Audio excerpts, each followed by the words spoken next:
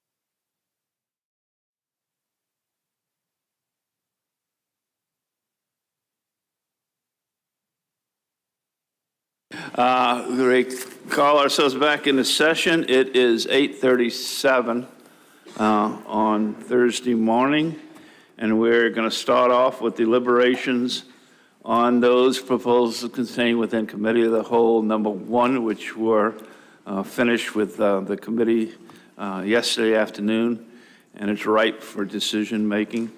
To my fellow board members, I have copies up here of the 7 allocation criteria, so any of you who are advocating for a change on allocative proposition, it's incumbent upon you to go through the 7 criteria and address them so that the record is clear on that matter.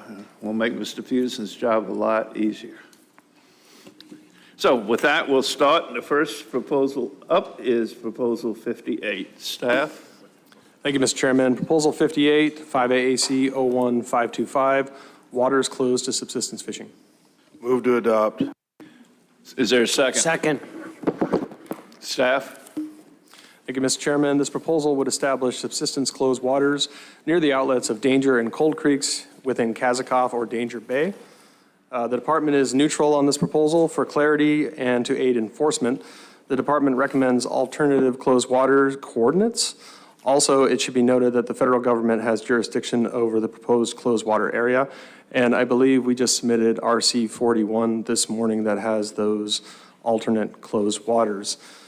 Just a brief subsistence review. Is the stock in a non-subsistence area? No.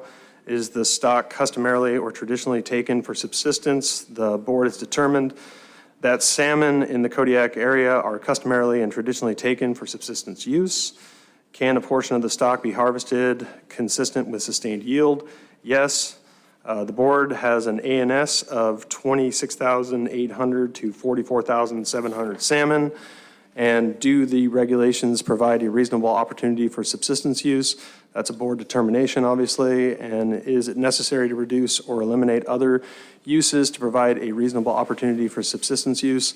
And again, that is a board determination. Thank you, Mr. Chairman. Mr. Carpenter, you have a question? Yes, thank you, Mr. Chair. I guess the question for Ms. Carlson Van Dort, I mean, there's some substitute language, number 41, and I was just curious, have you been able to speak with the representatives of the Uzinki Corporation regarding the modified language in here?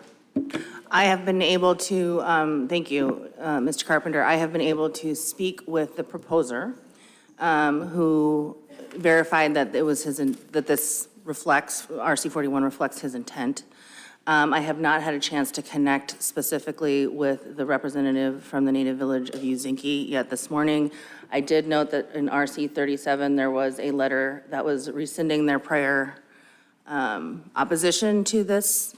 But I have not seen the specific language in 41. I don't believe that the language in 41 differs substantially from what was discussed in committee. I'm comfortable moving forward with it. I was looking for the representative this morning, though, to just double, triple check and make sure that they were okay with it. But I didn't have that opportunity to connect. And just to add for the record, we attempted to reach the representative by phone and got a recording and left a message for him to return a call. We haven't heard back from him.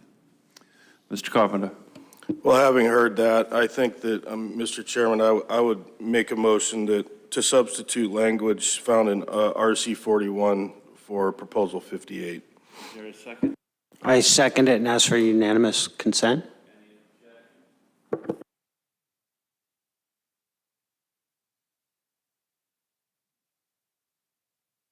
Thank you, Mr. Chair. Yeah, RC 41 was really just attempting to get into regulatory language the intent that was communicated in proposal number 58. It also is an attempt to address the issues that enforcement had with some of the coordinates and the department had with the coordinates. So there are 2 points which are much more easily, I think, recognizable and able for folks to follow. What this RC does is above those 2 points, in the black shaded area on the map of the RC, it closes subsistence waters. And so I spent some time, talking to the regulation specialist last night and department staff about the easiest way to do that. There's a couple of species that go up here. It's pink salmon and coho. I know that the proposer's primary concern was coho. So this removes all subsistence gear in that very small section of water. I think he described it about the size of this building. So subsistence gear of any type would be disallowed in this particular section, at least if they were operating under a state permit. I'll let Fish and Wildlife Service speak to their portion of it. It does not close it to sport fishing, so a member of the public could purchase a sport fish license and go up there and use a rod and a reel. I think what I heard in committee of the whole is that those impacts were not of concern to the proposer. And so that was the easiest and cleanest way to try and thread that needle with regulatory language, Mr. Chairman. So that's essentially what the RC does. Thank you very much. Any other board comments, discussion? Mr. Wood? So this was addressed by the wildlife troopers, and all that's been alleviated, concerns? Through the chair, yes, it has. Thank you. Anything further, Mr. Wood? Okay. Ms. Carlson Van Dort? No, but I would add, just in response to the subsistence regulation review, I noted that, thank you to the department for running through most of that. With respect to number 5, do the regulations provide a reasonable opportunity for subsistence users? I believe that it does. This is a very small area. The entire rest of the bay is open to subsistence use. And according to the proposer in my discussions with him, he mentioned that that was sort of the traditional area that they subsistence harvested in anyway. So I don't have concerns with any reasonable opportunity being taken away. Is it necessary to reduce or eliminate other uses to provide reasonable opportunity for subsistence uses? No, Mr. Chair, I don't believe so, and I think that's why the sport fish aspect remains open. Thank you. Thank you, Mr. Godfrey. Yeah, I'm familiar with this. I'm familiar with this area personally, but I don't think anyone is more familiar with it than the proposer. I've known him for a very long time, and I have no concerns and no problem supporting this proposal as is.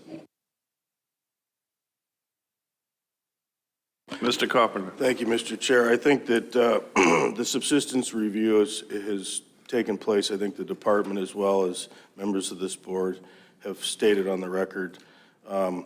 I also do not have a problem with the language found in RC 41. I think it goes to basically people that are actual subsistence users in this, trying to control something that could potentially get out of hand. I think that RC 37, it was stated earlier by the native village of Ozinki, withdrawing their objection to the proposal, and I think the Department of Public Safety's concerns have been addressed. I'll do cost real quick. Approval of this proposal is not expected to result in any additional direct costs for a private person to participate in the fishery, and approval of this proposal is not expected to result in any additional direct costs for the department, and I will call the question. Question's been called. How are we all lined up this time with sports? You know? No, Mr. Chair. Commercial? No, Mr. Chairman. Subsistence? No, Mr. Chair. Law? No, Mr. Chair. Wildlife trooper? No, Mr. Chair. Please take the roll. Final action on Proposal 58 as amended. Godfrey. Yes. Mike Wood. Yes. John Wood. Yes. Zaray. Yes. Carpenter. Yes. Svensson. Yes. Carlson Van Dort. Yes. Motion carries 7-0, Mr. Chair. Thank you. We now move on to proposal, bear with me, 44. Staff, oops, we're changing staff, so give us a moment. Good morning, Mr. Chair. Name is Jay Balmer, Sportfish regional biologist for this area and for the Division of Sportfish. Proposal 44, 5AAC 64.030, methods, means, and general provisions of Finfish. Mr. Chair. Move to adopt. Second? Mr. Chair, for the record, my name is Mark Witteveen with the Division of Sportfish. This proposal would prohibit the use of multiple hooks for sport fishing in freshwaters of Kodiak Island. Prohibiting multiple hooks would require anglers that use multiple hooks in freshwaters to purchase new lures or refit their existing lures with a single hook. It's likely that adoption of this proposal would reduce landing rates, especially among less experienced anglers, resulting in reduced harvest or longer fishing times required to meet bag limits. Use of single hooks can provide a quicker hook release and may result in reduced mortality. However, that would be difficult to assess. The department opposes this proposal. Adoption of this proposal would provide little biological or conservation benefit. Hook restrictions can be implemented by emergency order if the department determines that there's a conservation need. If the department has used emergency order authority in many cases for hook restrictions, specifically on coho and king salmon in the freshwaters of the Kodiak management area, Mr. Chairman. Thank you. Any discussion? Ms. Carlson Van Dort. Thank you, and just for clarification, we're only talking about freshwaters of the Kodiak area, not marine waters? Through the chair, Ms. Carlson Van Dort, that's correct. Anything further? Can you talk a little bit about, where this gear is used, how it's used, on what species were in the freshwater systems? Through the chair, Ms. Carlson Van Dort. Yes, treble hooks are used in all rivers and lakes around Kodiak. They can be more effective for hooking fish and retaining fish. It's possible that they would increase mortality when fish are released. However, the department recognizes that hook placement and fish handling is a bigger factor in mortality for salmon and all fish. Thank you. Thank you, Mr. Chair. Question for the department. I was looking at the Kodiak Advisory Committee minutes, and one of the things that they talk about is the catch and release, sport fish catch and release, or, with multiple hooks, specifically for king salmon and the Iakulik and the Karlik. I mean, those king salmon populations, I guess you could say, haven't been doing extremely well. Is there any concern that allowing this to continue to be a method of use would have any conservation concerns specifically on those two areas? Through the chair, Mr. Carpenter, that could be a concern if those fisheries were open. They've been closed for a long time. If we were to open them in the future with rebounded runs, we may take that action to reduce mortality in that case.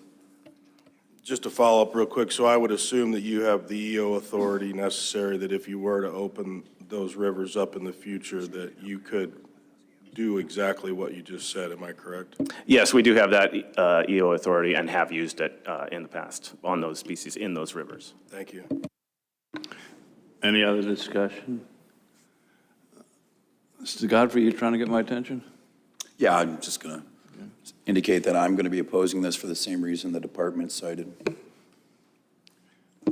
Ms. Carlson Van Dort? Thanks, and just for clarity, I mean, the department maintains the authority to restrict gear type for any conservation concerns in the freshwaters, correct? So if there was a coho concern on a specific river, you could reduce gear, change gear, disallow bait, all the things? Through the chair, Ms. Carlson Van Dort, that's correct. Thank you. With that, I think I will be opposed. Thank you. Just a question to staff, because it's open to double interpretation. When you make the conclusion that it would provide little biological or conservation benefit, does that mean it would provide little or is negligible? Mr. Chairman, the department believes it's negligible and difficult to measure. Yeah. I'm on the fence on this. I could have gone either way. I was tending yes, if there's any benefit and there's no real downside, why not do it? But like I said, I could go either way on this, but right now I'll be a yes vote. Mr. Wood. I guess just on the mechanics of a treble hook versus a single hook, a single hook, would you just explain the effectiveness or the benefits or disadvantages of one versus the other versus having to replace it out of the package, which usually is pain? When it comes packaged as a treble and you put the single on, that's gnarly. Through the chair, Yes, in general, fish are probably easier to hook with a treble hook and more difficult to release, and may cause more damage to the fish. But as I said, the department has found that hook placement and handling practices are more of a factor in mortality. Some of the studies that we've done have not found a significant difference between mortality in single and versus treble hooks. Okay, so single hooks don't go deeper into the gills, deeper down the throat than, say, a treble, or vice versa? Mr. Wood, through the chair, they can. It depends on the fishery that's taking place. There's a host of factors that can affect that. The studies that have been done, primarily in Alaska, like Mark has said, is that we've not seen a negligible difference. There are differences. Hook placement is often a factor of angler experience, that species being targeted, where they're being targeted. So many other things that can play into that versus the hook type. Thank you. Just a real quick question then, Mr. Swenson. Somebody I know real well just simply solves a problem rather than going through the gnarly process of taking a pair of pliers and cutting off the extra hooks. Is that then qualify as a single hook? Mr. Chair, yes, that does qualify as a single hook as long as the other two hooks are no longer on the hook. Just helping out my buddy. Mr. Swenson. I would think that, treble hooks are great if you're going to keep the fish. If you're going to release fish, you don't want to be using a treble hook. You also can use double single hooks tied up. And that also reduces, so it all boils down to, are you talking about a fishery that people are going to keep most of the fish in, or are you talking about a fishery that they're going to release them? If they're going to release them, a treble hook does a lot of damage. Do you have a question, or they want to respond to your statement? I guess it's more of an informational statement. Okay. Ms. Carlson Van Dort. Well, based on that, then, so we're talking about, are there restrictions, species-specific gear restrictions in the Kodiak area freshwaters? For example, if you're, I don't know, trout or steelhead, talk about that a little bit. What's the current state of fishing allowable gear right now, sport fish? Through the chair, Ms. Carlson Van Dort. Some people do choose to use single hooks because they think that they would be better for releasing fish. There are some restrictions, no bait during the winter months for steelhead in the Kodiak area, for instance. And again, we do have the emergency order authority to change those restrictions as we see fit if there's a conservation measure that's needed. So where you have no bait restrictions, are you still allowing treble hooks? Yes. Why? Ms. Carlson Van Dort, because the department has found that hook placement and handling are more significant factors. In some of the studies we've done, we have not found a significant difference in mortality between treble hooks and single hooks.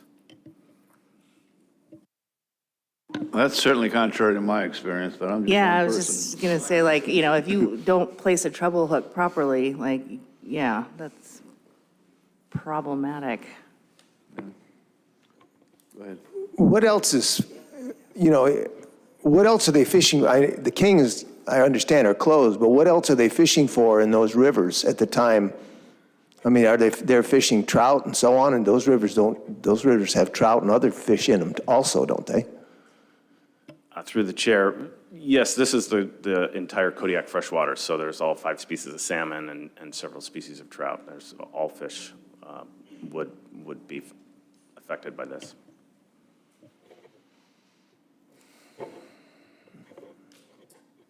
Any other discussion? Mrs. Zuray? Yeah, I've never been in a release situation with catching fish, but I do know treble hooks, and it's a lot messier trying to get a treble hook out of a fish without harming that fish than it is a single hook. And I think if you're going to have a catch and release situation, I think it just should be standard, you know. It just doesn't matter whether it's a conservation matter or not. You should just, if it's a release situation, you know, you should be using single hooks. And, you know, so I will be in favor of this proposal, just anywhere it was proposed for. Mr. Wood? I have to say, I mean, I came into this with looking at what the AC opposed it, the department opposed it. I was kind of thinking the same, but I mean, if this, it is about all species and catch and release involved too, I have to agree, the treble hook is gnarly. I mean, it's hard to let those fish go. And if that, but way easier to catch them. So I don't know. I didn't expect this discussion to evolve this way, I guess. The staff has its hand up. Thank you, Mr. Chair. I just would like to point out in the KMA, we don't have any specific catch and release regulations, dedicated catch and release fisheries in the KMA. Virtually all fisheries in the KMA, our harvest is allowed. We don't have conservation concerns with those because we do allow harvest. The only exceptions to those are the Kodiak and Kodiak king salmon fisheries that we've closed by EO for many, many years. The Kodiak's been closed most of the last 20 years. And every time we close those or restrict harvest in those, we do restrict hook type as well as bait in those fisheries. So in those fisheries, in particular, we do restrict tackle every single time. We've done it for coho fisheries on the road system. We would continue to do that anytime we feel there's a conservation need. But otherwise, in the KMA, there's no specific catch and release fisheries. People choose that, but harvest is allowed in virtually every other fishery in the area. Staff, if you need to get my attention, turn on that light. I can see that. I don't necessarily see a hand. Great, thank you, Mr. Chair. Mr. Godfrey? Yeah, I understand catch and release is kind of a thing in different parts of the state, but I'm surprised this discussion is going the way it is because having been from Kodiak, catch and release is not a thing here. So I'm surprised we're getting all tangled up here. I wouldn't even know catch and release growing up here. This is not a thing. Any other discussion? Mr. Carpenter? Just one question. I'm just curious, and please enlighten me. So in other parts of the state, there have been regulations that the board has adopted, sometimes the suggestion of the department, sometimes not, that when fish are released, they're not allowed to be removed from the water. Is that something that is currently used on the Kodiak Island management area? Mr. Chairman, Mr. Carpenter, no. Is there a reason why that has never been asked for by the board, to the board? Mr. Carpenter, through the chair, that's done by EO, similar to tackle restrictions. So when we have a conservation concern, we do include language that prohibits you from removing those fish from the water before they're being released. But it's done by EO. It's not been done by regulation in any specific or broad fisheries of the Kodiak area. Thank you. And Mrs. Ray? Thank you, Mr. Chair. For the department, so if somebody was going to go sport fishing but had no intentions at all of releasing any fish they caught,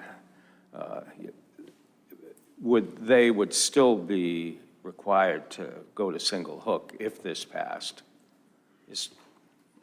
Thank you. Mr. Chairman, Mr. Zure, that is correct. Well, yeah, you know, like in my area, that's the way it is, you know, nobody releases fish, you know, and they have no intention of, you know, sport fishing is not really sport. They're looking for food, and so, yeah, I wouldn't want to see, in that case, people forced to Yeah, I'm probably going to be voting, I'm changing my vote on this, then. I'd just like to state that for the record. Okay. Mr. Tobey.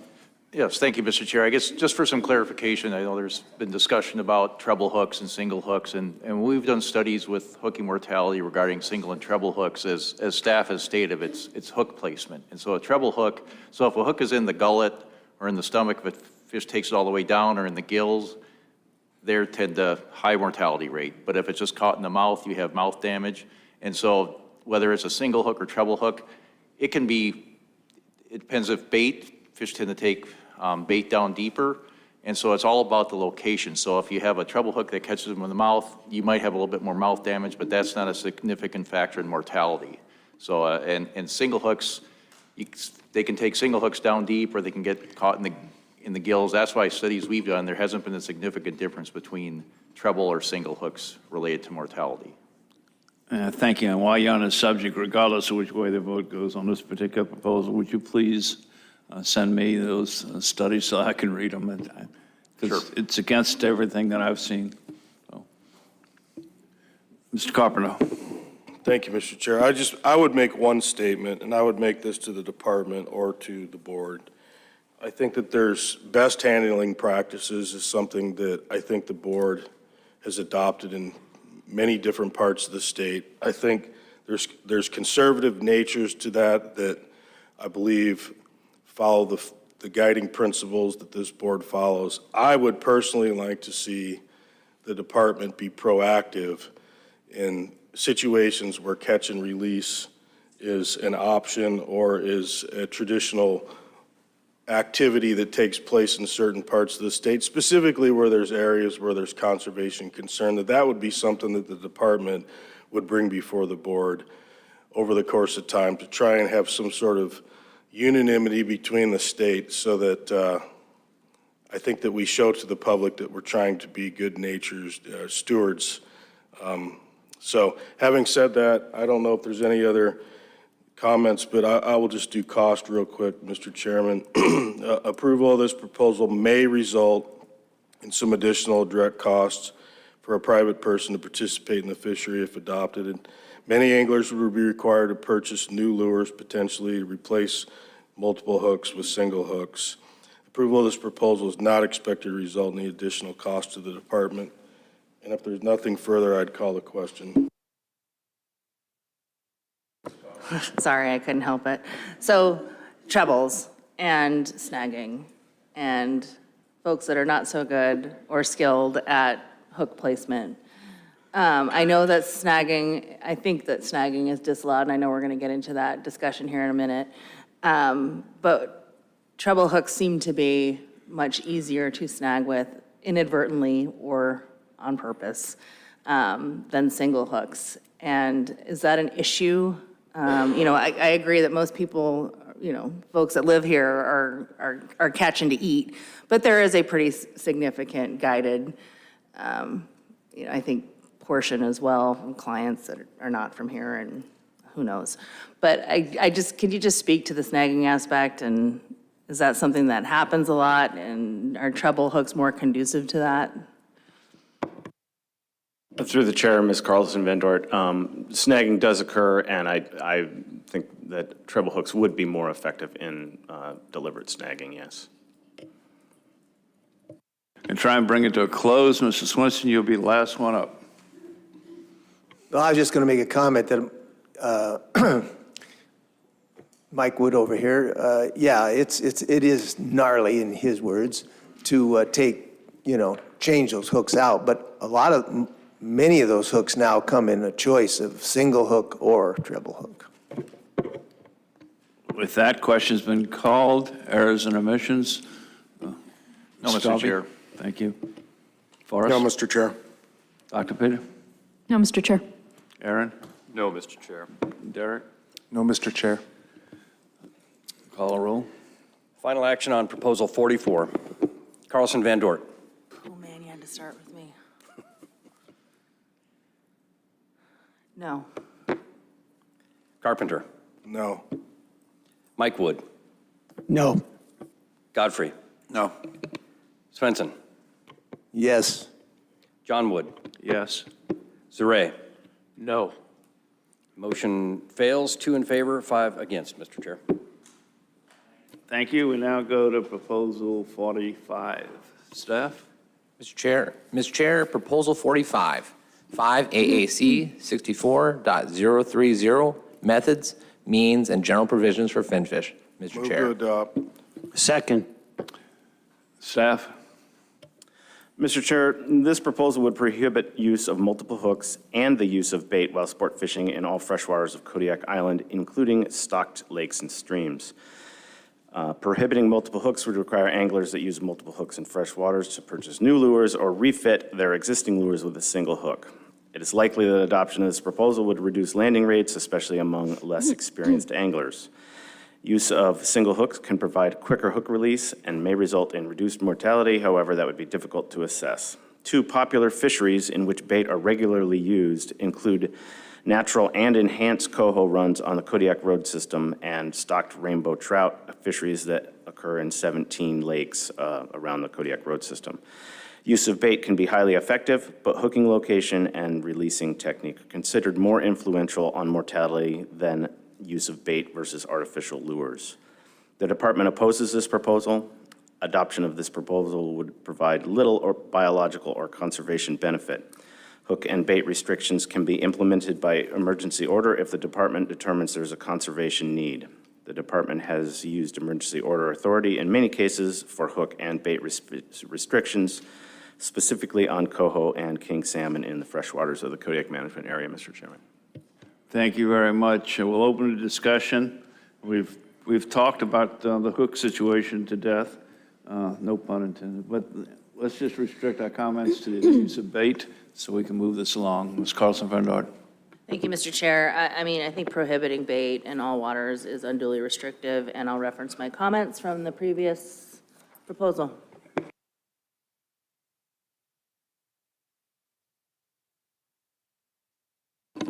Anyone else have any further discussion? Mr. Carpenter.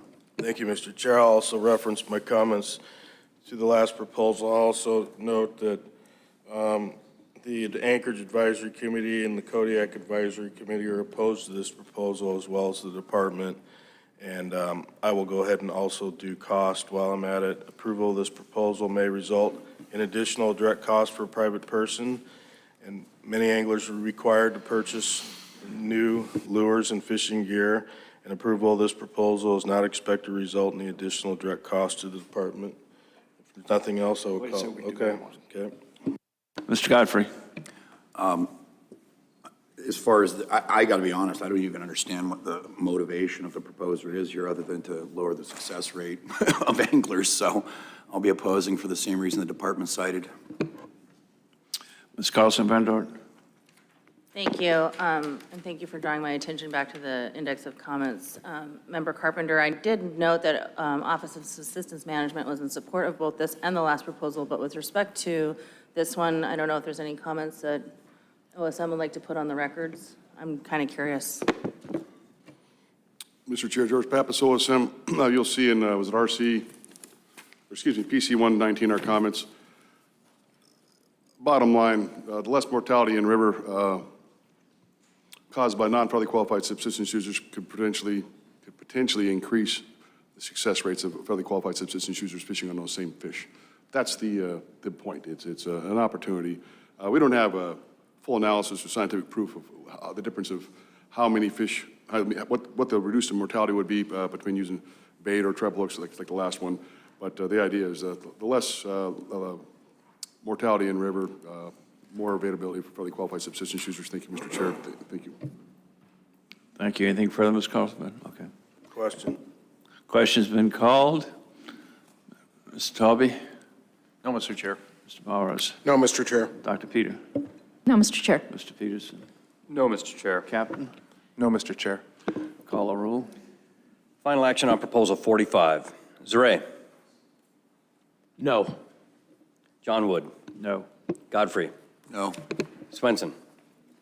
No. Mike Wood. No. Carlson-Van Dort. No. Carpenter. No. Motion fails 0-7, Mr. Chair. Thank you. We move on to proposal 46. Staff? Proposal 46, 5 AAC 64.030, methods, means, and general provisions for Finfish. Mr. Move to Chair. adopt. Second. Staff?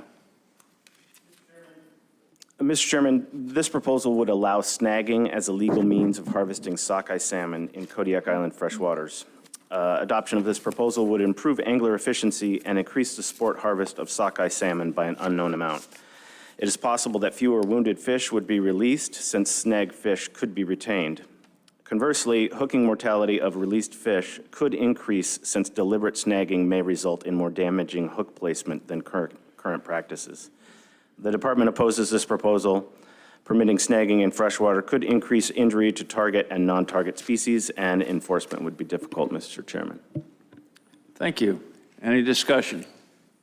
Mr. Pappas? New information, sir. Under federal subsistence regulations, rod and reel is allowed in methods and means in this area, but under federal regulation, because you can use a rod and reel, it does not automatically authorize snagging. It has to be authorized under federal regulations, intentional snagging, and it is not authorized here. If this proposal is adopted, a proposal could be submitted to the federal board to mirror this, if interested. Thank you, Mr. Chair. Thank you. Any questions or any discussion? Mr. Carpenter? Thank you, Mr. Chair. I note that the Department of Public Safety had a comment on this, and I was just wondering if the department would like to enlighten the rest of us or the public on their comments regarding to 46. Yeah, Mr. Carpenter, through the chair, we're opposed to this one, just due to the enforcement challenges that it would bring with intentional snagging due to other species being present in the river at the same time. It would make it very hard for us in observing somebody and talking to them to figure out if that was intentional or not. And the defense could easily just be that they were trying to target reds, and we wouldn't be able to figure that out. It would be really hard to enforce. Thank you. Just to follow up on that, I would also note that the Anchorage Advisory Committee and the Kodiak Advisory Committee were against this, and some of the highlighted conversations from the Kodiak Advisory Committee is additional mortality could occur due to snagging and releasing fish. There was some support for this, but generally that were the comments. So I would agree with the department's assessment and oppose this. Any other discussion? Mr. Carpenter? Yes, let me do cost real quick. Approval of this proposal is not expected to result in any additional direct cost to a private person to participate, and approval of this proposal is not expected to result in any additional cost to the department. I call the question. Question's been called. Mr. Tovey? No, Mr. Chair. Forrest? No, Mr. Chair. Dr. Pete? No, Mr. Chair. Law? No, Mr. Chair. And Derek? No, Mr. Chair. Call a roll, please. Final action on Proposal 46. John Wood. No. Carlson Van Dort. No. Zaray. No. Swenson. No. Godfrey. No. Carpenter. No. Mike Wood. No. Motion fails, 0-7, Mr. Chair. Thank you. We now go to Proposal 47. Staff? Proposal 47, 5 AAC 64.022, waters, seasons, bag, and possession, annual and size limits, and special provisions for the Kodiak area, and 5 AAC 64.051, waters closed to sport fishing in the Kodiak area. Mr. Chair. Move to adopt. Second. Staff? Mr. Chairman, for the record, my name is Kelly Kruger, and I am with the Division of Sportfish here in Kodiak. This proposal would increase the area of Menashka Creek open to sport fishing and allow snagging in Menashka Bay. Currently, the east bank of Menashka Creek is closed year-round to sport fishing between the Menashka Highway Bridge and Fish and Game regulatory markers located approximately 100 yards downstream. In addition, all saltwaters of Menashka Bay are closed to snagging from May 1st to July 5th. There is a corresponding subsistence closure during the same timeframe in Menashka Bay, which is no longer relevant for broodstock conservation. This could also be included in changes as a result of this proposal. The Menashka Bay drainage was previously used as a brood source for the Kodiak Road Zone King Salmon Stocking Project. Alternate brood sources and stocking locations are now utilized. The fishing closure on the east bank of Menasha Creek and snagging restrictions in Menasha Bay are related to the previous king salmon stocking and brood stock collection efforts. Due to previous stocking efforts, there are intermittent king salmon returns to Menasha Bay. No other salmon species return to Menasha Bay until after the snagging closure season. This proposal would simplify sport fishing regulations for the area and increase opportunities for anglers to harvest hatchery coho salmon in Menasha Creek and hatchery king salmon in Menasha Bay. This proposal will not create a conservation concern for current stocking efforts or local fish populations in the area. The department submitted and supports this proposal, Mr. Chairman.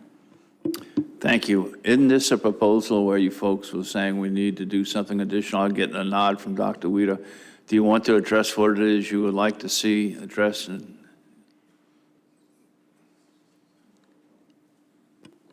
Thank you, Mr. Chairman. For the record, my name is James Jackson. I'm the Kodiak Commercial Salmon and Subsistence Area Management Biologist.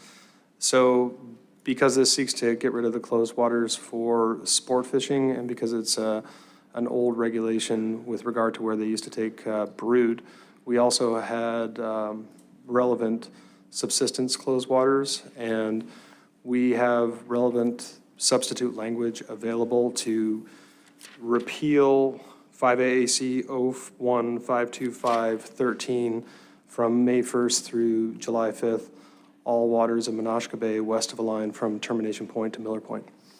Thank you, Mr. Chairman. Do you have that language ready, or is this something you're trying to do by amendment on the floor? Mr. Chairman, we have the language available. I don't believe it's RC'd at this point. Okay. Is it sufficiently clear to you what it is they're trying to accomplish?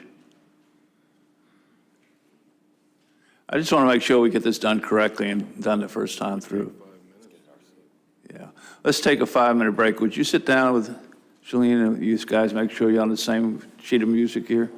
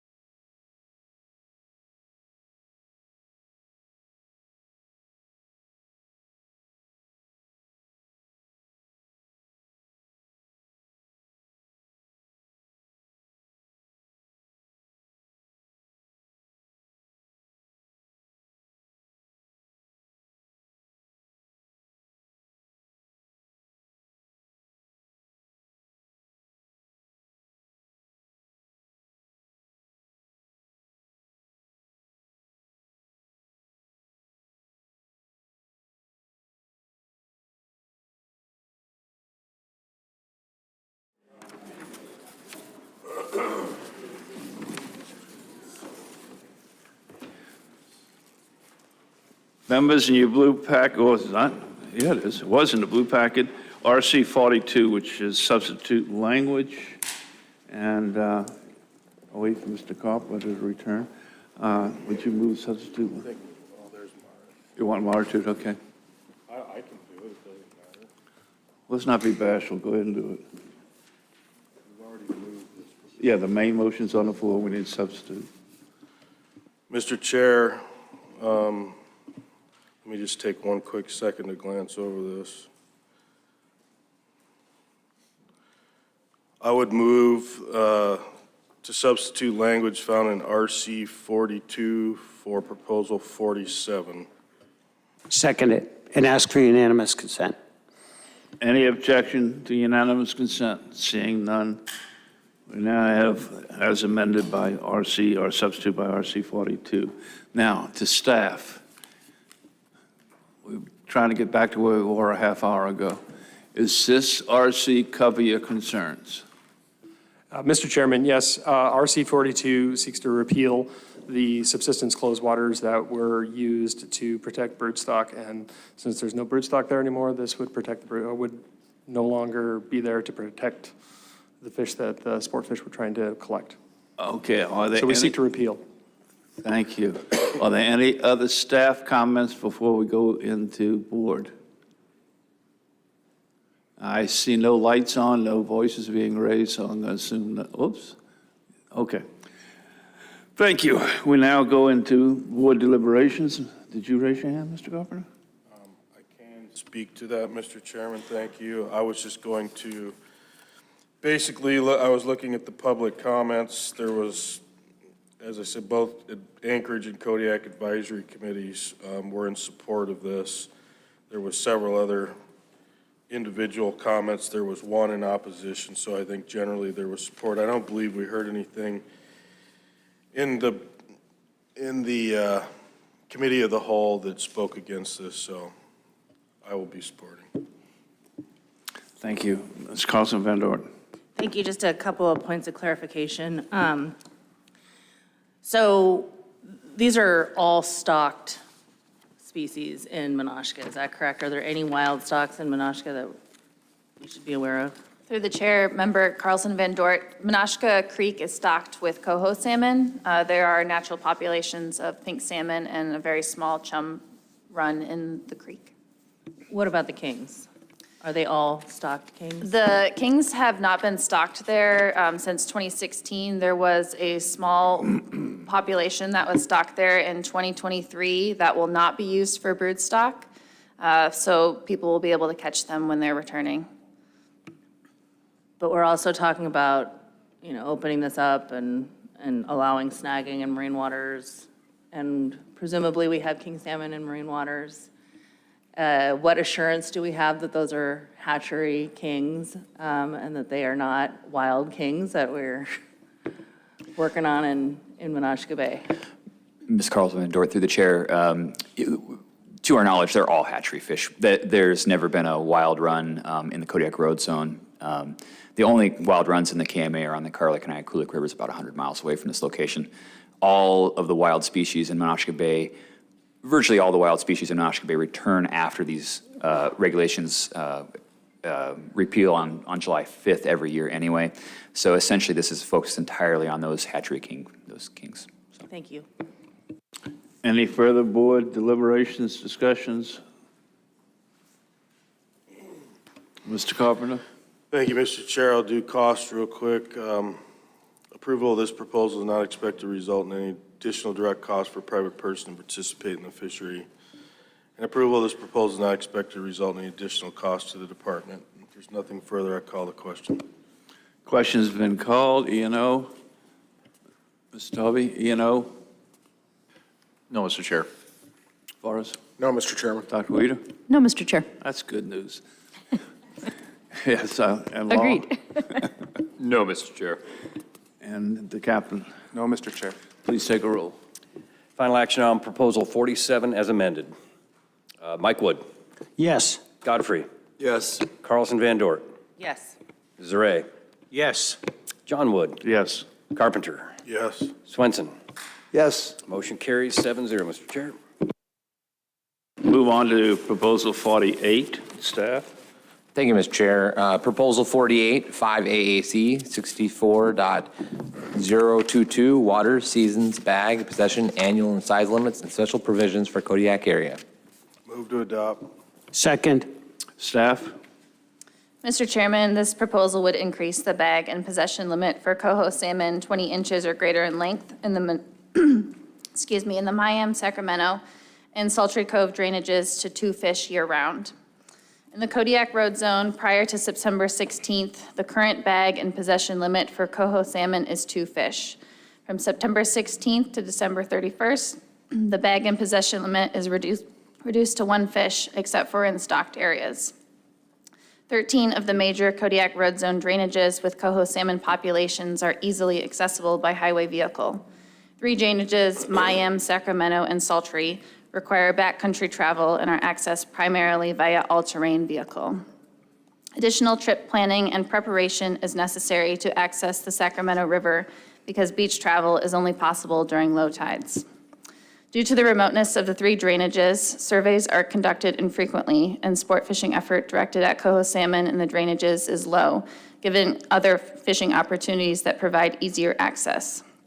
This proposal will not create conservation concerns, but allow for increased angler opportunity where it is available. The department submitted and supports this proposal, Mr. Chairman. Thank you very much.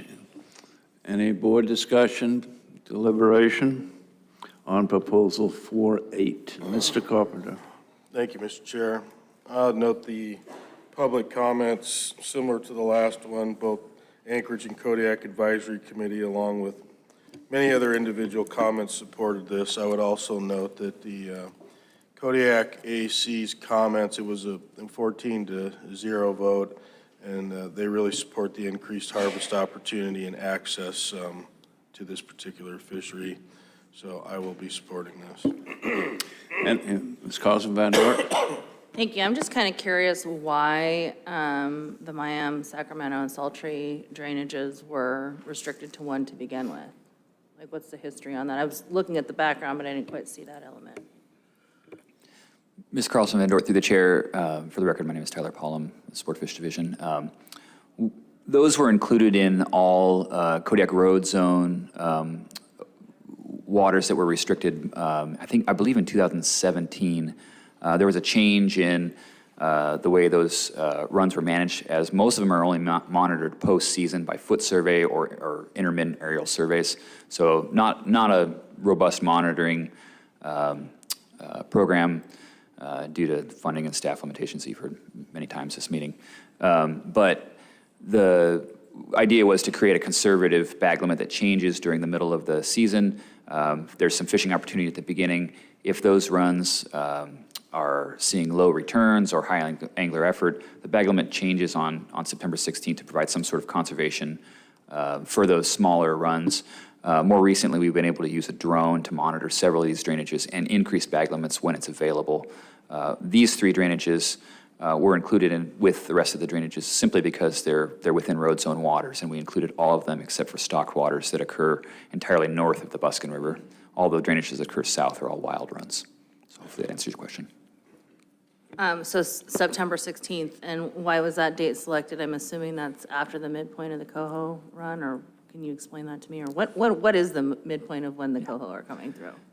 Yeah, Ms. Carlson Van Dort, through the chair. The midpoint is historically mid-September. More recently, that's, as many folks have seen throughout the state, those runs are returning later and later annually, but historically the midpoint is September 16th. And as I mentioned before, we have a more robust monitoring program now, so we can account for those. Makes sense. Thank you. Any other discussion from the board? Mr. Carpenter. Thank you, Mr. Chair. Due cost approval of this proposal is not expected to result in any additional direct cost to a private person to participate, and approval of this proposal is not expected to result in any additional direct cost to the department, and I will call the question. Question's been called. Errors and omissions. Sports? No, Mr. Chair. Commercial? No, Mr. Chair. Subsistence? No, Mr. Chair. Law? No, Mr. Chair. Wildlife troopers? No, Mr. Chair. Please call a roll. Final action on proposal 48. Godfrey. Yes. Mike Wood. Yes. John Wood. Yes. Zaray. Yes. Carpenter. Yes. Swenson. Yes. Carlson Van Dort. Yes. Motion carries 7-0, Mr. Chair. Thank you. Move on to Proposal 49. Staff? Thank you, Mr. Chair. Proposal 49, 5 AAC 64.060, Kodiak Area Saltwater King Salmon Management Plan. Move to adopt. Second. Staff? Thank you, Mr. Chair. Proposal 49 seeks to reduce the bag limit for king salmon in the KMA to 1 per day, 1 in possession from May 15th through July 31st, and implement an annual limit of 5 fish over 20 inches from April 1st through August 31st. The bag and possession limit will remain at 2 per day from August 1st through March 31st annually. Current regulations offer a bag and possession limit of 2 per day year-round with no annual limit. A management plan is established for the king salmon saltwater fishery in the KMA, prescribed a GHL of 11,000 fish that can be harvested annually, and these exclude fish from Menasha Bay. King salmon harvest has remained fairly stable over the duration of the current management plan that was established in 2002. The most recent 10-year average harvest was 8,474 fish, and the 10-year average previous to that was 8,410 fish. The current GHL has been in place since 2008 and has been exceeded 1 time in 2021 with a harvest of 11,449 fish. We estimate harvest through the statewide harvest survey, and if the GHL is exceeded, the management plan says the board can consider implementing 1 or more management actions. Reduce the non-resident bag and possession limit to 1, prohibit guides from retaining king salmon while the clients are on board, allow harvest of fish only over 28 inches, reduce the resident bag and possession limit to 1. We've had several questions about genetics results from our previous genetic study conducted from 2014 to 16, and I'll just note that those can be found on page 22 of staff comments in RC2 for your reference, and that's for the sport harvest. The department is neutral on this proposal as it's allocative in nature. Thanks, Mr. Chair. Thank you. Any discussion by the board? Mr. Wood? Okay, so I asked this question before, but it sounds like most of the fishing takes place around this close to the city of Kodiak, in the waters, out and around. Is there any evidence or data of developing like new fisheries in other areas that could take advantage of these opportunities, like around the island? Mr. Wood, through the chair, we don't have evidence of that in the harvest data, either through the guide logbooks or through the statewide harvest survey. We have some information from different areas that show some of the hot spots. You know, king salmon are caught throughout the KMA. Over half of the fishery takes place here in Kodiak Bay in the vicinity of town, but there are other spots spread throughout the area.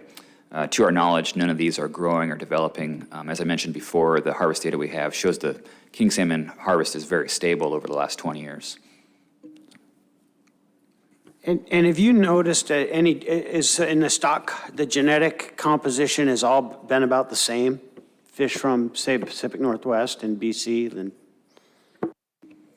Yeah, Mr. Wood, through the chair, so our most recent study was done from 2014 to 16, so a few years ago now. There were some limited studies done with coated wire tag recoveries in the sport fishery, as well as some commercial genetics work done previous to that, much more limited degree than our most recent study. But the studies that we've seen, all of them point to similar genetics results than what you see in the table in our staff comments.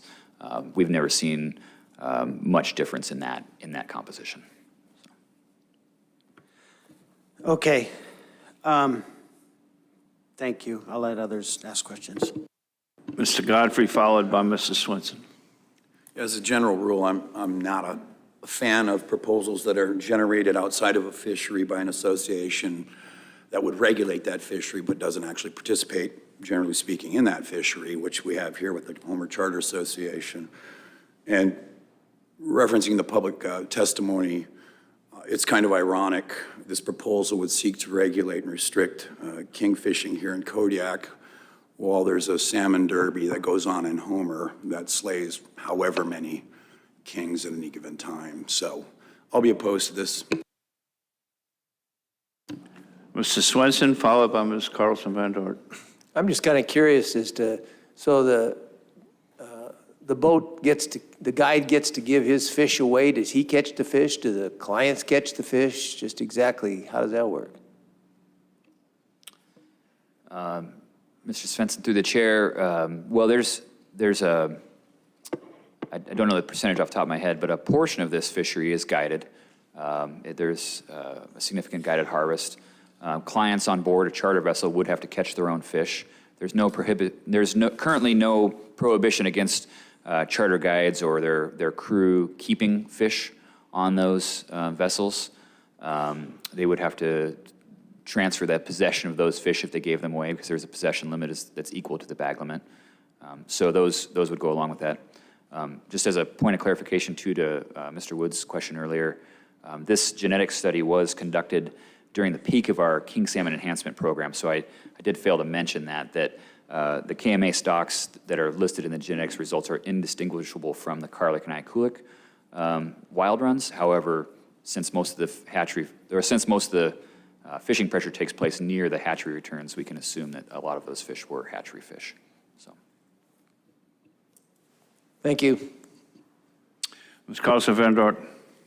I think you just answered my question mostly. So you've got Kodiak, Ikulik, we've got a stock of concern designations on both of those.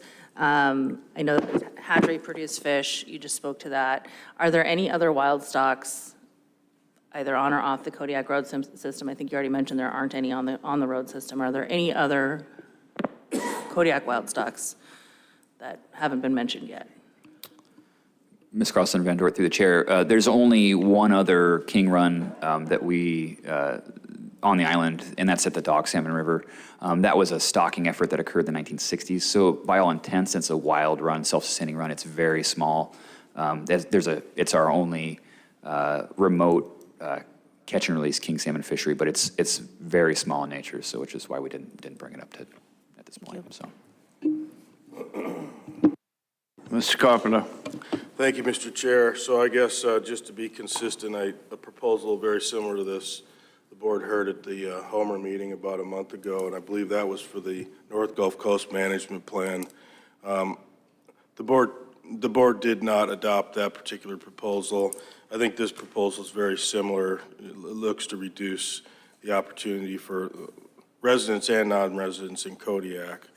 I think we heard in public testimony that because the two major king salmon runs that are on Kodiak are both closed, this is sort of a quasi-sport subsistence fishery for king salmon for a lot of people. So I think it's an important way for people that live on the island to get king salmon.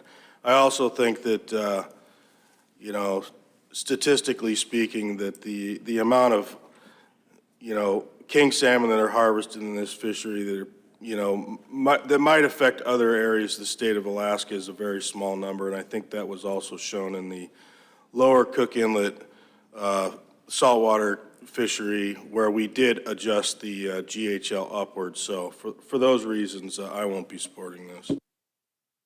Mr. Wood. Yeah, I think the only thing that I'm cautious of is having come from Homer, where we bumped the GHL in the saltwater sport fishery to 8,000, and here it's 11, and we continue to use justify it by saying it's okay, these aren't Alaska kings, these aren't Alaska wild kings, these are just hatchery kings from the Pacific Northwest or potentially BC. And those kings were there because of hydroelectric projects and whatnot. Then this was all trying to mitigate all that fact that they ruined their habitat down there.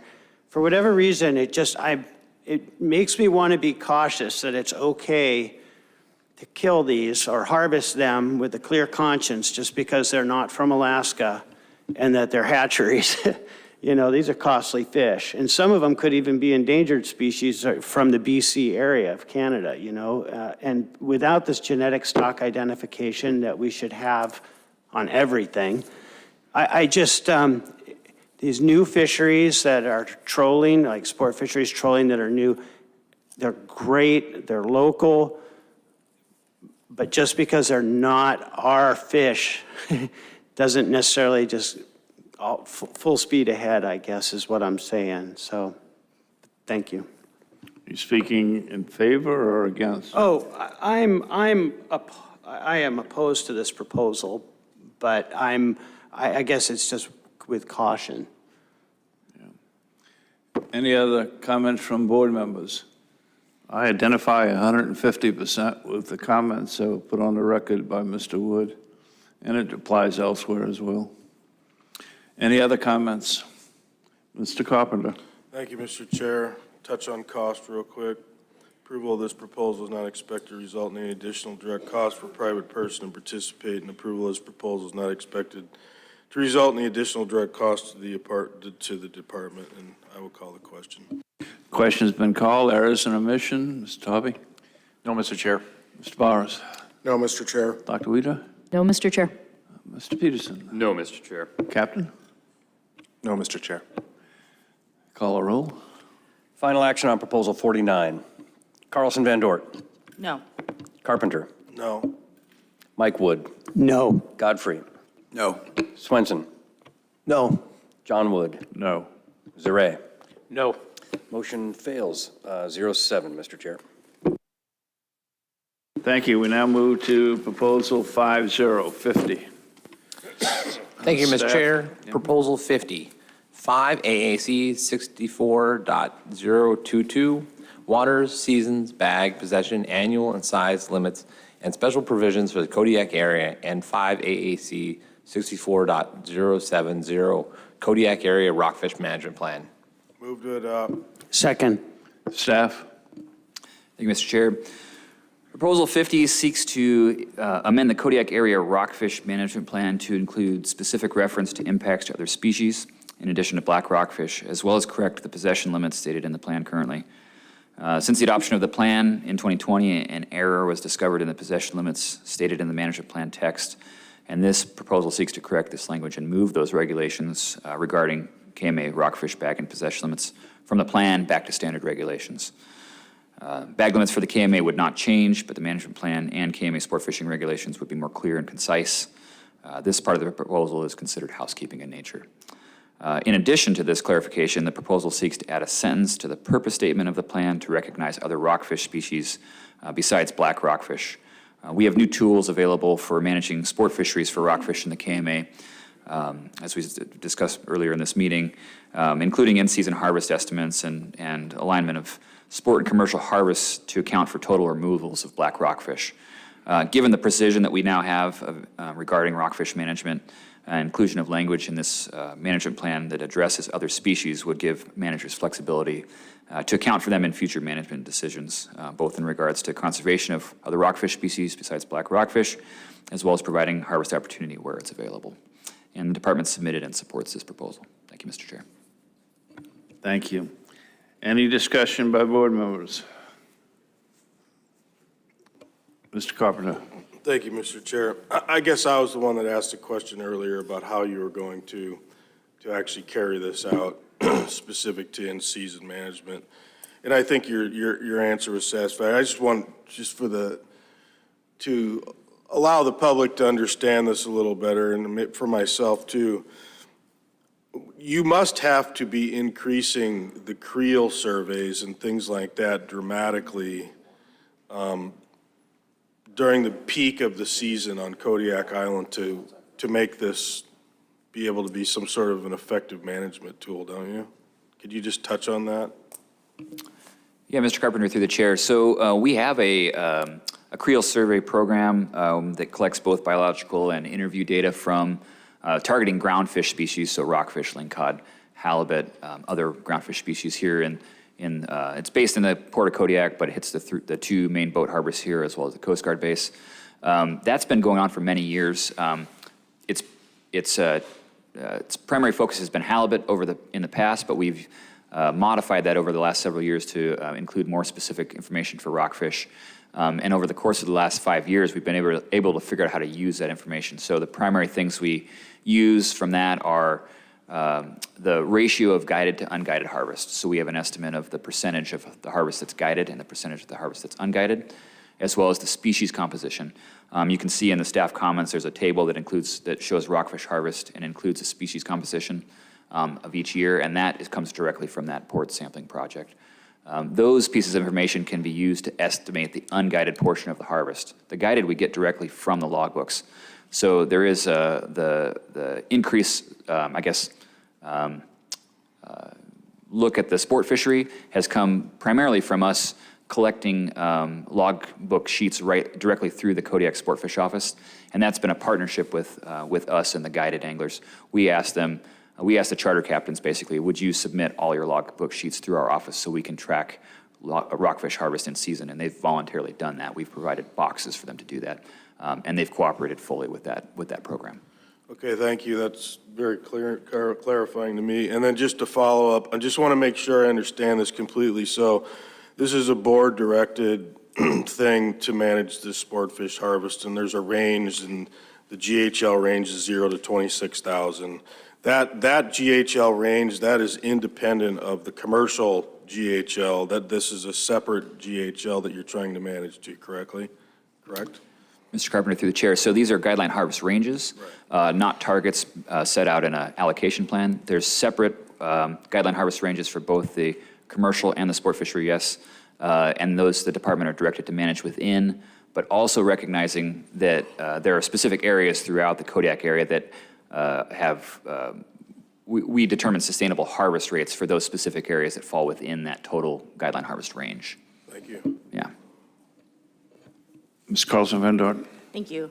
So, I mean, obviously, this is talking mostly about black rockfish. There's other ones out there, and I know throughout the Gulf, it has been a theme that is emerging from the department, concerns about rockfish populations in general. So I'm just wondering, should we be talking about some of the non-pelagic and yellow eye? I mean, you've got the bag limits in here, those aren't changing. As I understand it, this is really just about rockfish, black rockfish primarily, but now's the time to have the conversation. Are there similar concerns that the department has in the KMA that they have, for example, in the North Gulf Coast and lower Cook Inlet areas? Ms. Carlson Van Dort, through the chair. That's a good question. Kodiak is a little bit different in the fact that we have limited non-pelagic and yellow eye habitat in the areas that are most accessible to Kodiak anglers. And so here in front, for much, you probably heard this somewhat with the king salmon testimony, it's the waters surrounding, particularly Kodiak Bay, are very shallow. And so to go find non-pelagic species or yellow eye, you have to go offshore, or there's very limited areas those are available. There are other areas throughout the island that do have more availability of those species. To our knowledge, those harvests are very low, especially compared to other areas. We don't, unfortunately for those species, we don't have the same sort of information in terms of population sizes and sustainable harvest rates, but we haven't seen the same sort of harvest increases, the same sort of behavior changes as we have with the pelagic species such as black rockfish. Thank you. Any other board discussion? You trying to get my attention, Mrs. Ray? Oh, okay. Mr. Carpenter. Thank you, Mr. Chair. I will just note for the record that the Kodiak Advisory Committee supported this proposal put forward by the department as well as other individuals. There was some opposition to it. I'll also do cost. Approval of this proposal is not expected to result in any additional direct cost for a private person to participate, nor is this proposal expected to result in any additional direct cost to the department. Not call the question. Question's been called. Errors and omissions. Sport. No, Mr. Chair. Commercial. No, Mr. Chair. Subsistence. No, Mr. Chair. Law. No, Mr. Chair. And state troopers. No, Mr. Chair. Call the roll. Final action on Proposal 50. Zaret. Yes. John Wood. Yes. Godfrey. Yes. Swenson. Yes. Mike Wood. Yes. Carlson Van Dort. Yes. Carpenter. Yes. Motion carries 7-0, Mr. Chair. Thank you. We go to Proposal 51. Staff? Mr. Chair, Proposal 51, 5 AAC 64.030, Methods, Means, and General Provisions for Finfish. Move to adopt. Second. Thank you. Staff? Thank you, Mr. Chair. Proposal 51 seeks to restrict vessels transporting hunters or nature viewers from engaging in sport or subsistence fisheries while they have clients on board. Currently, there's no specific regulations to this effect for vessels transporting hunters or nature viewers in the KMA. However, many vessels engaged in these activities are currently registered charter vessels and must comply with logbook requirements and all pertinent sport and subsistence fishing regulations for the area they're fishing. The only regulations specific to guides or charter vessels in the KMA are restrictions for regarding subsistence and sport caught shellfish by guides, lodge operators, or their clients, and that captain and crew of charter vessels fishing in Marmot and Kodiak and Marmot Bays are prohibited from retaining rockfish while clients are on board. The department opposes this proposal as a conservation measure, but is neutral as there's allocative aspects to the proposal as well. We're neutral on those allocative aspects. Thank you, Mr. Chair. Thank you. Any discussion by the board? Who? Mr. Godfrey? Can you explain to me, can you elaborate on the department opposing this for conservation purposes? I don't understand that. Mr. Godfrey, through the chair, we would already manage all of these fisheries that these vessels would be participating in through EO, through standard regulation, whether rockfish, lingcod fisheries, salmon fisheries. We have, as I mentioned, many of these vessels are already registered charter vessels, so we have logbook information from those vessels. So as a conservation measure, we would already be managing these fisheries, whether they had hunters or nature viewers on board anyway. Also, it's very difficult to link those types of behaviors and activities. So whether a vessel has hunters on board or not, we have no mechanism to say that that's a charter vessel that also carries hunters. There's some timing of year we can make some assumptions in that regard, as well as, for instance, bear viewing vessels that take clients over to Katmai. In the summertime, many of those are registered charter vessels, but they're leaving the KMA during that time, and where they're fishing, whether they're fishing exclusively on Kodiak, whether they're exclusively fishing over there, it's difficult to link those two types of behaviors with sport or subsistence fisheries. So if I'm understanding you correctly, this is extraneous and superfluous and or redundant, or combination thereof? Mr. Godfrey, through the chair, there is that potential. Okay.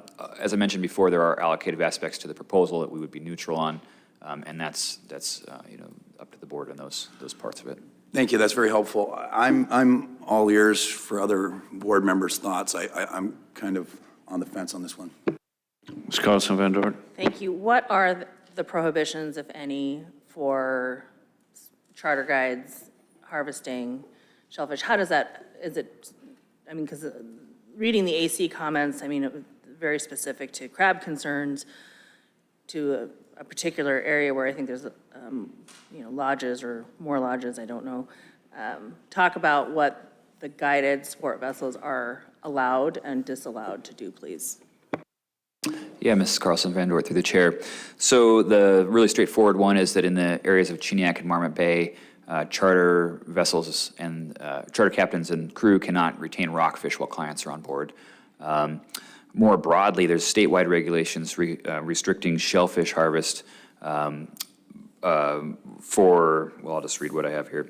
Employees or owners of charter vessels, lodges, or food service providers cannot furnish subsistence caught shellfish or sport caught shellfish unless a client has caught that shellfish with gear deployed by the client, is marked appropriately by the client with their name and address and marking requirements for them, and is eaten by the clients or in the presence of the clients, as well as captain and crew can't operate their own gear while they have clients on board. So those are statewide prohibitions for sport and subsistence caught shellfish. So it sounds to me that the issue that is being addressed or discussed in the AC is really already prohibited, potentially. Ms. Carlson-Van Dort, through the chair, It is unlikely that, for example, particularly an out-of-state client is going to have their own crab gear. Well, they don't have to have their own crab gear. They can use gear as long as it's marked with, the buoy has to have their name, address, first initial, last name, home address, sport fish license number in the case of sport fishing. For subsistence, they don't have to have that if they're an Alaska resident. Any Alaska resident could participate in Kodiak area subsistence shellfish fisheries. The requirements are very similar. It can and does happen. To what extent it happens according to the regulations, I'm not certain. I don't know off the top of my head. But the harvest does occur in those fisheries to some degree, and to what degree it occurs during people while these boats are hauling hunters or nature viewers, we just don't know. So. Okay. So it sounds like it's really more of an enforcement issue, potentially.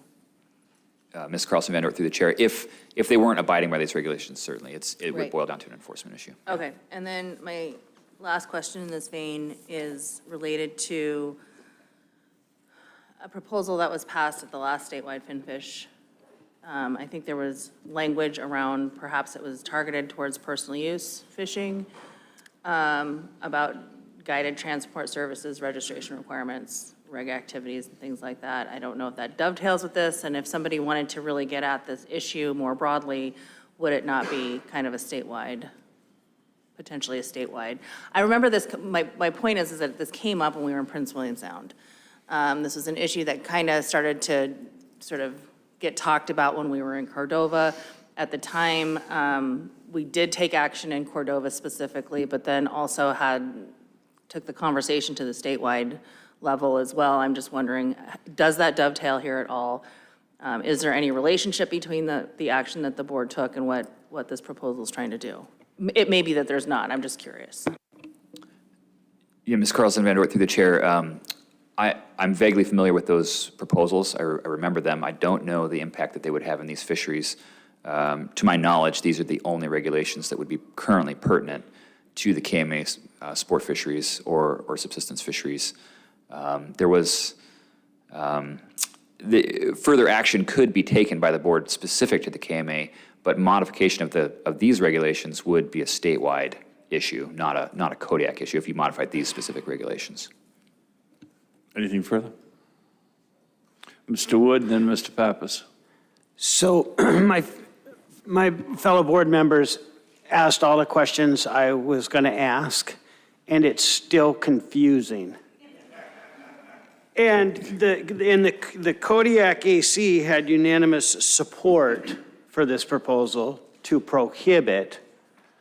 And luckily, I've got trooper supervision over here. I asked him, like, is there anything legal or illegal involved in this? Like, this is really unclear to me, like, how the department can oppose a prohibition or prohibiting something based on conservation, and yet the public seems to support prohibiting something. Can you, like, untangle this for me? Yeah, Mr. Wood through the chair. Yeah, it's a good question. And we haven't talked about harvest levels yet. And so that's part of the issue is that for conservation-wise, the harvest of tanner crab or any crab species or shellfish species in the Kodiak area for both sport and subsistence is very low. For sport fishing, it's almost less than 1,000 crab per year. It's very low. It's for sport fishing, it's almost exclusively non-residents because residents can get a subsistence license. So there's a differential by residency in those two fisheries. They're similar in size to our knowledge. There are areas of the Kodiak management area that have smaller crab populations than others. Currently, there's a commercial tanner crab fishery that's going to be prosecuted on the east side and southeast end of the island. Much of the guided effort occurs on the west side of Kodiak Island, but with the harvest levels being so low, we haven't seen a conservation concern there, even if those crab populations are smaller than others. There's a very low harvest that occurs in virtually every area of the Kodiak management area.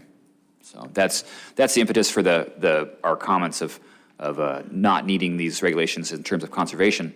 In terms of allocation, that's a different conversation. And if folks are concerned about who's catching those crab, that's why we would be neutral on that part of the conversation. Maybe they're scared to fish for them because they don't know the law. They could get in trouble. Anyhow, I'll pass. And Mr. Wood still thinks it's happenstance that I seated him next to the troopers. Mr. Pappas. Yes, I'll do, George Pappas, OSM. I'll try to further confuse you, Mr. Wood. Under federal subsistence fisheries regulations, the king crab fisheries in Woman's Bay, Gibson Cove, and within, 1,500 feet of all of Fog Neck are restricted to federally qualified only. So the shellfish fisheries around here are not open for everybody, but the locals are allowed to fish. And conservation purposes, we've had a theme from the RAC. We heard it from public testimony and others about concerns about not be able to fish in your front yard, not be able to catch a crab. Look at the harvest limits for king crab around here. It's 3 per year per family. I'm not certain there's other places in Alaska to have that. I would say that we are running out of crab rapidly. Maybe there's a low population that's stable. I'll stay out of that business, but our comments do support this because in theory, more crabs or more fish left in the water where local federally qualified subsistence users fish will provide potentially more opportunity for them and maybe more efficiency. That's our comments and contained in RC 119. Thank you, sir. Mr. Swenson. Well, this would be to our wildlife people. If this is voted no, does this make it much more difficult for you to police this?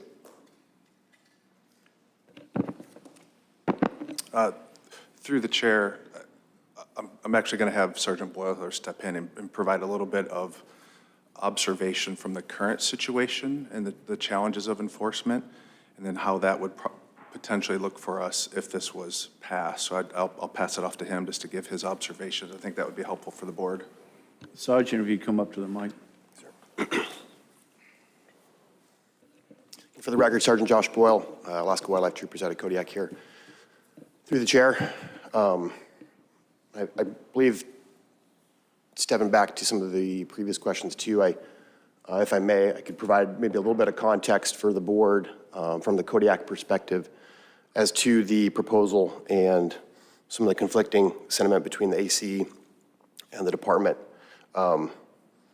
Here in the Kodiak area over the last decade, there's been a significant increase in vessel-based transporter activity off the coast of Kodiak here through the fall.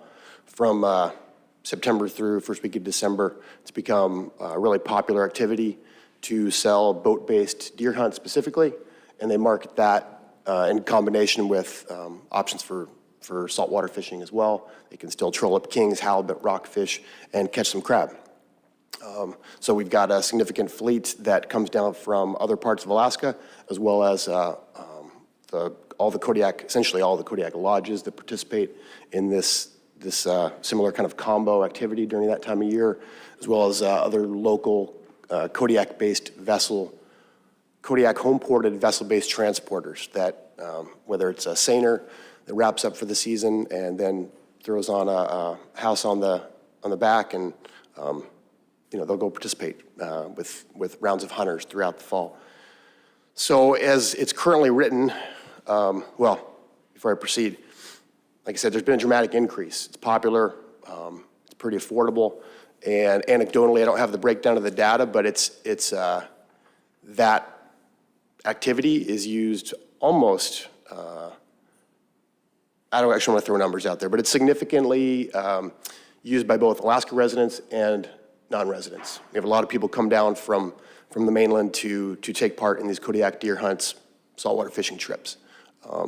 I would say just anecdotally from my experience on the water around the island over the last 7 years checking people, it's almost 50-50 between non-residents, residents. So that being said, as the current regulations are written, there's mechanisms for those people to legally participate in both subsistence fishing, finfish, shellfish, as Alaska residents that are coming down and taking part in that activity, and then for non-residents, they can take part if they buy their non-resident sport fish license as well.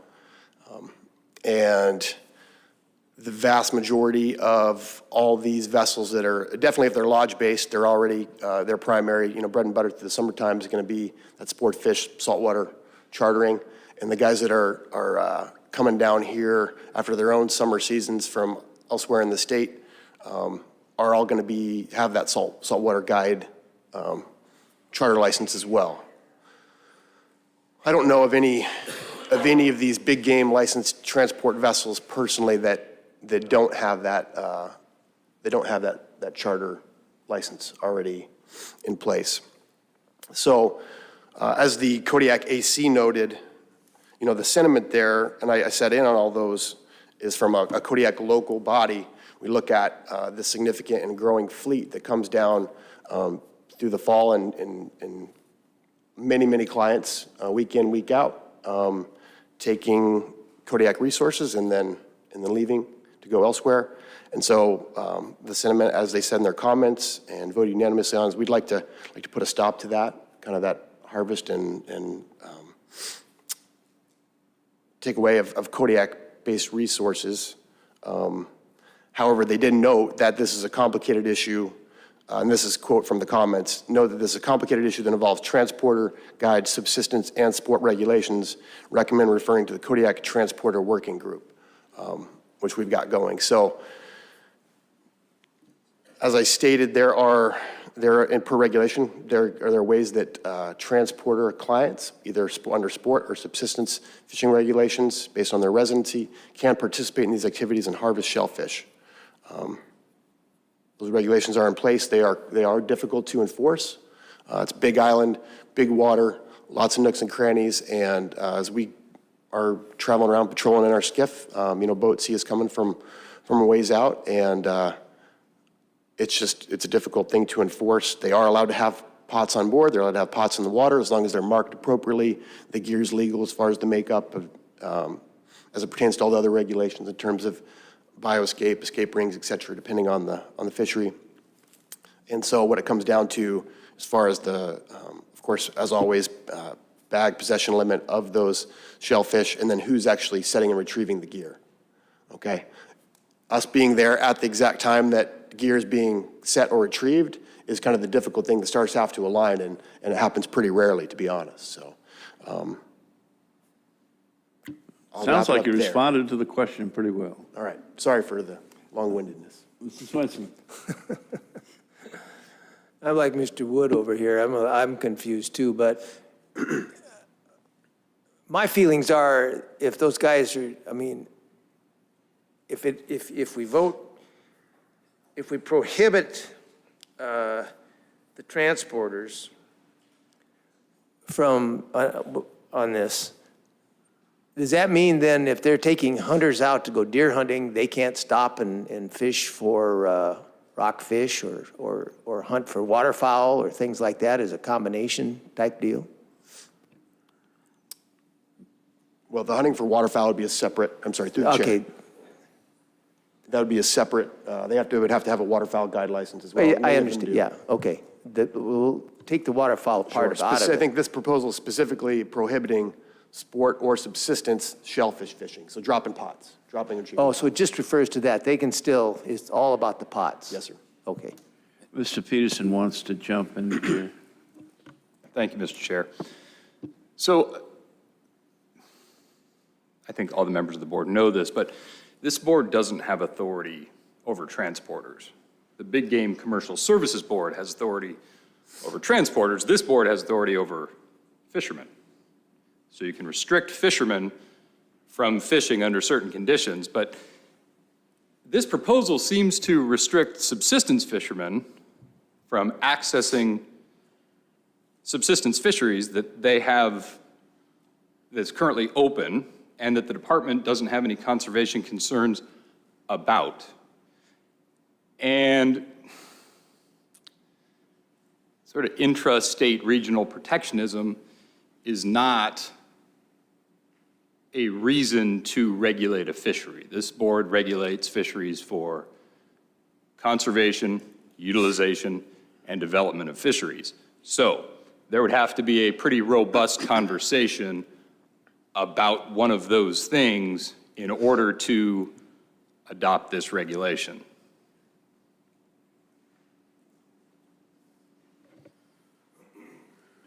Mr. Carpenter. Well, excuse me, Mr. Godfrey's been on the line, then Mr. Carpenter. from the opposition, and I'm not going to speak for my colleague, Mr. Wood, but part of the confusion, I think, in the language is opposition for conservation purposes, because it actually would be restrictive, and the status quo is not. So it's not conservation, it's anti-conservation. So I think it reads like a misnomer here, because that was what was confusing, but I don't need to go back into that. I think that a colleague of mine was having the same confusion. It's not. It's saying we don't need to conserve it, so we oppose it because there's nothing to conserve here or be concerned about. But my colleague remembering Cordova, my problem in Cordova when we dealt with this was the two premises for subsistence is either you live somewhere rural and protein's expensive out in the rural places, so you got to go into Anchorage or Fairbanks, and that costs money. So you could subsist off the land, and you get your protein that way. Or subsistence was a way of life handed down to you for generations. Well, both of those, it flies in the face that you can turn around and pay somebody to transport you to engage in subsistence because you more than paid the difference and then some for a transporter to get you protein when you could have gone to Anchorage or a hub, and bought your protein for the expense of paying a transport. And surely 50, 60, 70 years, generations, that wasn't handed down to you as a way of life that you paid someone to transport you. My problem with that was the subsistence aspect. This looks to restrict both subsistence and sport. I don't have a problem with the sport aspect of it. I just have a problem with the subsistence aspect because, while it may not violate the letter of the law, so to speak, it certainly flies in the face of the spirit of subsistence, that you're living off the land as a way of life or to mitigate the expenses of going to a hub and buying protein because you can afford to pay someone to transport you, and that wasn't handed down through generations. This is a new development, I think. I have a problem, though, voting to restrict the sport aspect of it because I don't have any problem with transport, sport, hunt, that marketing. I do have a problem with the subsistence, but these are not parsed out here, so at this point I'm going to have to oppose this. Staff? Just as Mr. Wood, Mr. Chair, I just wanted to follow up to one thing that's probably useful for the board to understand too, along the line of thought that Mr. Godfrey had. There's some complicating factors for the proposal as written. One of them is that, as you've heard, that most of these activities are done not in isolation. They're done in conjunction with something else. So you're trying to, this proposal attempts to link activities that are very difficult to link, one of which that hasn't been mentioned yet is nature viewing, that's as the proposal's written. Many of our sport fishing charters offer wildlife viewing while they're sport fishing. How that would be enforceable or even able to be regulated, I have to leave to Department of Law or Public Safety. But there is that aspect to this proposal. There's several different pieces that are attempting to be linked that are, some of those activities are currently taking place every day throughout the summer, and how you would separate those based on this proposal is extremely unclear. So I also sympathize with some of the confusing aspects too. So sorry if that didn't add or didn't help clarify, but that is part of it. Appreciate that. Mr. Carpenter, followed by Ms. Carlson-Van Dort. I'll try and make this quick and move the conversation along. I think that one of the interesting parts of the comments from the Kodiak Advisory Committee is they obviously have something called the Kodiak Transporter Working Group.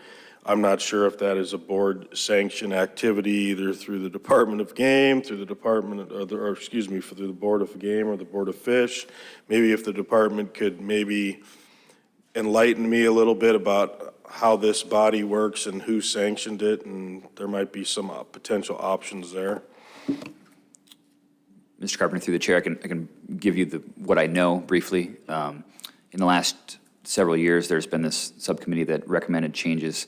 The Board of Game did adopt some changes to deer bag limits based on that committee. Whether it's sanctioned by the board or not, I'm not certain. It is made up of members of the AC. This is in the AC meeting for this, leading up to this Board of Fish meeting, that conversation came up, and incorporating some of these topics into that subcommittee was mentioned in those, whether it made it into the committee notes or not, but that was part of the conversation during the discussion. So just a quick follow-up. So it is an active committee then, currently? Mr. Carpenter, through the chair, to my knowledge, it is, as they stated at the AC meeting. To what extent it's active, I'm not certain. I'd have to follow up with the AC members. Okay, then I guess I'll just make one final, I mean, I tend to agree with what Mr. Godfrey said. I mean, I think we heard public testimony from people that, particularly people that are permanent residents of Larson Bay, that their subsistence activities, in their own words, have become somewhat restrictive in regard to having easy access or being able to catch crab easy in that particular area. I think there's a real significant difference. You know, the sport fish regulation is obviously regulating non-residents in this particular instance, and the subsistence activities are being regulated for non-residents.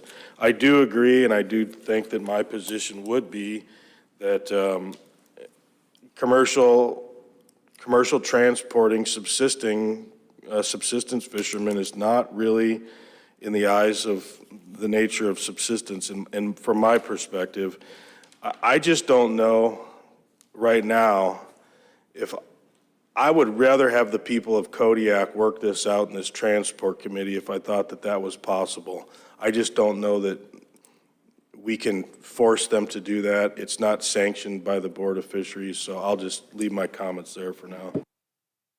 Ms. Carlson Van Dort. Thank you. Let me kind of look at this a little bit. So we've heard from the Department of Law that the board has no jurisdiction over transports. We've heard from enforcement that there are challenges, especially with how we're enforcing or could be enforcing subsistence take, sport fish take of these things. So the way I look at it, you've got a couple different options you can to try and address the issue that I think the proposal is trying to get at. You can restrict sport fishing for shellfish to residents or non-residents, but that could get messy, I think, and practically speaking, and also for enforcement if you have a boat that has both residents and non-residents on it, right? So the other way you could look at it is to prohibit guiding for shellfish, sport fish guiding for shellfish. That doesn't address the subsistence, which, you know, for me is fine. What you're trying to get at, I think, is some of those sport fish takes for shellfish that's happening in conjunction with these other activities. That being said, that's not what this proposal is.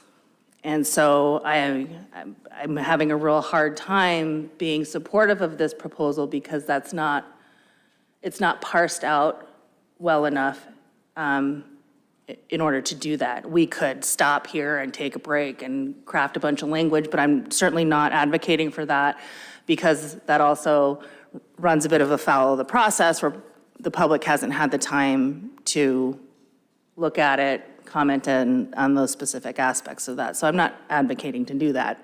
Mr. Chair, you can relax. So can you, Shalene. But that's the only way I kind of see it more cleanly trying to get at this issue. So I am very sympathetic to the issue that the public is trying to get at here, and the proposer. The way that this proposal is written, I think, makes that very difficult for me to vote in favor of at this time.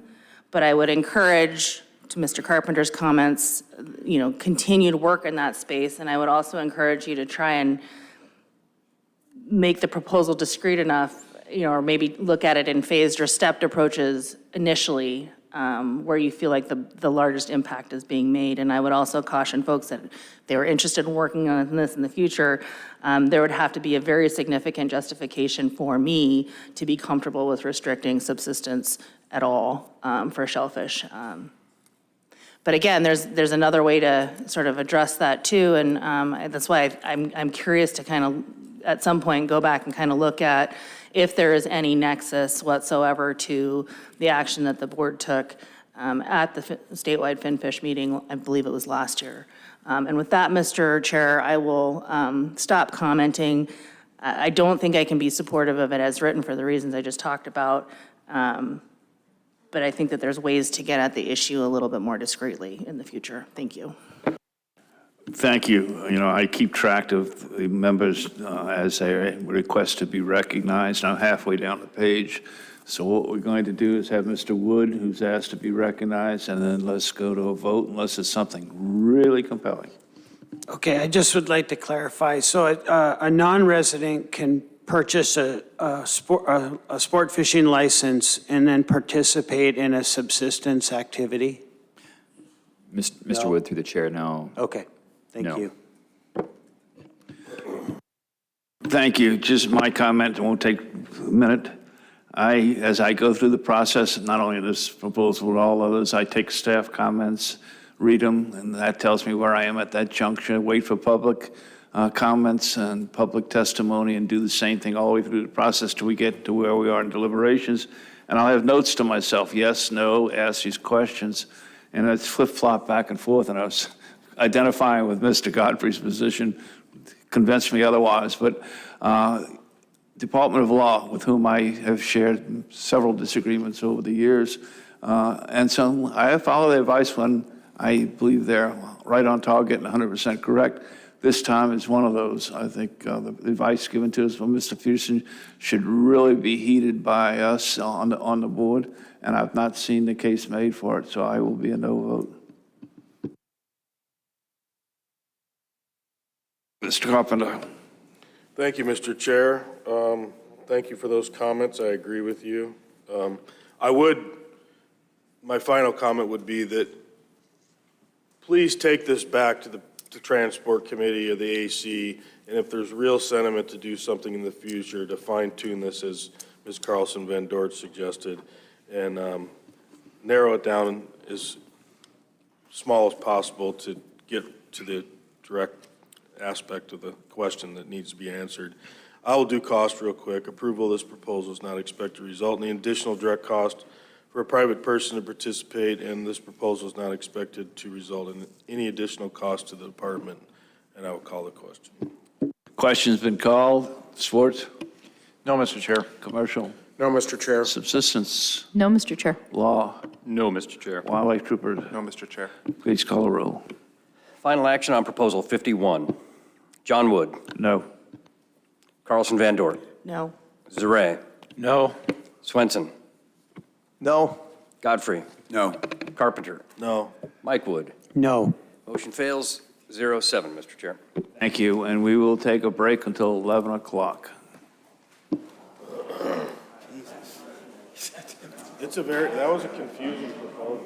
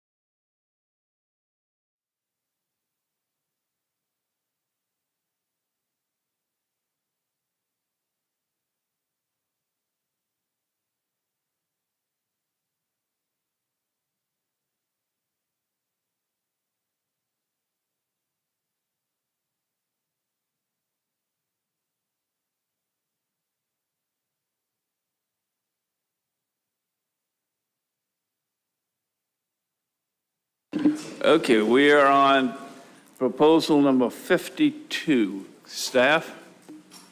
Morning, Mr. Chair, members of the board. For the record, my name is Nat Nichols. I'm the area manager for commercial shellfish and groundfish in the Kodiak, Chignik, South Alaska Peninsula areas. To my right, I have Cassie Whiteside. She's the assistant manager.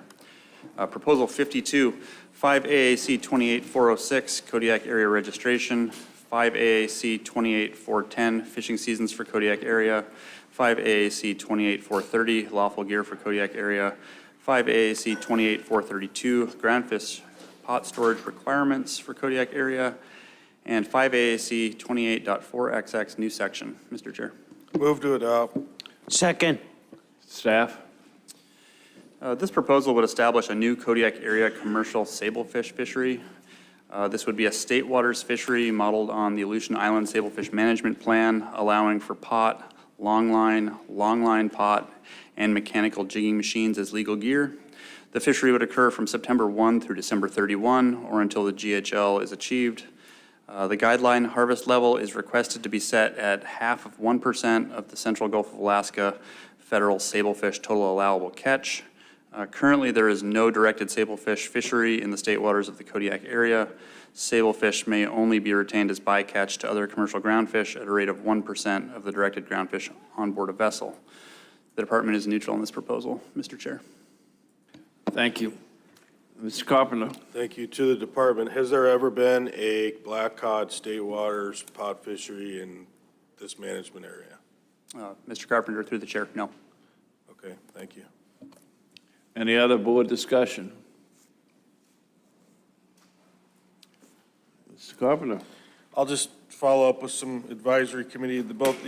All the Anchorage and Kodiak Advisory Committee were opposed to this.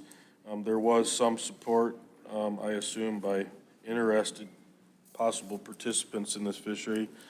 And I will also go ahead and do cost. Approval of this proposal is not expected to result in any direct cost for a private person. The department would incur additional costs related to the management of this new fishery, example, dockside sampling, in-season management, fish season processing, et cetera. And I guess if there's nothing further, I'd call the question. Questions have been called. Ms. Marett? Just to sort of add a little bit more to the record.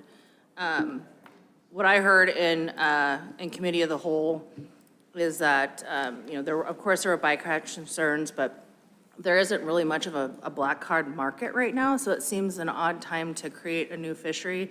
Maybe I misunderstood that, but that kind of speaks to a little bit of the allocation criteria. This is allocative, so, Mr. Carpenter already asked a question about the history of this fishery. It doesn't exist. We'd be creating a new fishery. Nobody's participated in a fishery because it hasn't existed. There are alternative fishery resources associated with this. There's a federal waters, I believe, black cod. And again, the market conditions just haven't supported a lot of interest in that right now. So I'm not going to be supportive of that. Thank you, Mr. Chair. Thank you, and I also note, during committee of the whole, there was some concern about bycatch situation as well. Anyone else before we go to E&O? Sports? No, Mr. Chair. Commercial? No, Mr. Chair. Subsistence? No, Mr. Chair. Law? No, Mr. Chair. Wildlife troopers? No, Mr. Chair. Thank you. Take the roll. Final action on proposal 52. Carpenter. No. Zare. No. Godfrey. No. Carlson Van Dort. No. Mike Wood. No. Swenson. No. John Wood. No. Motion fails 0-7, Mr. Chair.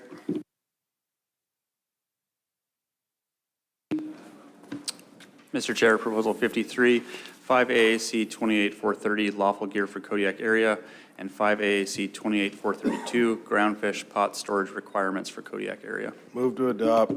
Second. Staff?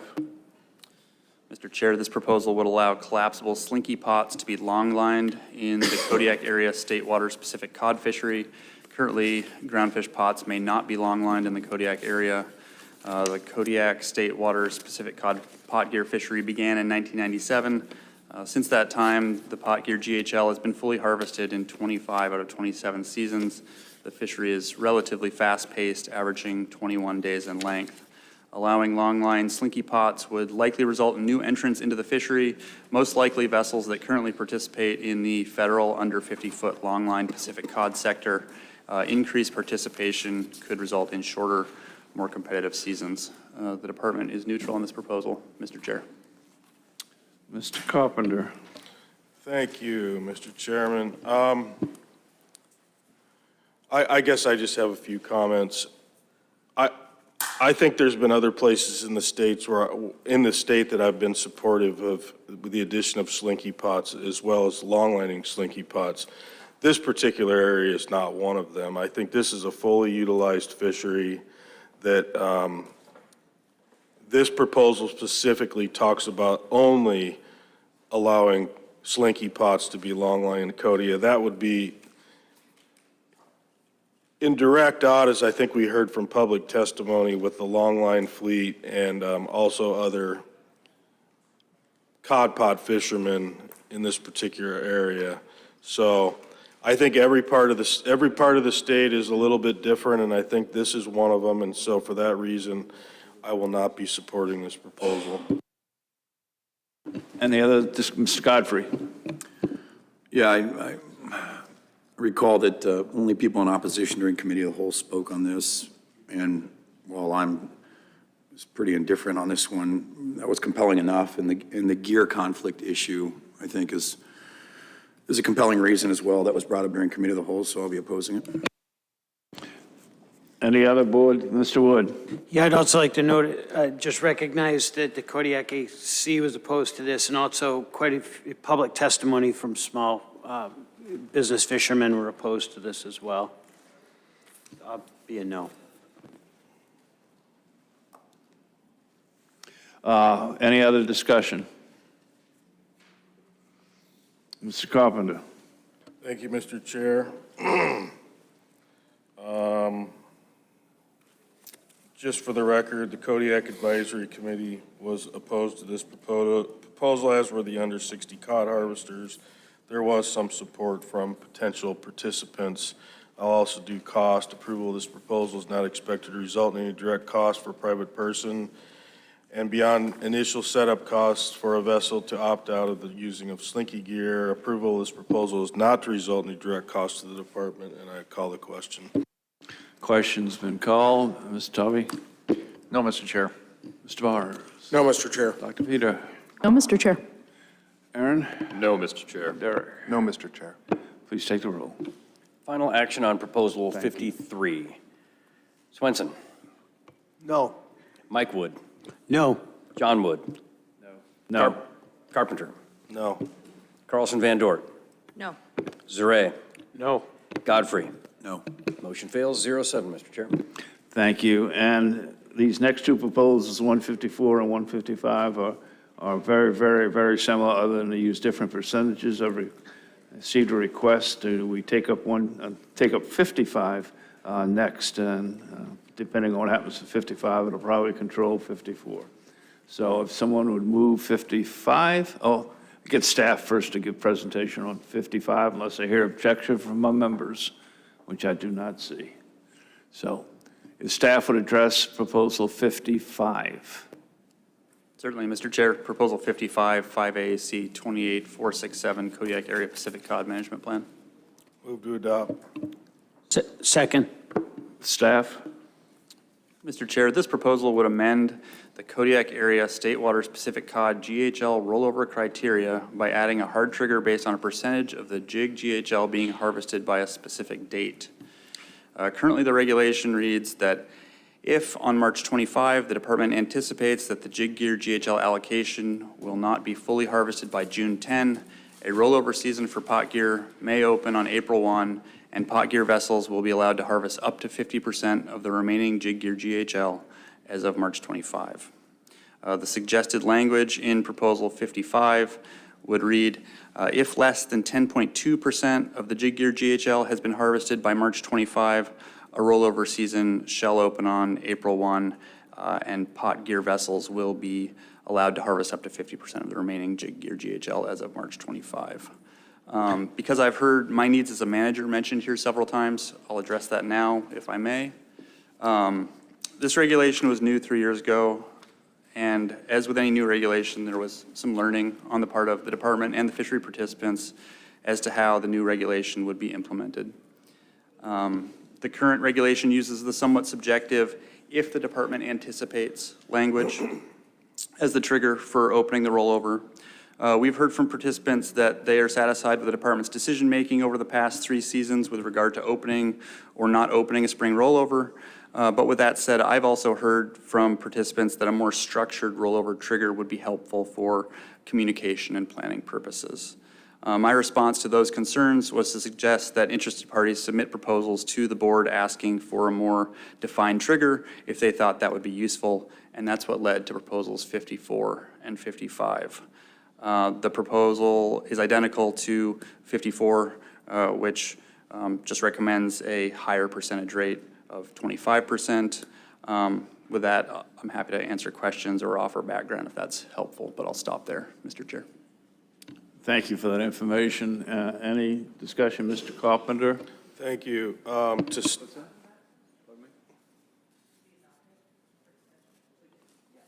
I think so. Just a clarification, on proposal 55, the department's comments, and I asked you about this earlier, opposes some of this, and a lot of that had to do with the word may and shall. And so I guess my question is, it reads 10% of the jig gear GHL allocation has not been taken through March 25th.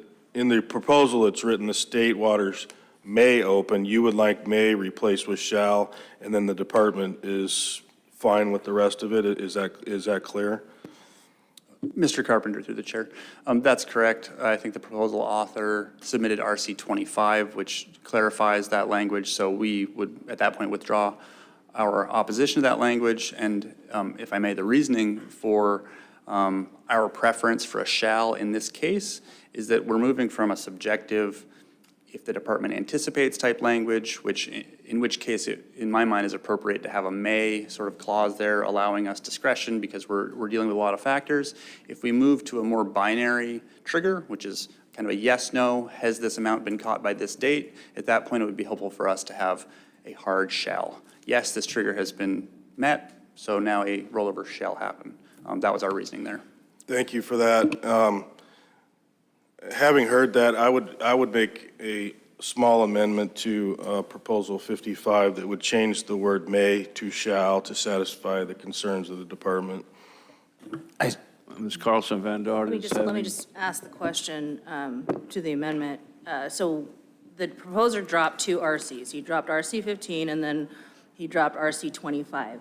The department just made reference to RC 25, and I'm wondering if that captures what you're about to try and amend it to, Tom, and if there's anything else, any other elements in the RC 25 language that the department has any issue with. I don't know.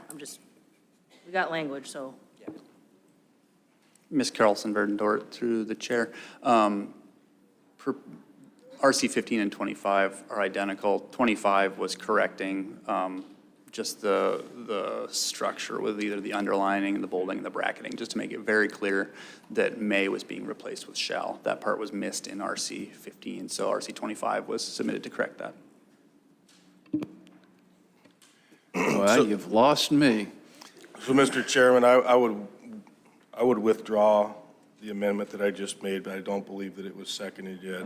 And I would replace that with amending proposal 55 with the language found in RC 25. Is there a second? I'd second that and ask for unanimous consent. Is there any objection to unanimous consent?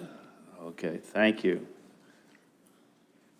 Your chair's rather simple here, so walk me through in a simple way. So we now have, as substituted by RC 25 before us. Any discussion? Mr. Carpenter. Thank you, Mr. Chair. I mean, we heard quite a bit of public testimony about this. We heard quite a bit in committee of the whole. I think one of the aspects that I prefer in the language here is A, the department supports it, but B, I think one of the things that this board is employed to do is to deal with the allocative nature of things, and I think putting something in there in regards to a percentage takes the onus off of the manager and gives him very clear guidance on how to move in and out of fisheries, and I think this is very clear. So for that reason, I will support this. Mr. Wood. Okay, there was some great testimony on jigging. I really like that, and I also like the fact that it's a small guy fishery and it's easy to get into. It's close to home, and the fishmongers seem to really like it. And I don't know. I will be supporting this. Thank you. Any other discussion from board members? Ms. Carlson Van Dorn. Thank you. Yeah, I mean, I don't really see this as being a necessary proposal. I think we also heard that sort of the status quo was fine and that it was working, but I understand, the reason behind wanting to provide some clarity to how the regs would work and giving the department that direction. I don't think this changes the allocation substantially. So for that, I will be supportive of it.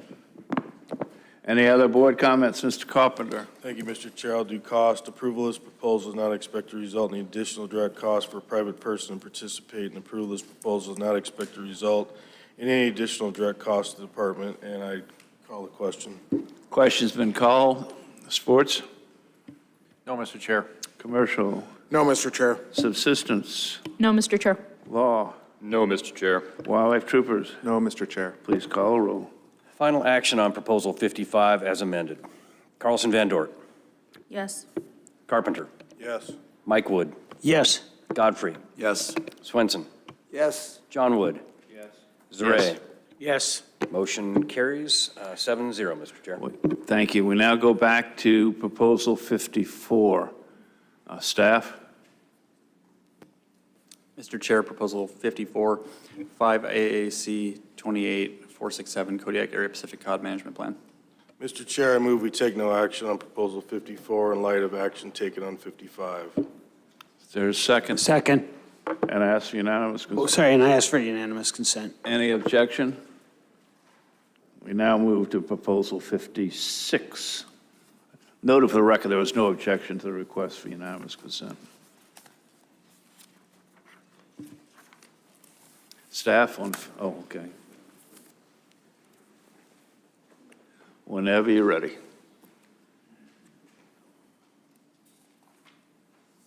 Thank you, Mr. Chairman. For the record, my name is James Jackson. I'm the Kodiak Commercial Salmon and Herring Area Management Biologist. Proposal 56, 5 AAC 27510, fishing seasons and periods for the Kodiak area. Move to adopt. Second. Staff? Thank you, Mr. Chairman. This proposal would add additional hours to fishing periods for sacro herring fishing with purse seine gear on odd numbered days from April 1st through May 7th. This proposal would add 3 hours of fishing time for purse seine sacro herring fishermen on odd numbered days of the season, and the department is neutral on this allocative proposal. Okay. Mr. Carpenter? Thank you, Mr. Chair.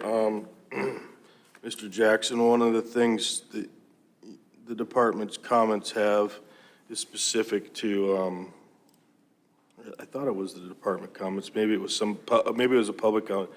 I understand that there's no gill netting that's taken place for a long period of time, generally speaking. There was some concern about if there was, how would we need to change this proposal to address that, just by adding the word gill net in there, the way to what the proposal's written? Through the chair, Mr. Carpenter. So currently, the way that the fishing days are arranged on odd number days for purse seiners, it's, noon to 9 p.m., and on even number days, it's 9 a.m. to noon. And then from that noon on an even number day to the noon on an odd number day, it's open to set gill net. So this proposal would allow for both seine and set gill net for a 3-hour period to fish in the same section. And again, it's really up to the board there hasn't been much in the way of gillnet effort for quite a long time in the Kodiak area. And there's the potential there for a gear conflict, but there would be no way to amend that so there wasn't a gear conflict without taking time away from the gillnetters. And maybe just to follow up, so at this point in time, outside of the allocative nature of this, you don't see anything that would inhibit you from managing it the way it's written if a gillnet market was developed? Through Chair, Mr. Carpenter. No, not really. I mean, right now with the limited effort and the fact that there's limited market for these fish, the pace of the fishery is very slow. It's easy to keep track of. From a conservation concern, the department doesn't have a concern just because we're out there monitoring the fishery and we can keep track of whether the guideline harvest level is harvested. If a gillnet market were to come about, again, there's the potential for a gear conflict for a 3-hour time frame, but the department would still be able to manage the fishery. Thank you. Any other board comments, questions, Ms. Carlson Van Dort? Thanks. I would just direct members' attention to Table 56-1 and looking at the gill nets permit fished on the far right-hand column.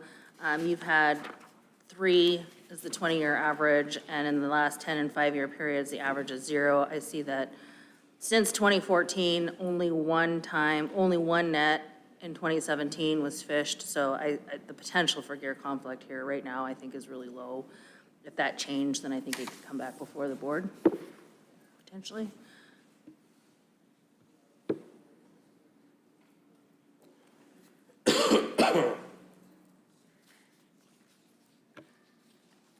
Mr. Chair, I see CFEC just ran to the table, so I'd be kind of curious why. Through the Chair, Ms. Carlson Van Dort, I was just making sure he was here for the next proposal.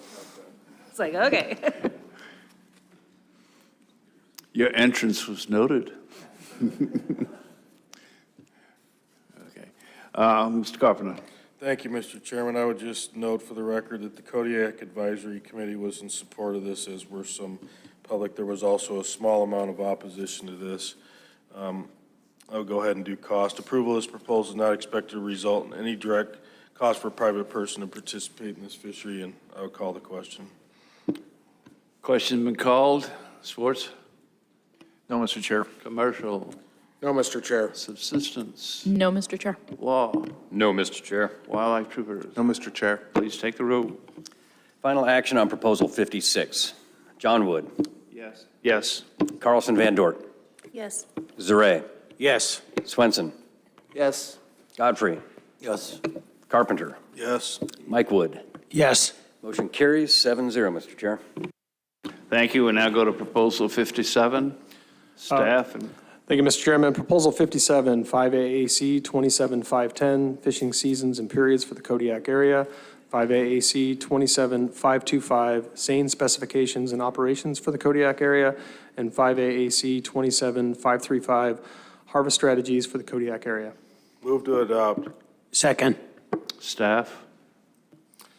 Thank you, Mr. Chairman. If I apologize in advance, it's a bit of a bearcat to get through too. So this would replace the regulatory language in the Kodiak Management Area herring sac roe fishery by removing the term sac roe.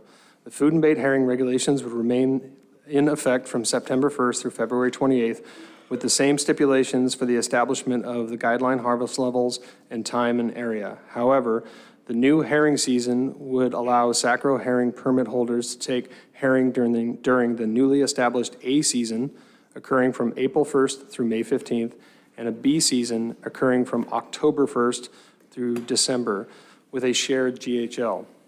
The proposal would keep the regulations regarding the methods and means in which the herring season GHL is established by the department, the way the herring fishery would be prosecuted, as well as the quality and waste considerations. However, for the newly established B season, a herring GHL of 1,000 tons would be established unless the department assesses that the combined Kodiak area herring season GHL is less than 2,500 tons, in which case the GHL would be split evenly between the A and the B season. Furthermore, any unharvested GHL from the A season shall be rolled over to the B season unless the department determines that the available biomass assessed in the A season is not large enough to support an exploitation rate of 10%. The department is neutral on this allocated proposal. However, food and bait herring fisheries in the state of Alaska are typically more conservative than sac-roe fisheries due to the potential for mixing of multiple management area stocks. Also, depending on how many new B-season herring fishermen decide to take place in the fishery, the department would need to institute new registration, reporting requirements, as well as schedule fishing times by emergency order to keep the fishermen from catching more than the established GHL. So that's the department comments, but Reed Johnson from the CFEC is also at the table with me, and he can speak more about the CFEC memo that was also supplied to the Board of Fish. Good afternoon. For the record, my name is Reed Johnson. I'm the research section leader for the Commercial Fisheries and Trade Commission. CFEC comments on Proposal 57 can be found in RC1 under the CFEC tab. The purpose of this proposal appears to be an allocation of a portion of the sac-roe GHL to be harvested in the fall by sac-roe permit holders. This fishery would take place at the same time as the current food and bait fishery and would result in herring harvested with the intent to be sold as food or bait. CFEC issues permits for specific fisheries resources using specific gear types in specific areas. In order to fish for one of these resources, individuals are required to hold valid CFEC permits specific to the given resource. Changing the parameters of a fishery or a management plan does not change the parameters of a limited entry permit. A limited entry permit that is specific to the sac-roe fishery resource cannot be used to harvest any other resource. In addition, the number of permits that can be used to harvest food and bait in Kodiak are limited, and allowing additional individuals to harvest this resource in the same manner as a limited entry permit would destroy any relationship between the number of limited entry permits and the amount of effort. Right now, there are 9 limited entry food and bait permits compared to 136 active sac-roe permits. Thank you. Thank you. We have a proposal, well, not a proposal, strike that, RC 43, which was just given to us. Has staff had a chance to look at that? Mr. Chairman, briefly, I had a chance to look at it, yes. I looked at it briefly too, but it's only when I was reading it more carefully that red flags went up. Does the department have a position on RC 43 substitute language? And I am purposely not moving it at this point in time. I want to know where we are because the last sentence of that RC, and I'll just read it. If there's no broad support for this compromise, I suggest no action. We will work on it till next cycle. And this is by the author of 57. So I need to find out what's going on from the department's perspective, what their recommendation is. And if you need a couple of minutes to do that, I'd be more than happy to accommodate you. Mr. Chairman, if you want to get us to give a more detailed evaluation of this RC, then we're probably going to need a couple of minutes, if that's okay. Yeah. Just a moment, yes. I mean, I guess I understand what you're saying, but for technical purposes, RC 43 has not been adopted as substitute language, nor is the language for an amendment. The proposal is before us, so unless somebody were to adopt that language, it's kind of irrelevant at this point in time during the discussion, isn't it? No, because it'll factor in whether I move to adopt 43 as a substitute. Okay, clear enough. Mr. Carlson Chairman, Van Dorn? yeah, as you know, the department's kind of taken a look at this. I would be very interested in hearing also what the CFEC's assessment of the language in the RC is. Exactly. Thank you. So how much time do you need, Jim? Mr. Chairman, I believe the CFEC can probably comment on it right now. So there are instances where fisheries resource codes have been combined, but that is something that would have to take place through the CFEC regulatory process. It is a possibility. If the proposer would like to petition CFEC to do that, we would have to examine it. Okay, you're CFC staff, right? Yes. Okay, I'd like to hear from the department as to what the department's recommendation is. Not that yours is not important, it is, but different roles. So we'll take, what do you say you needed? Mr. Chairman, can you give us 10 minutes? Yeah. Oh, he's pulling it down.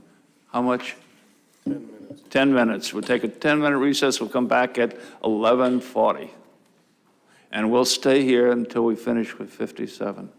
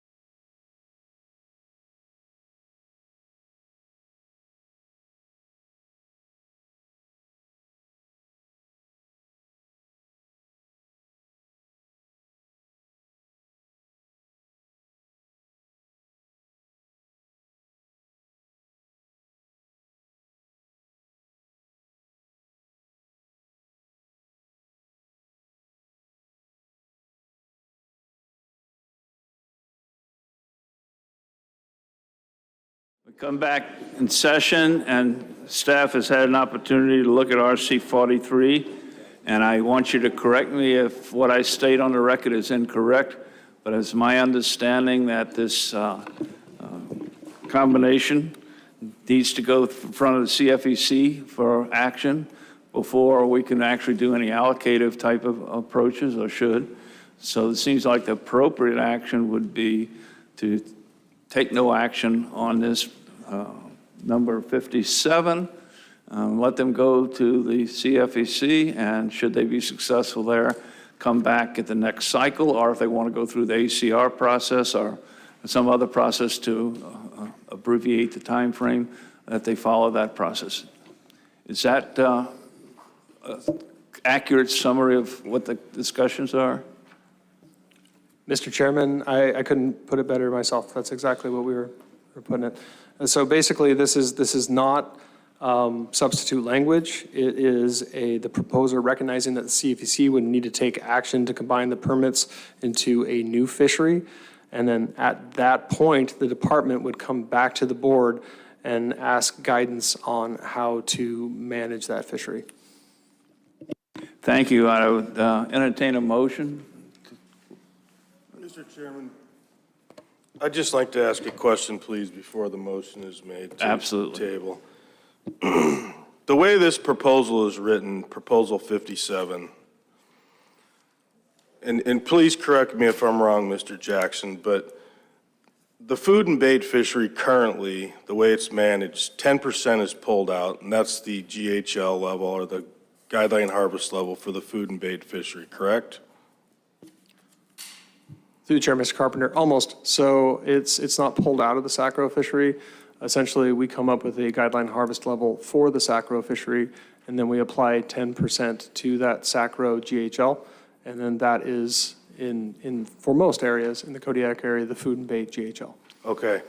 And just a follow-up on that. So if this proposal were adopted the way it's written, Proposal 57, excluding the language found in RC 43, which has not been brought on the table, if you were to pull part of the sacro quota and place that into the fall and allow sacro permit holders to harvest that, is it possible that you could manage that quota that's pulled out for the food and bait fishery and the quota that's pulled from the sacro fishery independent of themselves right now?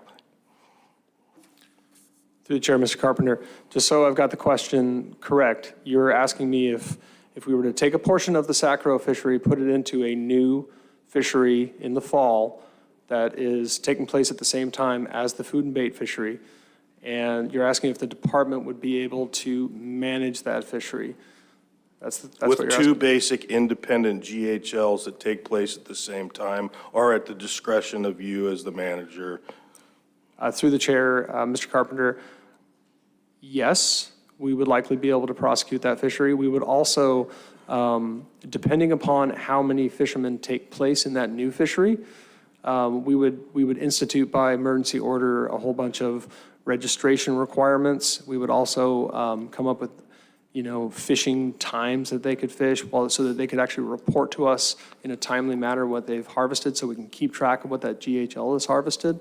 I will say this, though. There are 73 gillnet and 62 purse seiners. And I'm not saying they're all going to go fishing. I'm not saying that at all. But depending upon how many new fishermen in this season register to fish, the department might decide that the fishery would be unmanageable. Okay, I understand completely. I think you understood my question completely. So knowing that, I'm still unclear why the proposer needs to go back to CFEC first.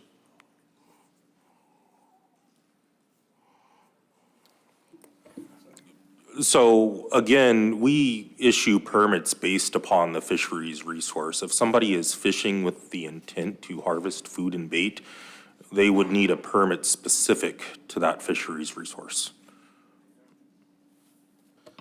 I'm pretty clear on that, but I also know that the Board of Fish allocates. And maybe Mr. Peterson could chime in here, but does the board have the ability to pull fish from the spring sacro season and place that in the fall season and allow those people to fish? That's all I need to know. Sure. Sure, Member Carpenter through the chair. Yes, the board can create a fall season for this existing permit and allocate the fishery resource to that season. But I think what they're asking for is to change this fishery into, or change this permit from a SACRO permit into a food and bait permit. And if that's wrong, then correct me. But I think that's what they want to do, and that's what would require CFEC action. Now, the Board of Fisheries could still pass this regulation, and if it apportioned, or if the idea is that the fishermen fishing in the fall would be fishing for food and bait, then that would require CFEC action independent of what the Board of Fisheries does here. Okay? So, but it should be clear that the Board of Fisheries allocates and the Board of Fisheries sets the seasons. So that wouldn't require CFEC action to simply do that. So just to follow up to that, Mr. Peterson, thank you for letting me get some clarification here, Mr. Chairman. So for example, if the Board of Fisheries decided that they were going to remove the words sacro and food and bait from the herring fishery in Kodiak and call it the Kodiak herring fishery and allocate between the fall and the summer, or the fall and the spring, a certain amount of allocation, they could do that and CFEC would then have to react. Is that correct? Yeah, through the chair, Member Carpenter, the board could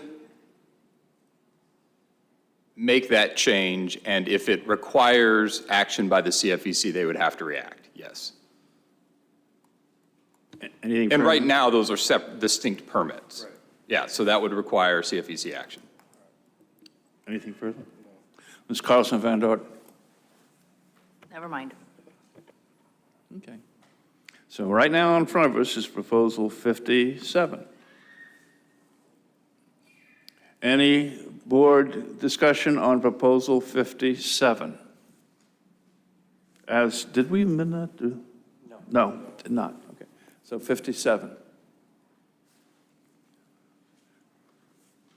Ms. Carlson Van Dort. Mr. Chair, given all that, I move to take no action on proposal 57 until the proposer has a chance to work with CFEC to sort out the permit issue. Is there a second to that motion? I second. Seconded by Mr. Godfrey.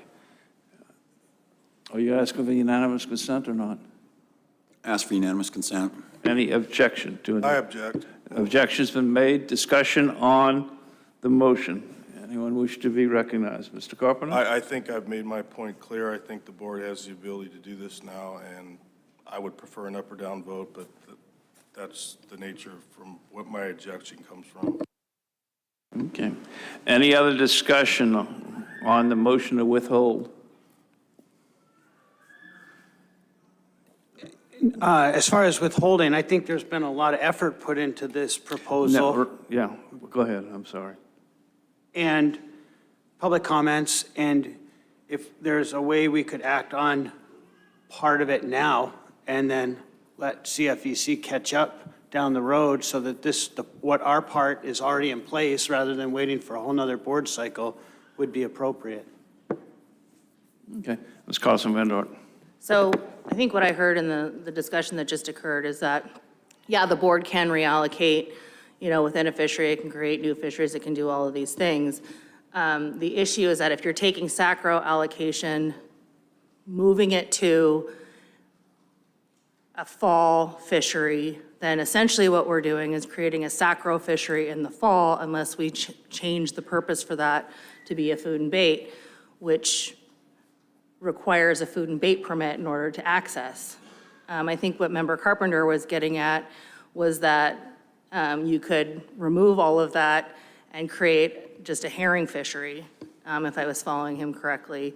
and then work out the allocation, which would then really kind of disenfranchise, I think, those people that hold both SACRO permits and food and bait permits from participation in this process. I would be very reluctant to do that. If that's what Member Carpenter's intention is to do, then I would rewrite the the proposal. And so that's why I would recommend no action at this time. I could be following the conversation incorrectly, but we're talking about basically removing permits and creating new ones that the CFEC would have to react to, fundamentally changing the permits that these people have invested in. And for that, I think it takes more time, and I would not recommend a vote on it at this time. Mr. Carpenter. Thank you. I'll remove my objection. I just thought that it was pertinent to have this discussion because I think there are opportunities around the state to utilize this very undervalued resource. It's been being ignored for many, many years, and it's going to be ignored for many, many years into the future. And if the state of Alaska has a resource like this that can bring value to communities like Kodiak and other places around the state, the Board of Fisheries and CFEC is going to have to adapt to changes, and people should be engaged in the process. I do not intend to, like you, as you suggest, rewrite things right now, but I think it's very important to tell the proposer that took the time to put this in, that's trying to be creative, to solve a problem and to bring a resource to the community, that there is an option for you. Please use it if you feel free, and please bring it back to the board at a future date. Yeah, and before I recognize, but 1 second, let me just make a comment on that myself. Totally agree with the comments you made, but did you just withdraw your objection? Yes. I will put an objection on because I want the discussion to continue just for a few moments. I spoke with the author and with Sam and with Darren last night at length between all three of them.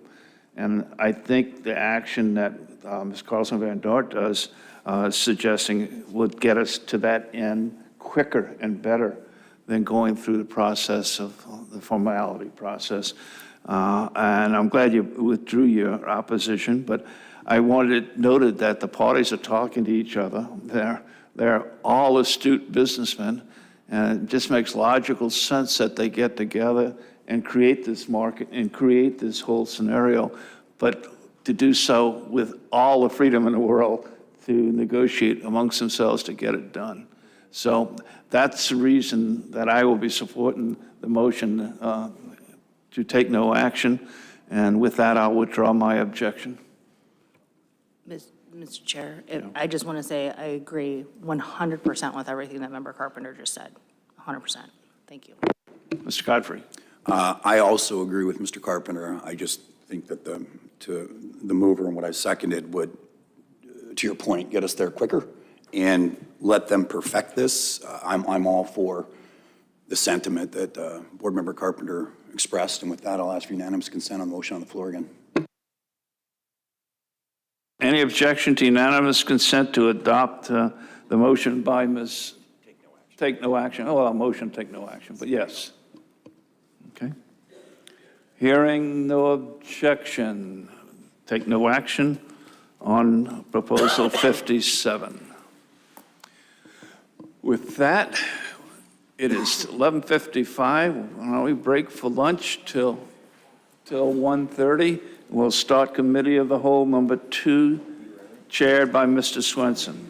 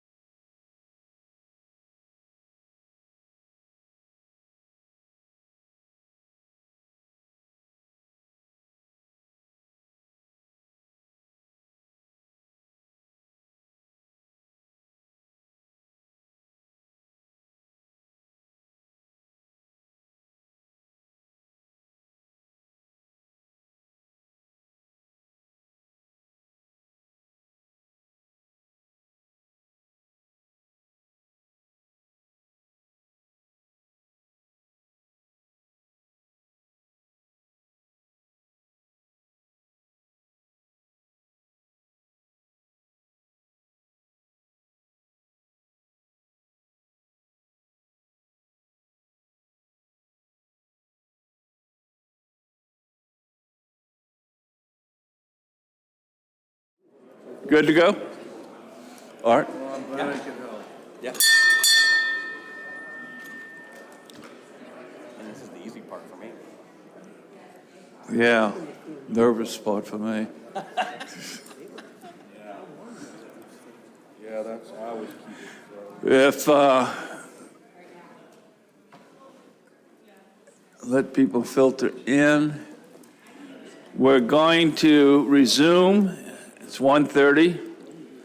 And we are now going into Committee of the Whole for Group 2. And prior to that happening, I just want to go over again, since it's yesterday, a long time ago, we went over this.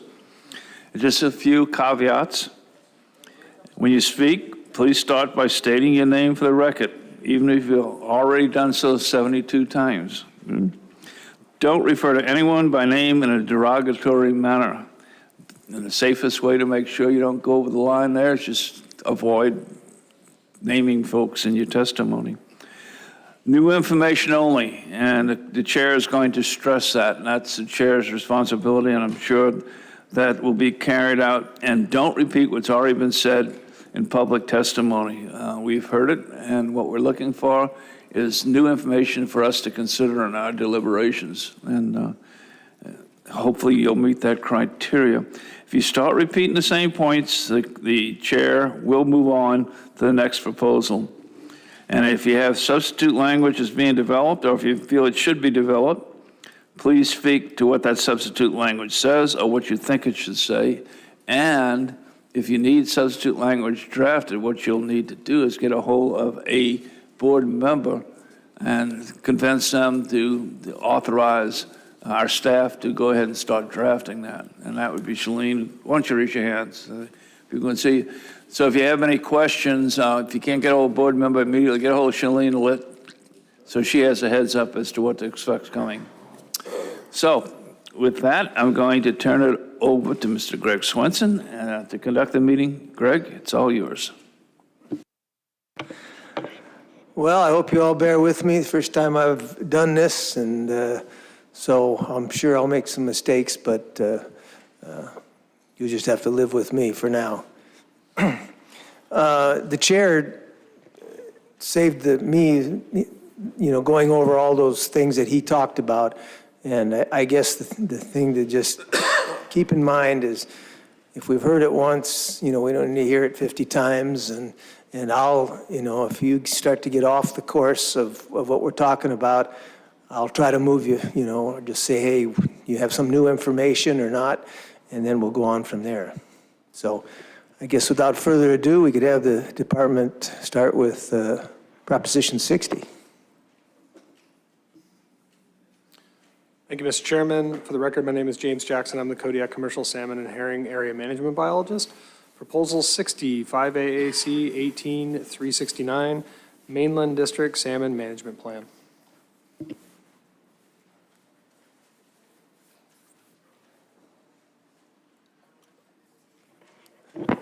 So who would like to speak to that?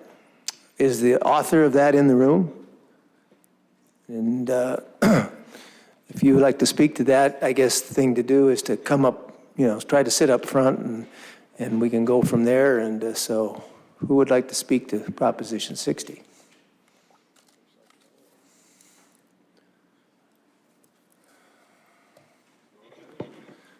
Okay, I guess we'll move to 61.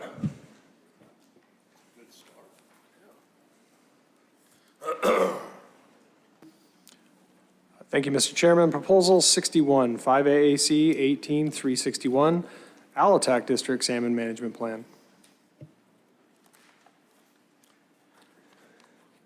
What's that?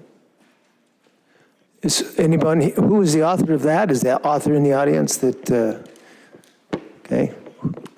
Who would like to speak to 61? Going once. I guess we move to 62. I know we'll have some speakers here.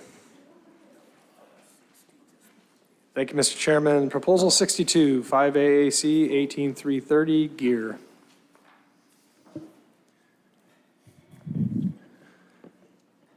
Who would like to speak to 62?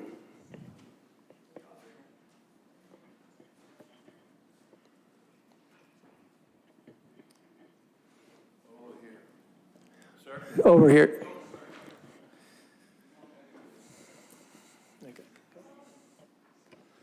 Yeah, my name is Mark Beardsley, Northwest Set Netters. Proposal 62, we would like you to consider taking up substitute language with RC 34.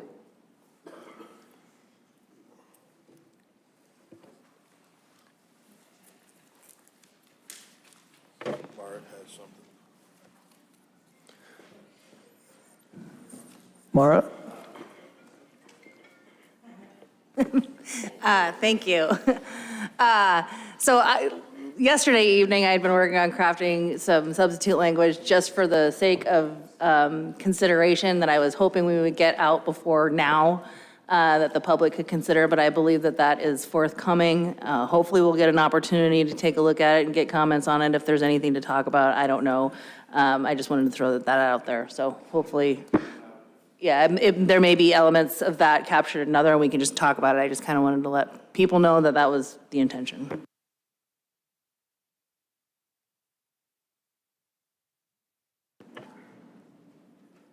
Who else would like to speak to 62?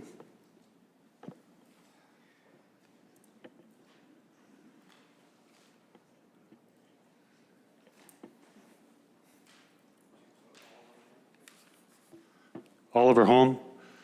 The history of the fishery and the red salmon management at Kodiak, back in '66 when I set netted on the west side of Kodiak in June, the seine fleet fished right at Kodiak, and there were markers on either side of the river, and that's where the seine fishery occurred and had occurred for a long time. Later, it was about 7 years after statehood. Later, the rebuilding plan for Kodiak was initiated, and the managers in June started closing the seine-only area up by inner and outer Kodiak, and they managed the central section also on the west side for fish getting into Kodiak in June, but not after July 6th. The management was working and building up that run, and it started to come back in a little bit in the mid-'80s, and then it came back pretty strong in the '90s. And then after quite a bit of experience, a management plan was adopted, which is the West Side Management Plan that we have today. There was some pretty good returns, but there wasn't a lot of fishing in the seine-only area at Kodiak most of the time. Turned out that there was a flaw in the management plan of a couple words, and that was in the June management. Inner and outer Kodiak couldn't be opened unless the top end of the escapement goal was assured of being attained by the department.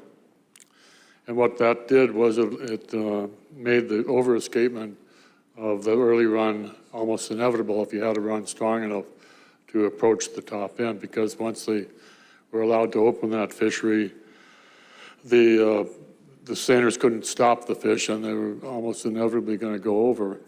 And the over-escapement caused problems with the returns and the carrying capacity of the lake. It was exceeded, and after a long run after fertilization, there was down output in the Kodiak returns. And later on, after the department put in a proposal to correct that and add the midpoint of the run, but the Senate objected to that and didn't pass the board. In a subsequent board cycle, that was corrected after a proposal was put in to cost recover fish at Kodiak Lagoon to keep them from being over-escapement, which of course was something that was really not a viable or legal option. So it went to the midpoint of the escapement goal, and that worked pretty good, because then the department could start the Kodiak fishing early enough to actually keep it within the escapement range. And so finally, the seiners were fairly often getting to fish in inner Kodiak, but then the run got really weak, and that was pretty moot.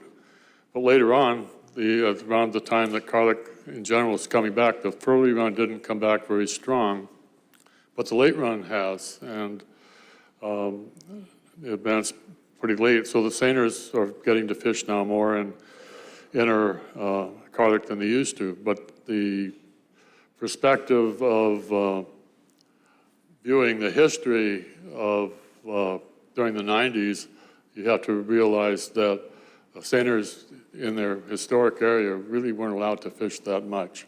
And now, later, in the inner areas, they're finally getting to get paid back, in a sense, for all the conservation that went on in building that run, and over this, now it's going to be about 3 decades of management. But the perspective of the set netters essentially is that they want that whole historic percentage and compare it to the whole seine catch. It's kind of like giving up something significant on the seine side to build that run and back and their historic location, and then essentially to lose it by having it taken away in the central section. So that's the historic perspective that I bring to it. Thank you. Mr. Wood? Thank you. Well, I have a question. Oliver, he's got a question. We've been supplied with RC 44, which has 6 signatures on it, of which one is yours, that expressing a change in position since the AC. What motivated this to come about? This is quite unusual. And Well, it's several reasons. I guess the main one is that it was partly, I finally voted for that modification at the advisory committee based on that idea that maybe it was a compromise. But in negotiations, there's give and take. And in this situation, it's turned out, as we went through the rest of the meeting and subsequently, that one side was all take and no give. And, so it was a negotiation position as opposed to on the merits of the issue. The what?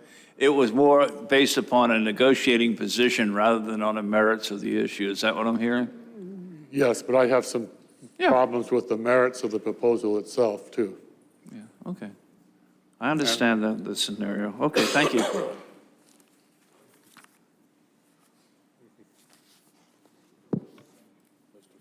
Mr. Fields?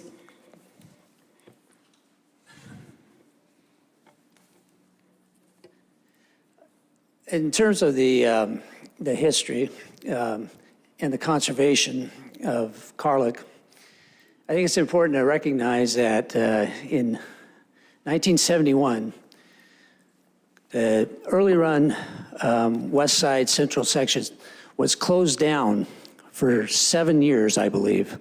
We didn't have a fishery for 7 years in 1971 to 1977. I think we began having one day. This is before July 6th. We didn't fish before July 6th. Then we began to have 1 day, 2 days, 3 days. I think I figured out at one point that, and I haven't looked at it recently, but for 20 years, we fished in that period from June 1 to July 6th, less than 30 days. It was 28 days or something. Then we had a period, and we, as set netters, bore that conservation burden. I lived on Bear Island in Kodiak Bay, and the Larsen Bay fleet was getting Red River fishing quite often, and I'd watch them drive by me and go fish through the week, and then come back, and they'd go to Alitac and across the mainland and other places, and they'd have opportunity. I watched all that happen. That's when we did some other things in those years, waiting for it to rebuild, and eventually it did come back. And then for another 19 years, I think we fished as many days as we fished in that 20-year period. We fished those many days again in that 19-year period. And then we had over-escapement again into the lake, and we had issues with limnology in the lake. And once again, we needed to shut down our fishery, and the conservation burden fell once again on the setnet fleet in the central section.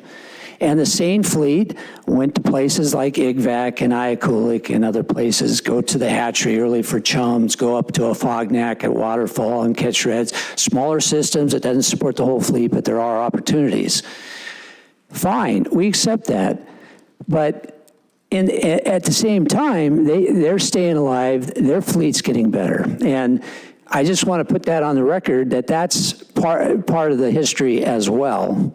And so the 62 is to address some of now the disproportionate amount that the seine fleet has been able to catch, and as they've built their fleet over these years, and what the setnet fleet catches.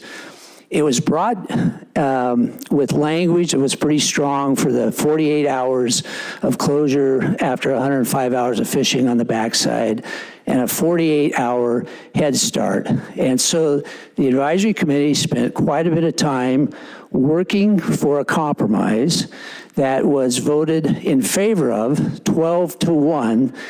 And after the vote, we had meetings here at this with the Department of Fish and Game and board members to get clarification from the department. There was discussion about some concern on those 2 33-hour openings in June for conservation issues. And this proposal was with RC 34, that language was modified. So now with RC 34, this Head Start doesn't begin until July 6th. It's only for 7 weeks out of a 4-month season and goes to the end of August. So late fishing doesn't affect, early fishing it doesn't affect. We got agreement now, we got the language that represents the compromise. And we did that last night with board member Carlson Van Dort. And now, today, I see, and I presented along with another person from the AC, the minutes from the AC that said AC supports this proposal as compromise in this language.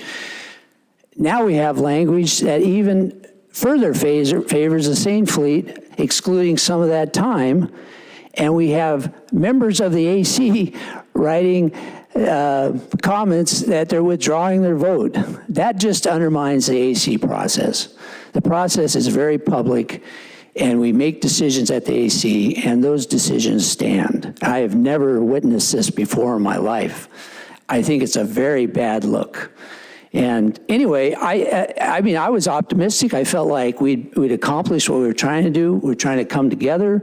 We're trying to mitigate it so it has the least amount of impact, but gives us a little bit of opportunity that we've lost all these years when we couldn't fish, and to try to just hold it together. So that's where it's at, as I understand it, but it's been hard because some of these things haven't been readily available to us to know exactly where everything stands. That's how I understand it right now.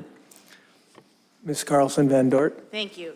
Just for clarity's sake, RC 34 is not the language that I developed. RC 34 is substitute language for proposal number 64. The substitute language that I had talked about with you guys and gave a heads up to the Seiners Association about was just distributed. It's RC 49. So 34 was language that was submitted by the Seiners Association to deal with proposal number 64. 62, RC 49 is the language hot off the press that I had offered to help advance for the purposes of discussion, and it was intended to mimic what I thought was the will of the AC, if that helps the discussion.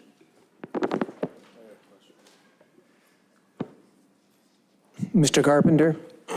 Thanks, Wallace. I got just a quick question. I just want to clarify one thing, too. I think Ms. Carlson Van Dort said it right, that her amended language is the compromise that the AC minutes suggest, but it is not a compromise that was reached between the Northwest Set Netters Association and the Kodiak Seiners Association. Is that correct? That's correct. I mean, it's been a moving Right. target through this process, and it was my understanding last night that we had gotten there, but apparently that's not the case. Okay, thank you. Mr. Wood? I would like the record to be crystal clear. We have not gotten there. First of all, who is we? And second of all, what is there? The question to me was whether the SetNet Association and the Seine Association had come to agreement on it, and we'd reached the compromise language that we both agreed to. And my understanding was that it would be supported if the whole problem has been how the department would manage it, whether they would give an additional 24 hours on the opening or take it out of the Seiners. And I thought this language was, as it originally was amended out of the AC, to suggest that that would be the case. Okay, so I don't want to put words in your mouth, but RC 49 reflects an agreement, you believe, between the Seiners and the Set Netters or not? Yes or no? No, we haven't sat together and agreed together. Okay, thank you. Ms. Carlson Van Dort? Mr. Chair, just speaking again to RC 49, just to let folks know what is in RC 49 for those that don't have it in front of them necessarily. What that would do is allow an additional 24 hours to the set netters, not reducing the same fleet time, for a 57-hour opener. That would be 57 hours and/or anything that's extended beyond 57 hours.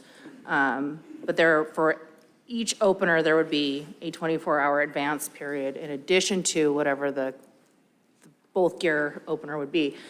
That would be in effect from July 6th through August 31 to take out any question about early run Carlick stuff, and also a recognition that there's very few or significantly fewer set netters that are potentially participating into September. That's all that this does. And again, I just want to make clear, I wasn't endorsing it. I really wanted to have a discussion about some of those elements that I read within the AC report. If that's, if it's off the table, that's fine. I just wanted to make clear what was in the RC and how it came to be in an RC.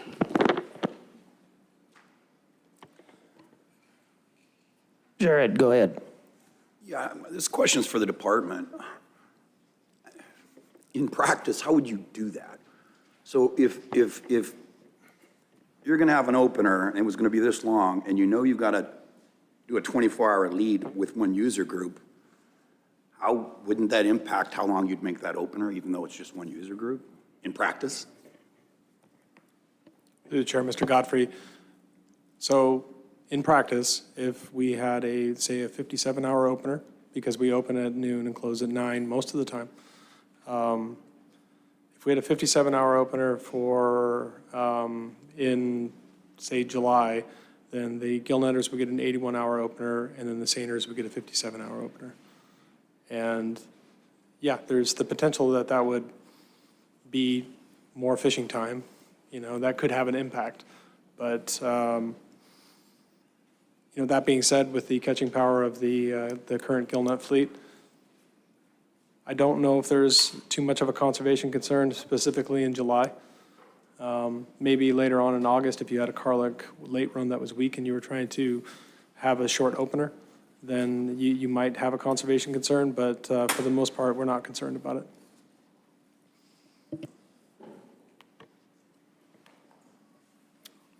Mr. Wood? Would you remind me, which one of those do you manage more as a mixed stock? Through the chair, Mr. Wood. So in the central section, the entire Northwest Kodiak District is a mixed stock fishery. Thanks.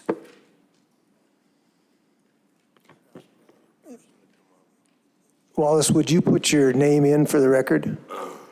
Wallace Fields. Thank you. Thank you. Who would like to testify next?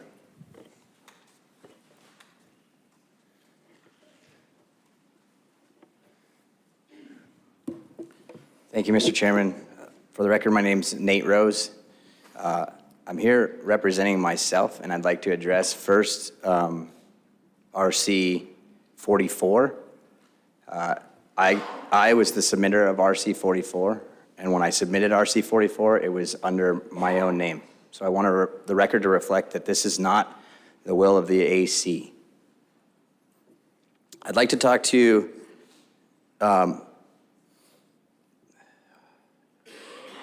I think that you guys just pointed out the clarification between the ambiguity and how management would manage for a 24-hour extended opening and for set nets only. And I want to be clear that at our Kodiak AC meeting, we did not have staff comments. We did not have a clear stance on whether department was going to manage by taking that 24 hours away from an existing 57-hour period, or whether they were going to manage it based on adding it to an additional 57-hour window. So as we just heard, it would be an 81-hour opening. I've prided myself on never trying to push my own agenda relative to the department to try to increase harvest time when they've already said you have a conservation concern, or you could potentially have a conservation concern. Thank you. Thanks, Nate. Who else would like to come up and testify?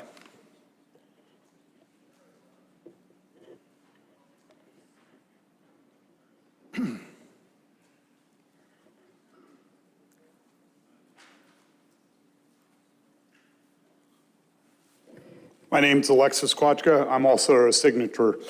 And I'd like to make it really clear, we spent a lot of time talking about this. I think that there was a lot of temperature in the room to do something with a head start on this fishery. I personally agree that there should be a head start. I do not think that this should come at a cost to the seine fleet. We have identified that the set netters are in trouble. I think that James is smart enough to figure out how to run this and allow these guys more fishing time on unmolested fish at the beginning of an opening. I think where we got wrapped around the axle is that they were asking for 48 hours. We talked a lot about that. I don't know, and why you guys get paid the big money is maybe 6 hours, maybe 18 hours, maybe 24 hours. I think that there is a solution here that will allow more fishing time for the set net fleet. And I just, I encourage you guys to think about that because they are suffering. There's no doubt about that. But it cannot come at the cost of another gear group, period. Ms. Van Dort? Thanks, Alexis. So given what you just said and given the elements that I described in RC 49, does that capture does that reflect, it's not taking away from the seine time that currently exists, it's a 24-hour head start on the front end? Mr. Chairman, Ms. Van Dort, I am not meeting you guys after work. I have not read RC 49. I took this stuff at face value. There will be people coming up here to speak behind me, but all of us live in this community. All of us know what's going on here, and I just wanted the record to be clear where I stood on this. I think that there needs to be a compromise here somewhere, and I think James needs the tools to do it, and the set netters need the ability to catch more fish. So. Okay, thanks. I would really like to hear your opinion on 49 when you get a chance. I'll read it. Thank you, sir. Get back to you. Thank you. Actually, Alexis, if you stay there for a minute, this is a little perplexing for me as one board member because we had, comments already submitted, public testimony, and now we've got this bait and switch, which is fine. It happens, I suppose, trying to, make this a better product, but I don't know if anybody's moved by this or not, and I was expecting a little bit more of a vigorous discussion. So I'm just going to ask you, and I know that you haven't seen the language, but you just said you don't agree that it comes at the expense of another gear group, but they are in distress and the department needs to do something and the board needs to give them the tools. Agree. But then you just said maybe it's 8 hours, maybe it's 12 hours, but wouldn't 8 or 12 hours still come at the expense of the different gear group? I'm confused. I think in its purest form that if you have a 57-hour opening and you identify that you have a group of people that are not catching enough fish, I think conceptually it could be, if you add 6 hours to it, it could be a 63-hour opening for the set net fishermen and still have a 57-hour. And I'm getting in the weeds, and there are people a lot smarter behind me. But I think that the feeling in the room is that there needed to be a compromise that didn't mess with mixed stocks and gave these guys the ability to have more fishing time to produce more fish. I think James, with the right management tools and right setup, can cut it off if it's working too effectively or not. But by not having fishing time, we can talk about how the Kodiak run was 5 million and 2.5 million and whatever million. And if these guys can't catch the fish, then there's a problem. And I don't know if more fishing time is going to solve it, but I think it's a great place to start. And that was my reason for supporting this. And I will ironically point out to you that the one person who did not support it was a set netter in the room. And I'm not going to read too much into that. I'm just saying that there's a bunch of smarter people behind me that are going to speak, that there needs to be a solution here. And I think this is a workable solution with the right mix. Mr. Carpenter? I guess I just have a question for the department. I don't want to deliberate this at all, obviously, but I think it's important for the public while we're having the committee of a whole, because we're talking about the language found in the original proposal and then some substitute language. The substitute language specifically says shall open for 24 hours. And I would like the board and I would like the public to know if the word shall during times of conservation concern is something that the department feels comfortable managing to. Through the chair, Mr. Carpenter, yeah, shall is a very definitive term, so it means we basically have to do it. And I think you're right. We're talking about, substitute language, the original proposal, a lot of other things. There's a lot of moving targets here. And so people are kind of getting confused when, they heard the department say this or that, but there's a lot of different things. This is RC 49 is very different than the original proposal. I think it's important to point out that it doesn't include the June fishery, right? It starts on the 6th of July and goes through August 31st. And during that time frame, which is majority of which is the pink salmon fishery, if you had 24-hour advanced fishing time for set gill net gear, it would likely not have a conservation concern, given that the time constraints. And of course, the original proposal also had a mandatory 48-hour closure, which the department was pretty much dead set against, because nobody wants to have a mandatory closure in the middle of a large pink salmon run. So again, if I'm just speaking to RC 49, given the time constraints, which is during the pink salmon run, and only being 24 hours, not 48 hours, then there's less of a concern for conservation. Mr. Chair. Ms. Van Dort? Thanks. The other thing is, I was working on this language with the department. We also had a very clear discussion about EO authority, and that the department would maintain its full EO authority to open, close fisheries for any kind of conservation concern. Will you please confirm that? Through the chair, Ms. Carlson Van Dort. That's correct. So the department doesn't very often do this, but we have emergency order authority to shorten fisheries if we need to. So if there's a conservation concern, say we have an 81-hour opener for the gill netters and a 57-hour for the pursane, and we fly an aerial survey or we see something in the catch per unit effort data that tells us we need to change things, we could shorten the purse seine fishery. We have the authority to be able to do that. Shorten both fisheries. Through the chair, Ms. Carlson Van Dort, that is correct, but with 24-hour advanced fishing, the set netters would all have automatically 24 hours more. So, Right, but on the back end, if It would you're be on the looking back at end, it, that's it would correct. be both gear types in the water simultaneously, and they would both be shut down. Yeah, through the chair, Got Ms. it. Carlson Thanks. Van Dort, that is correct. Mr. Wood? Okay, thank you. I'm familiar with getting the department using their EO ability to shorten openers coming from Cook Inlet, especially last year. The question I had was 24 hours in advance. If this was to go through, what would be the total amount of time that you could potentially happen that they would have extra? Through the chair, Mr. Wood. So in Kodiak, we typically have 33, 57, 81, or 105-hour openers. Or if it's a really big run, it's just open until further notice. But if the potential longest opener, I suppose, would be if you added 24 hours to 105 hours, it'd be a 129-hour opener. Okay, thanks, but not just the opener, but if will you end up having multiple openers between the July 6th and the 31st? That the 24 hours would be tacked onto? So what I'm asking is if you added the 24 hours to every opener, like what would be the accumulative amount of time?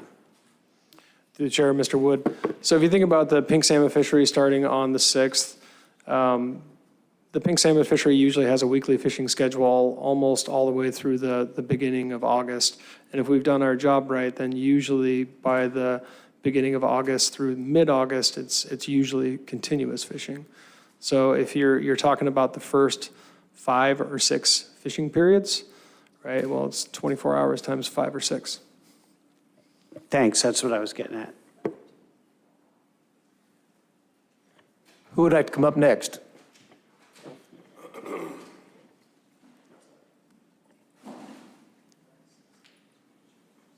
Hi, my name is Christopher Johnson. I just wanted to add a little bit of, there was a gap in the history that was talked about earlier, and so I just wanted to add into that. So, I grew up fishing here.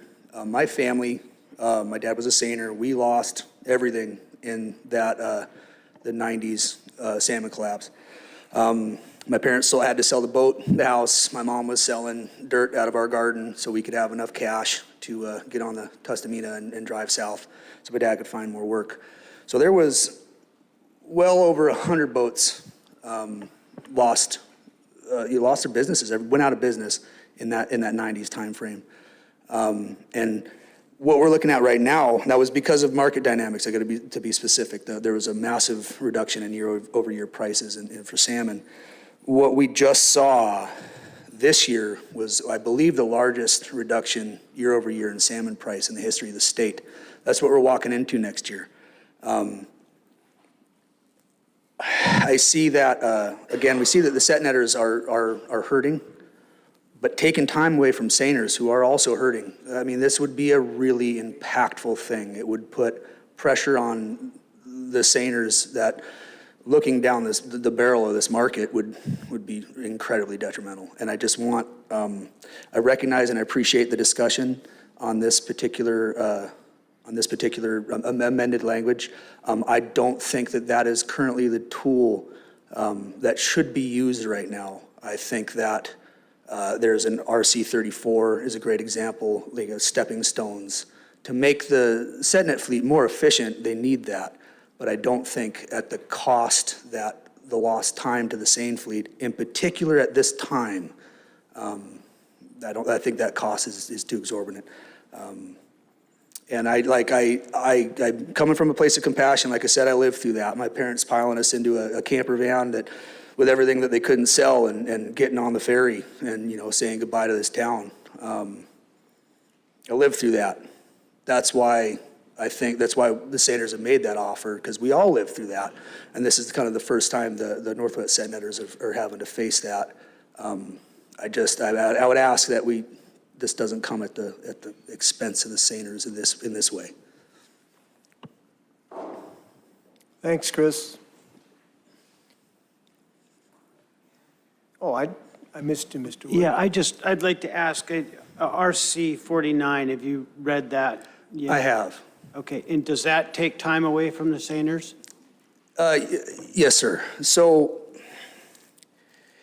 I guess, well, actually, so time, no. A harvest opportunity, yes. There is, I think everybody that salmon fishes or has salmon fish knows that there is a time that when there's no effort or pressure on the fish, say there's a closure, when it opens, that first few hours is substantial. Typically, it can be the largest portion of an opener, especially if it's a short opener.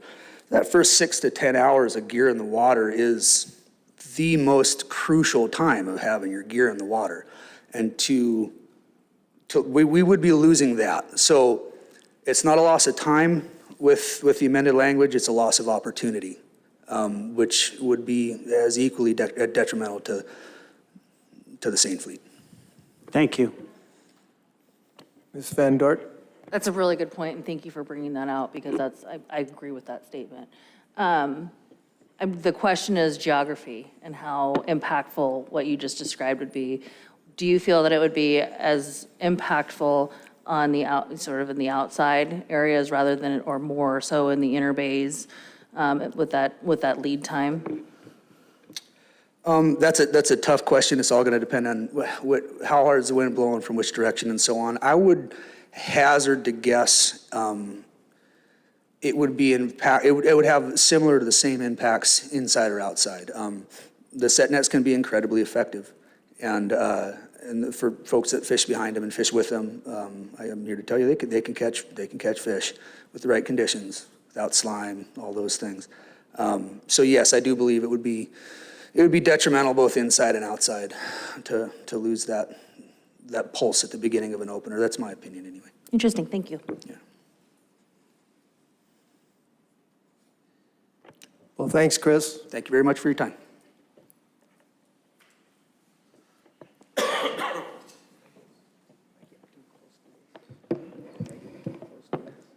For the record, my name is Darren Platt, and I'm here representing the Kodiak Seiners Association. To be clear, the Department of Fish and Game is not the federal government. They cannot just print fish. Any harvest that occurs during an advanced opening is either going to come out of escapement or subsequent harvest later. I think it's a little bit naive to assume that that gear type cannot have impact on the resource in a way that wouldn't lead to further closures later on.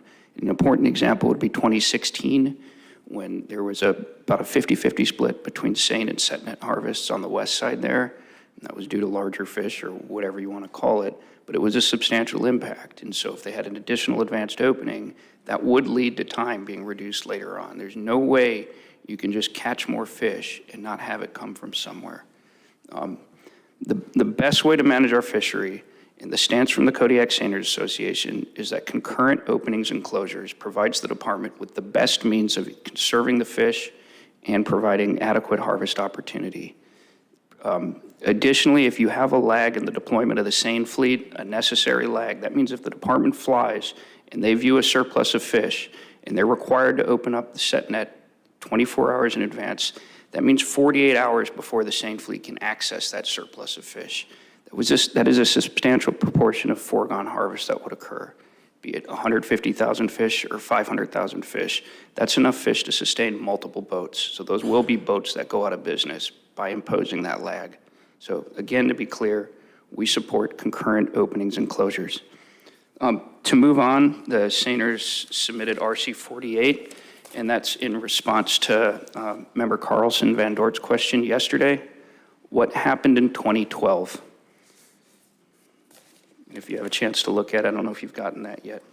But in 2012, we had a sudden and since sustained shift in run dominance from early to late Carlick runs. So 2012 was the first year that we had continuous fishing in outer Carlick area.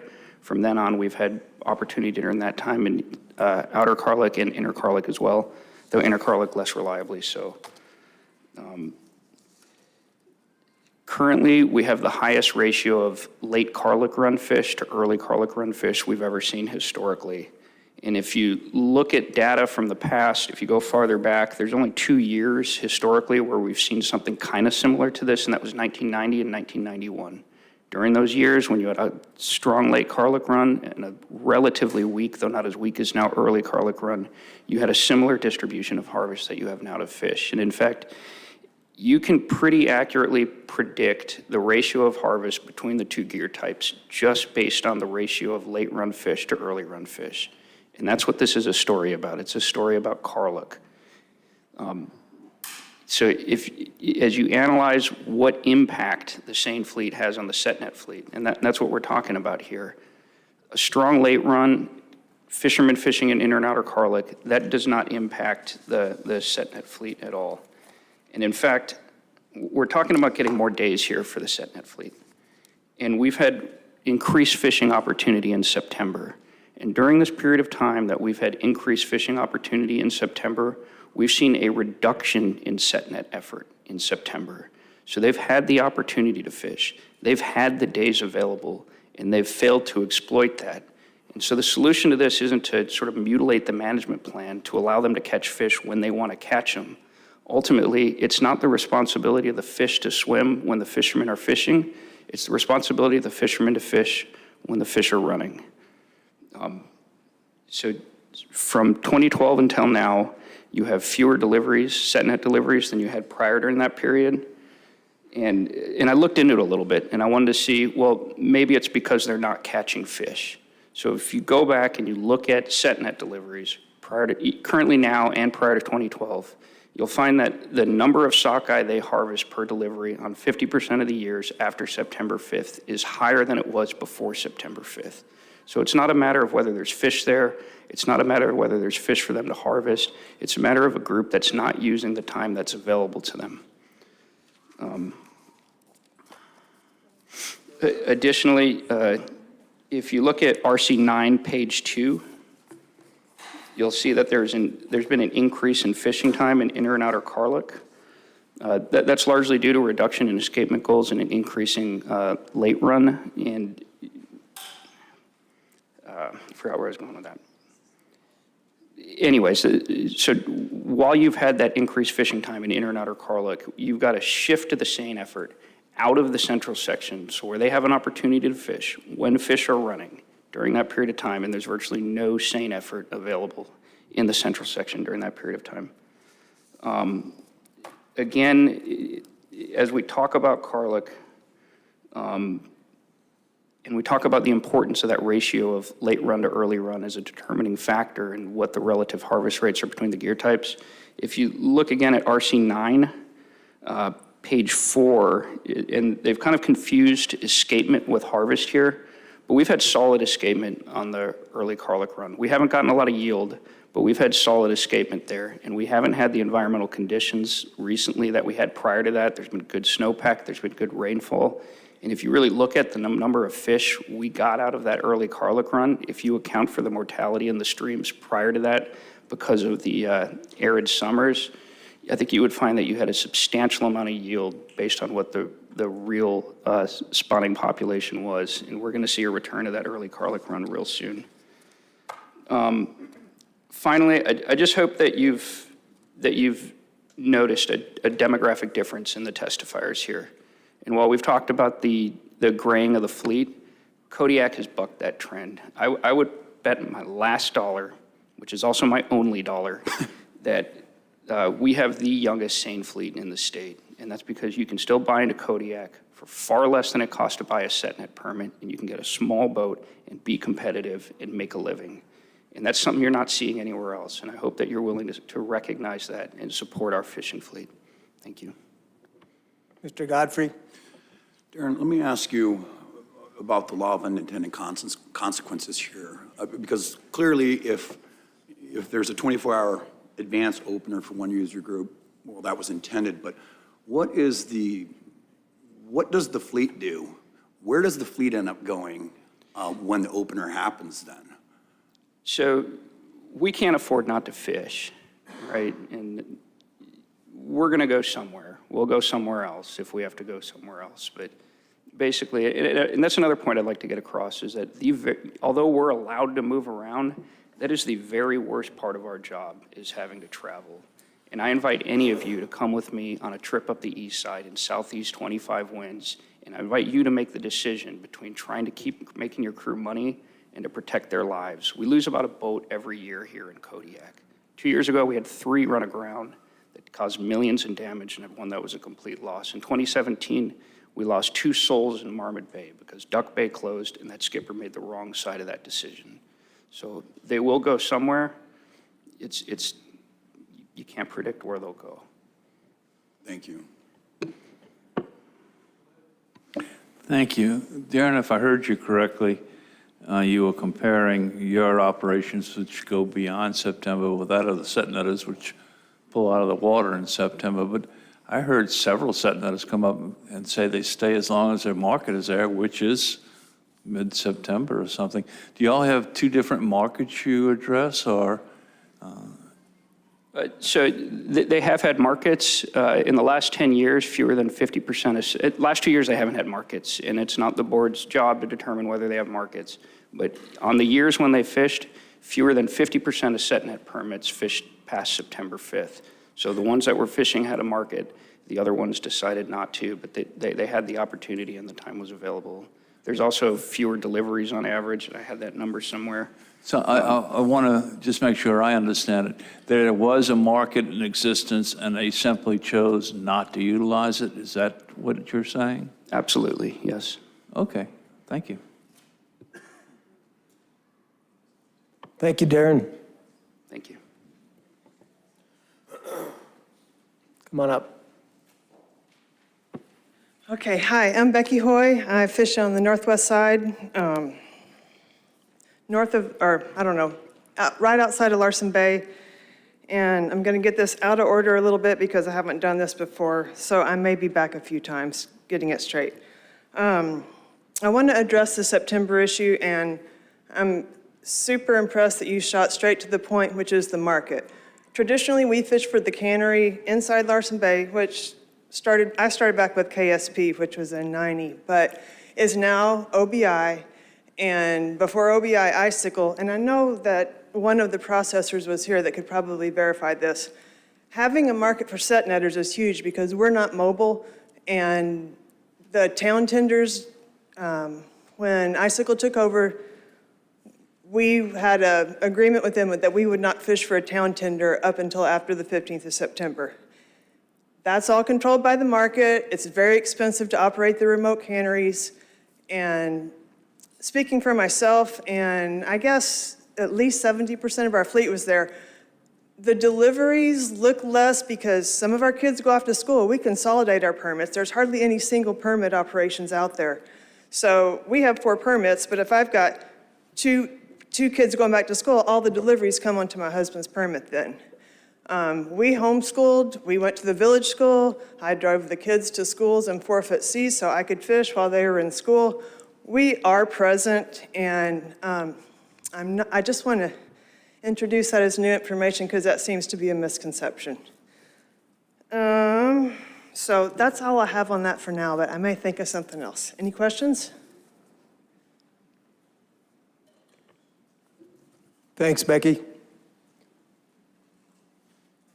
Anyone? Okay, come on up. Hi there, my name is Hannah Heimbuck. I just want to give some context for an RC I submitted. It's number 47. It seems 62 could displace sane effort to ALATAC, but that hasn't been a significant part of the discussion yet. The RC describes concern we've confirmed now from 37 permit holders in ALATAC. It was 28 at the time we submitted, now it's 37. For our camp, and I didn't mention this in my testimony or written comment, but 2 years ago, we made a significant investment to enter the fishery. We're some of the newest entrants on the island. And we were raised in fishing. We knew we were in for some hard years. We know the ups and downs from our childhood, but we're doing everything we can to bridge the gaps and just do the work like everyone here has. But Kodiak is almost entirely a mixed stock fishery supporting many types of family operations, and it just feels it would be irresponsible of me, considering the debt we've taken on, to not point out that this conversation in the north could affect us and our neighbors. So regarding the RC, We just wanted to say that there is concern from other areas about potential displacement. It's a debate that's happening largely without us, and we would just like that to be part of your discussion, to recognize that we could be impacted depending on how you go about it, and just consider that as you finesse and deliberate on proposals. That's the intent of the RC, not a distinct position, but a notice of concern. Thanks. Mr. Wood? Thank you. Hannah, you fished Alatak? You do fish in Yes. Alatak? Do you have any history with the 24-hour openers prior, back in the day? Like a that staggered we heard- opener? Yeah, the set net opener that we heard about? I don't. I've only been in Alatek for 4 seasons, 2 as a deckhand, 2 as an owner, and I don't remember doing that in the other fisheries I've been in. Did you ever hear anything from old timers about how that worked? Yes, some. I think that as they added layers of staggering, it became more and more complex and controversial, is how I understand it. That is what I've heard. Thank you. Thanks. Mr. Godfrey? Hannah? Hannah? Thank you for coming back. Did your South Side set netters contemplate opposing this, or you just want it on the record as a point of concern? Did you have a discussion whether you guys should oppose this? We've had basically a group discussion in the last 24 hours. I think leading up to the meeting, the inclination was to stay out of allocative discussions that felt to be happening in another district. But as the meeting progressed, we realized the likelihood of displacement actually did have an impact on us, or certainly could, and just wanted that to be part of the discussion. But there wasn't really time to take a formal position, and I didn't want to put them on the spot to do that. Thank you. Thank you, Hannah.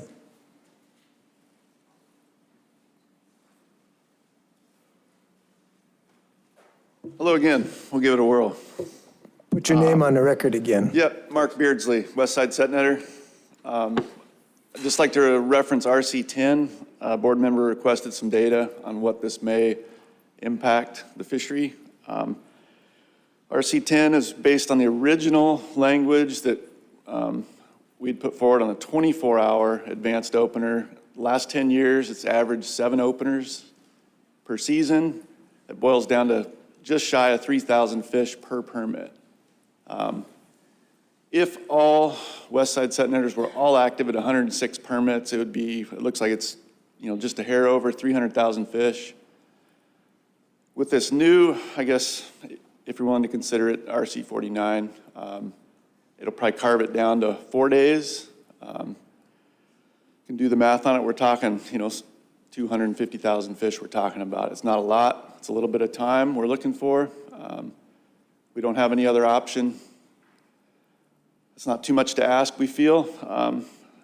And additionally, I was at the AC meeting, and just for clarity, our one West Side set netter that's on that 15-member advisory committee was the one that introduced the 24-hour advanced opener and eliminated the 48-hour mandatory closure. So we were willing to compromise at the AC process, and I believe he was the one that voted in favor of it, not against it. So just for clarity, so. Mr. Wood?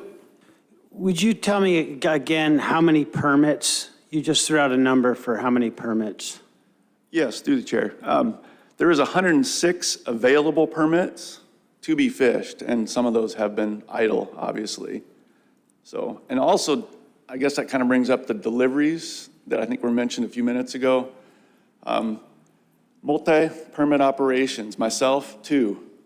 We will make our 2 permit deliveries on 1 card each day. We rotate our cards every other day. Some operations might have 5 permits. You'll get 1 delivery per day on those 5 permits. Because you're picking as a group, you finish up your day, you make your delivery instead of doing 5 different tickets for the day. Family operation, it's keeping it simple. So just for clarity in case folks didn't know. Anything else? Mr. Wood? Thank you. Mark, you were here when testimony just a few minutes ago from the Seiner Association to the effect they want concurrent treatment. What is your thought on that?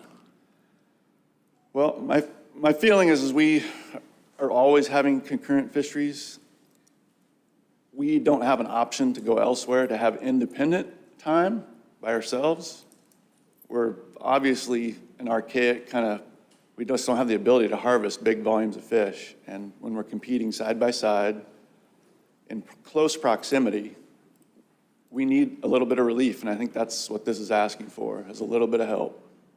So if I'm reading between the lines, you believe your harvest when standing there alone would be appreciably bigger than it would be under a concurrent scenario? Definitely.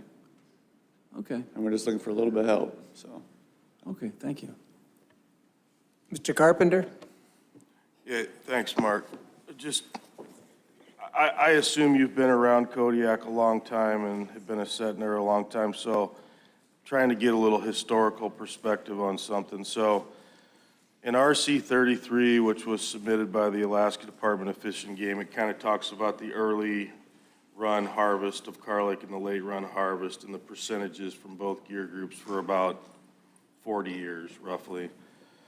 And I guess I'm curious to know, so from about we'll use 1989 or 90, till about 4 or 5 years ago, the Setnet fleet, it looks from these numbers, they had a significantly higher proportion of the sockeye harvest in the early run, and for quite a bit of time in the late run too. I'm just curious, this proposal is before us now, or this subject matter, has this ever come up in the past? Like when the seine fleet had a much lower percentage, do these proposals keep flip-flopping back and forth, or is this kind of an anomaly? I don't think there's been a problem in the past because we've both been doing fine. Things have changed, and it's not the same in the last decade. I've been in it 43 years, since 1980, out there every summer. So I don't know if I have answered your question, but I think things are different. Things have changed in the past decade. So we may have been having a substantial percentage difference early run. I could kind of understand it. There's not a lot of effort by the seine fleet in my mind. I don't see them around me. It comes in July. And then we've got competing gear types, gear conflict issues. So there's different dynamics. It's a complex fishery, that's for sure. So. Mr. Mike Wood. Mark, prior to coming and during or while being here, talked to a lot of people about this, and I'm trying to clarify in the AC, it sounds like everybody agreed that the set netters were hurting. Yeah. In the time that I've been here talking with people prior to getting here and here, it sounded like you're hurting and there's like 4 buckets. There was 4 reasons why set netters were hurting. Right now, and those were changes in management, changes in climate, seiners, and a decrease in set net activity. Those are the 4 things. And it sounds like the time issue here in this proposal is only addressing one of those. Like, is that the cure to set netters not hurting at this time of low abundance? What other options do we have, I guess, besides Well, time? I got the bucket list here of 4 different reasons. Could you tell me like how much that factors into what will help the set netters sustain this time of low abundance? Like in the AC, everybody agreed you're hurting. Is this the silver bullet, the time, or will you just address that for me? Yeah, I think it's our only option and probably the best option. It's going to create separation in a very competitive area. And I know it's difficult. In the central section, it's 100% allocated area. We get that. All those fish, they're taken. And we can't go anywhere else, and I understand it takes away from the other gear group. I don't know how else to figure it out. other than time and some separation, so. And that we were, willing to carve out over 75% of the original proposal. It was based on this RC10 data we gave you. We felt like it'd get us maybe halfway or a little bit more from where we were. We've carved out even more than that 75% down to maybe 4 days. And that 4 days is still probably not going to be enough to help us, but we'll take it if we can get it, because I think any little bit helps at this point.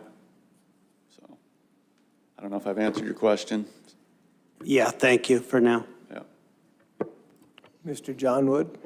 Thank you, and I want you to correct me if I'm wrong, because my viewpoint, looking at this thing, is that when you base your argument such as you are on percentage differences, your insistence upon being out there alone makes sense. You're catching more fish, and they're not adding to their count.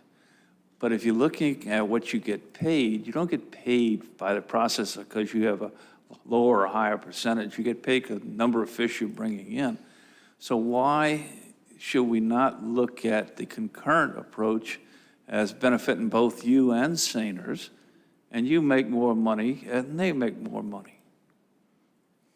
You're correct, so. Okay, thank you. Oh, Mr. Mike Wood? Okay, I guess I just, I can't not follow up on the idea that there, in this bucket list of 4 things, you're saying that the only thing that really matters now is time. I feel like that's where we're left with is time. We can't keep up with the advancements of the other gear group. We just can't harvest and be competitive with it, so. All right. Mr. Godfrey? At any point when this proposal was being developed amongst your stakeholder group, did you guys contemplate, I mean, this is a pretty big bite of the apple, right? So you knew that you'd have opposition. Did you guys contemplate maybe taking a smaller bite, maybe like do it as a pilot project, maybe just 2 of these 24-hour openers and actually have data or something like that? Did that ever come up, that discussion come up? Yeah, it did. We looked at our data and looked at what one 24-hour period would possibly produce. On the front end, it would be larger. It obviously would dissipate as time went on. And like we said, that might get us close to 50+% of what we felt like we'd lost. So we felt like it was a conservative ask. Sure, it was painful, and maybe it was unreasonable at the time. We realized that. Our one West Side set netter on the AC made the suggestion at the AC meeting to eliminate everything but just a 24-hour period. So we realized it after the fact. Maybe it was unreasonable, so. Thank you. Yeah.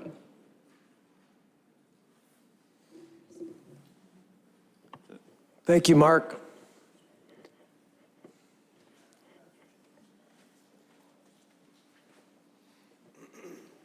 Hello, I'm Toby Sullivan. I spoke yesterday. I've been set netting, as I mentioned yesterday, since 1983 in Uganic, and I wanted to talk a little bit about this late season where there has been some discussion about whether the set netters are not fishing late. When I started fishing in 1983, there was no late season. We fished some reds in June, 2 or 3 days the run was being rebuilt, and then there was a pink season, and pinks in those days were worth a lot more money, and we targeted pinks. And pink season ended in Kodiak around the 18th of August. And then that was it. We packed up and went home. And in 1985, I believe, had done it 2 or 3 years, they opened up the west side for late red fishing for the first time in, well, Wallace and other people could tell you since when. But it was years and years and years, certainly not in my experience. They had rebuilt the late red run at Kodiak. After years of no fishing, they rebuilt it. And that run started to come back. And in 1985 or 1984 or 1986, I can't remember, it was the first year they decided there was enough surplus fish to allow a commercial fishery after August 18th. So I was back in town. My stuff in Uganic was put away. My skiffs were high and dry. All my gear was put away. We went, hey, there's an opening. We unpacked everything. I got my crew member. We turned in his plane ticket. We skiffed back out. We tore everything apart at the set net site. We put all the anchors back, like 30 anchors. We took them out of the yard, put them all back, and we went fishing.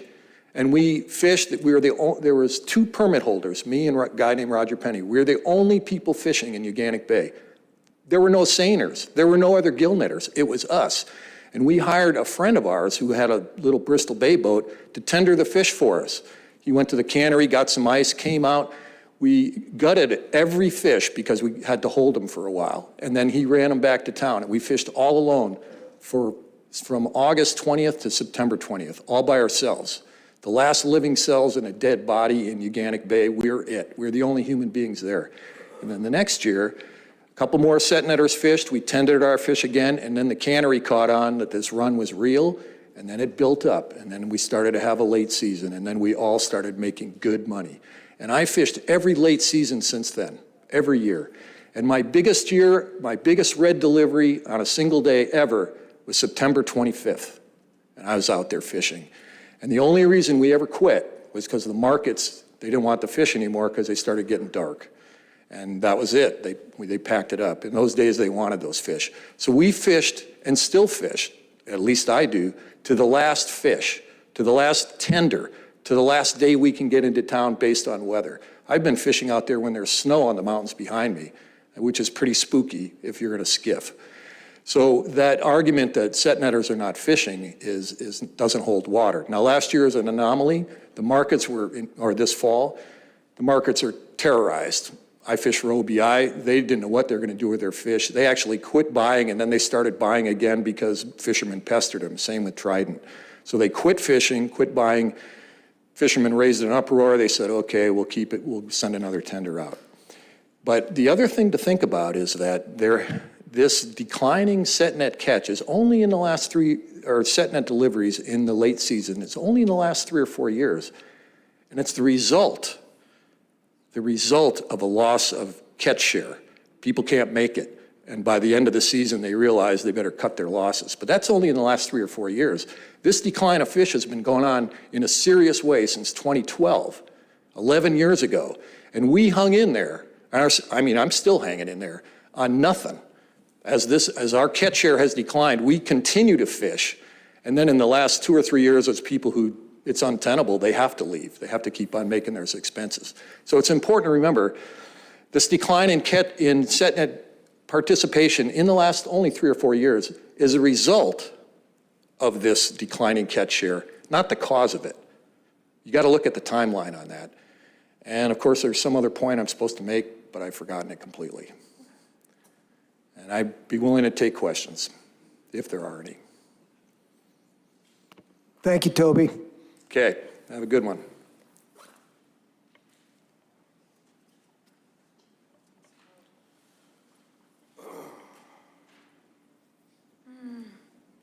What he said. My name is Sue Jeffrey. We actually fish in the same bay as neighbors. And as Toby said, we have been fishing to the late season, as late as we can fish. We did leave a little early last year because there was a huge storm coming up. And when we talk about skiffing back from our fish site to where we live in Kodiak, it's 8 hours, mostly open water on the Shelikoff, and then go through this nasty, it can be Cooper. Anyway, it's a long trip, and so you have to pick your weather. Sometimes it's fine for leaving on the west side, and then you get over in the east side, you can't make it around the Cape, and so it's pretty challenging. We were talking a little bit about the history. Let's see, we've fished since 1987, so this will be our 38th season coming up.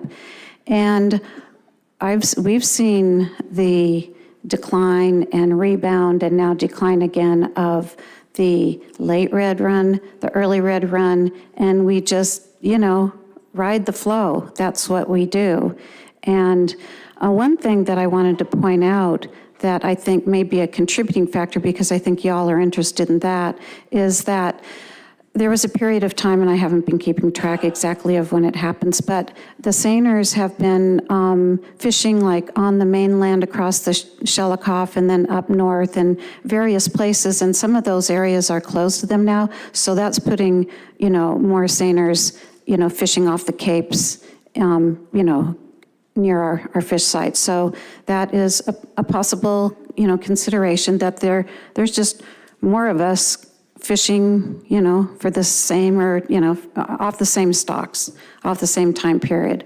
So that could be I thought of that this morning. It's a contributing factor. We're all kind of looking back to try to help you understand the dynamics. The other thing that I've been noticing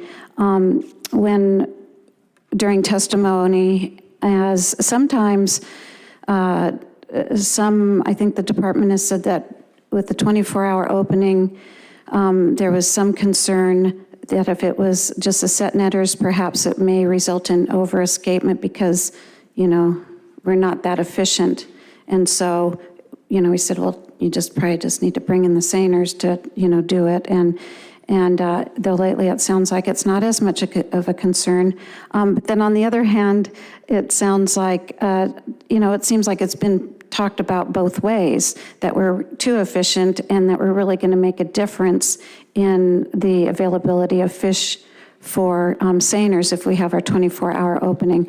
I'd say the truth is somewhere in between, and it depends on the time of year and all of that. We're not super efficient, but we're not nothing either. And so as far as the 24-hour, for me, it just seems like it's a good place to start. It gives us, as you know, some time to fish. And when we say we get 24 hours, it's from like noon, but then it takes us a while to get our nets in the water to actually fish. So it's really probably, and then if we have to close. Anyway, so the first 3 hours or 4 hours, we're not really catching fish because we're still deploying nets in the water. It takes some time. And so let's see, where was I going with that thought? I think it's a good tool because to me, I keep thinking it's just kind of a clean way. It's the set net, you get an idea of what the harvest is like. And as far as taking away from the seiners, the way I think it's 49, RC 49, we were going to be, say, 57 hours. Well, the seiners would still get 57 hours. We would just get a bite of it off the beginning to, see if we can make a little bit of headway. That's why we're here. We are asking for some consideration. You guys are the allocative body, and the allocation criteria considers, I don't need to tell you, but maybe you want to hear if I know. It has to do with the history of the fishery and the importance of the fishery to the economy of the region and the state of Alaska. I think I'll just end right there. And if I think of something more later, I'll double dip. Thank you. Stan, Mr. Dre. Yeah, this is a question for you. What would be like an amount of time that would be like, speaking to the amount of setup time you have, deploying nets and stuff like that, what would be like the point, like the smallest amount of hours that would be anything, less than that would be ridiculous to even think of putting out your net. You know what I mean? You mean, what would be the point of even opening us up? Yeah. Yeah. Well, usually, the tides are in cycles, and so sometimes it works better, if it's, 2 hours before high tide or after high tide, depending on the, place on the planet. So 24 hours is a pretty good measurement of being able to catch the tide cycles. In other words, anything less than that's kind of like, on average would be ridiculous. Well, I hate to speak for everybody else, but it seems like it. it seems like, what would be the point? I mean, Yeah. we're not super effective. Yeah, that's the question. But And yeah, I'm looking I for get your it. opinion I don't know. and- I'd be interested to hear what others' thoughts are on that, but that's what I would think. It's a lot of work getting those nets out. I'm impressed with what Toby just described, but yep, when you're hungry. And we definitely have seen the, great returns, on the reds. When we first started, I'll just finish with this, I forgot to mention this. We had a 33-hour opening on the 9th and then on the 14th, and then we didn't fish at all until the 6th of July. And so we had lots of time to, mend nets and all that. And then we were fishing, more often on the early red run, but that seems to have gone. So we're back to the old-fashioned not fishing much. And then on the other end of it, in the red run in the fall, up until recently, had kind of slowed down too. So we're in for the long haul, and we just keep doing it because that's what we do. And when we can't make money, we, just like the seiners have said, they, find other ways. They diversify. In fact, right now, a lot of them are getting ready to go crab fishing, and the set netters have day jobs. So thanks again for your service. I know don't get enough thanks for how much effort you have to put in. Thank you. Thank you, Susan. I'd like to remind everybody, if you have something to say that's new, let's stick to the new, and let's not just keep going over and over some of the same stuff. So, because we'd like to move things along, and so there we are. Next. Good afternoon, Adelia Myrick. I think this is new. I just have been given regarding the RC 49 that for the 10-year average, the number of openings we would have is 4.5. So that would be 4.5, say 5 extra days. That's all I wanted to say.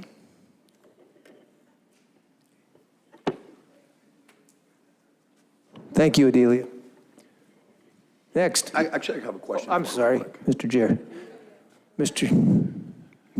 You may not have this, Adelia, but if you do, I'd be curious. What on the outliers, what was the high number and what's the low number? I do have that.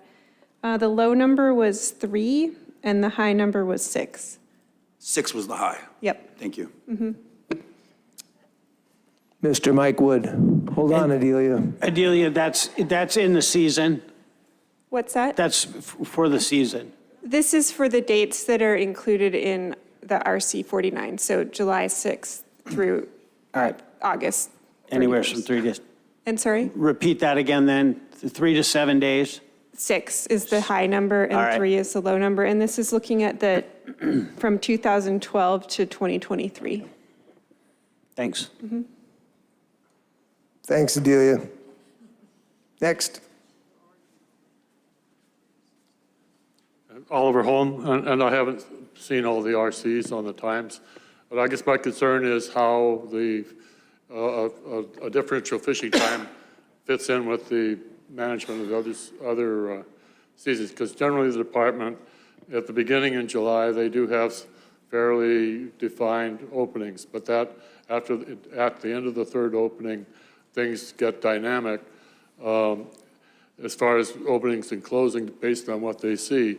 And a 24-hour delay in the Northwest Kodiak District can affect the openings all over the island. The only area that's usually independent would be right around the hatchery. So would it be delayed? It would seem like it would have to delay the east side and the mainland opening also.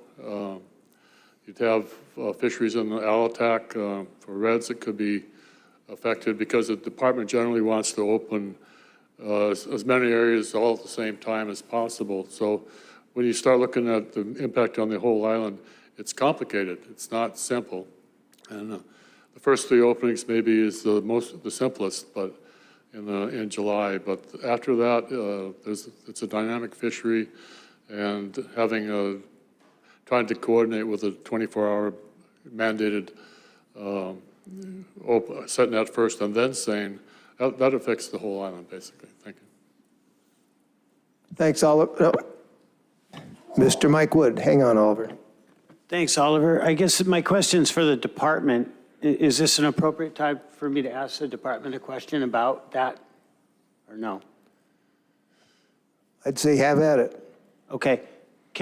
So it sounds like what Oliver's asking is if you have to open up a 24-hour opener for the central area, do you have to do that for other areas around the island? Is that what you were asking? Well, normally they would want to open the east side with the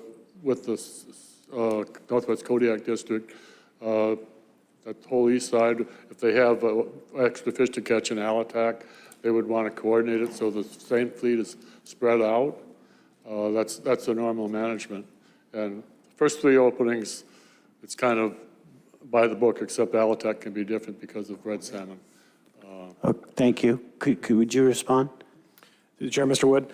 Yeah, Oliver's correct. We try to coordinate as many fisheries as we possibly can, and this would make it tricky. This would make it difficult, and I would say we would likely try to, as much as we possibly could, coordinate the set gillnet only opening before the rest of the areas, but I don't know if we'd be able to do that all the time. Given the dynamic nature of a pink salmon fishery and the short notice of either flying an aerial survey or getting some kind of hint of catch per unit effort in some place, you know, sometimes you've only got 24 hours to make a decision. And so, like, while we would probably try to coordinate the set gillnet only opening prior to the seine openings, let me just repeat that. I don't know if we could do it all the time. Okay, thank you. So, and I guess I'm just going to ask this other question I've had on my mind. I mean, during a time of low abundance, asking for 24 hours ahead of other openers, you're saying you... Oh. May I be of Apologies, assistance, Oscar Mr. Lander. Chairman? You're getting into two areas where we really shouldn't be going. The questions to staff really are not something that's allowed by the public. And then secondly, we're getting close to deliberations rather than gathering information. So with that caveat, turn the chair back to you. Thank you. We're going to take a break, 3 o'clock here or now, and I'm at, what, 15 minutes? 15-minute break, and you other 4 people who are talking, want to talk, you can talk after the break, but then we're going to cut it off on this issue, on this one, okay? Thank you.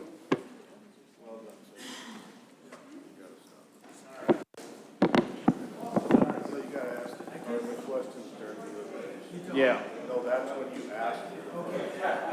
No, it's... See, I didn't know. It's fine. I've done it before. You just gotta write the question out.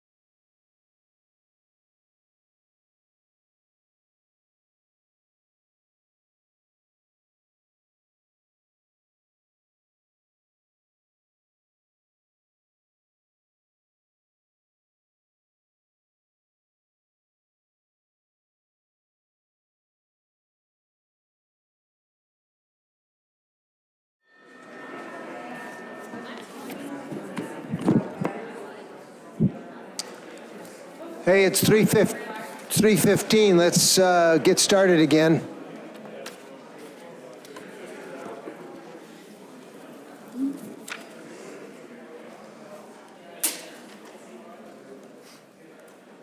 Wait a second, I've already got this.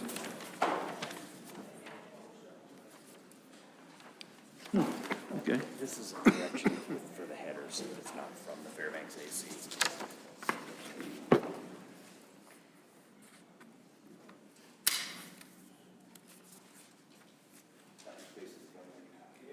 You ready, Tom? Oh, yeah. Come on up.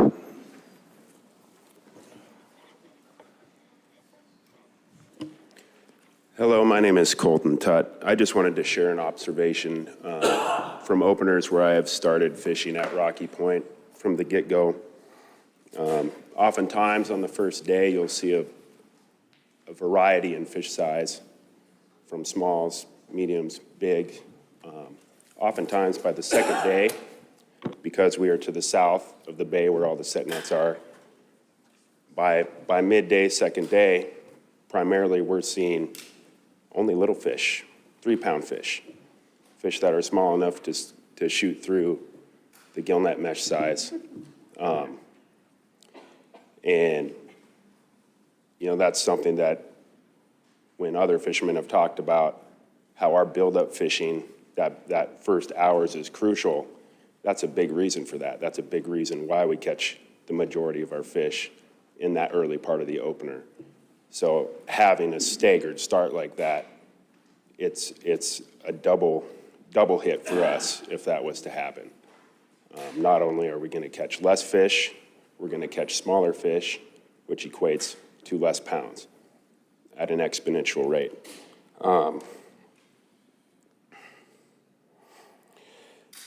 And what that will in turn do is push us to drive to other areas that already have fishermen that typically make those, you know, that's their home zones. And we're going to be ending up putting bigger burden on those stocks and a bigger burden on the fishermen as a whole, because we'll be dividing those fish up at a greater rate. So that's just my observations and what I've seen in the fisheries. Thank you, Colton. Thank you. Next, over there.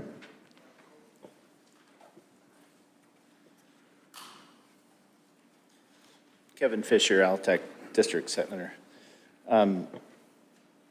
We're talking about Proposal 62, and one of the things that we keep talking about, and I heard Mr. Wood talking about the bucket list to make this better.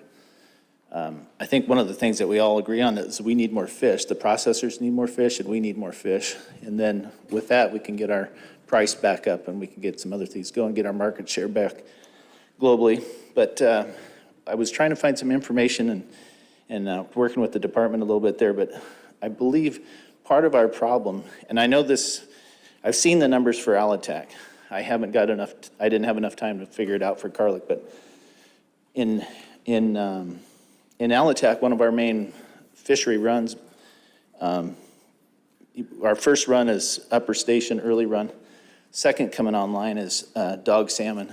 And one of the things we've seen in the Alitac district is that every time we bring our goals down and our escapement levels down, our harvestable surplus decreases. So I'd like to get to the point and work with the rest of the fishermen on this, and hopefully maybe by the next board cycle, or we can work with the department to figure out the best way to do it. But if we can get more fish into these systems, we're going to get more fish to catch. With that, we can get our market share back and our price up, and we have opportunity to do our niche marketing or direct marketing or whatever we need to do to get that price up. But to do any of those other things, we got to have fish. And I really believe that I was pointed to RC3, supposed to be in here about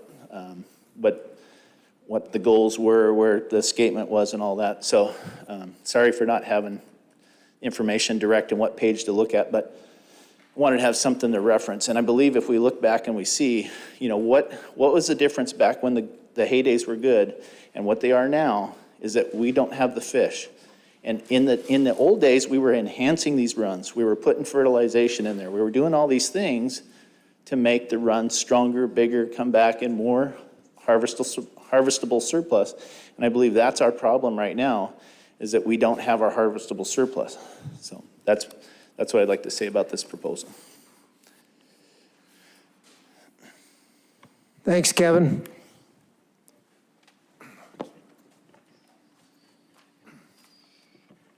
Mr. Chair, Ron Kavanaugh, member of the Kodiak AC that had signed that letter that was put into you to rescind my vote. That was not done easily. In no way do I want that a reflection on the AC or the work that we did. But what that is in response to is new information that was brought to me, first and foremost in the form of our processor telling us that they were putting our plant up for sale and bringing into question whether we should be messing with any type of management plans that puts into question delivery of fish for the next year. The second thing that changed my mind was the displacement that you've heard that's going to happen with that 24 hours of moving fishers into different areas and impacting. You're not going to stop the seine fleet from fishing for 24 hours. You're simply going to move them to an area that's open. And if anybody has any questions about that before I move into some new information. New information. Hold it. There's a question. I did ask Mr. someone Godfrey. earlier, and you may have been in the room, Ron, where he thought the seine fleet would migrate to if this passed. Do you have any idea? I mean, he said it's really hard to tell. But It's super hard to tell because if Alatak's open, they're going to go to Alatak. If the east side's open, they'll go to the east side. If the mainland's open, I mean, it just depends what time during the season that these 24-hour head starts occur. They'll go to north of Fognac. It just really depends what time of the season they are. Thank you. Anyone else? Thank you, Ron. Well, and now the new information that I do have. Oh, I'm sorry. Go ahead. Has been provided in RC9. There's been a lot of talk about the increased efficiency of the seine fleets. The increased efficiency that's demonstrated in RC9 is it's not an increased efficiency. It's a direct result of market-driven quality controls. Vessels were encouraged that if they wanted their market to install RSW on your boat. These vessels used to be 42-foot, 38-foot Leclercs. If you look at these numbers, in the the early 2000s, they're 42-footers. Then all of a sudden, they're 46, 48, 50-footers. They didn't buy new boats. They put RSW on the boat, and they lengthened the boat so it didn't sink. It added no more capacity. Some of these vessels actually lost 10, 20% capacity because you go from a dry seine vessel to a vessel that's flooded with water the entire time. They were not designed to do that when they were built. If you look at the age of these vessels, they're not new vessels. They're the same vessels that have been upgraded in order to improve quality. And if you look at the time frame when this spike happened, the set net fishery was doing quite well. So it's not that we got super efficient during this time. One more bit of new information. There is a processor to the west that is not going to be open during the A season for whitefish, and they hope to be open for salmon. So there's lots of other problems besides this in-house food fight right now. Thank you, Ron.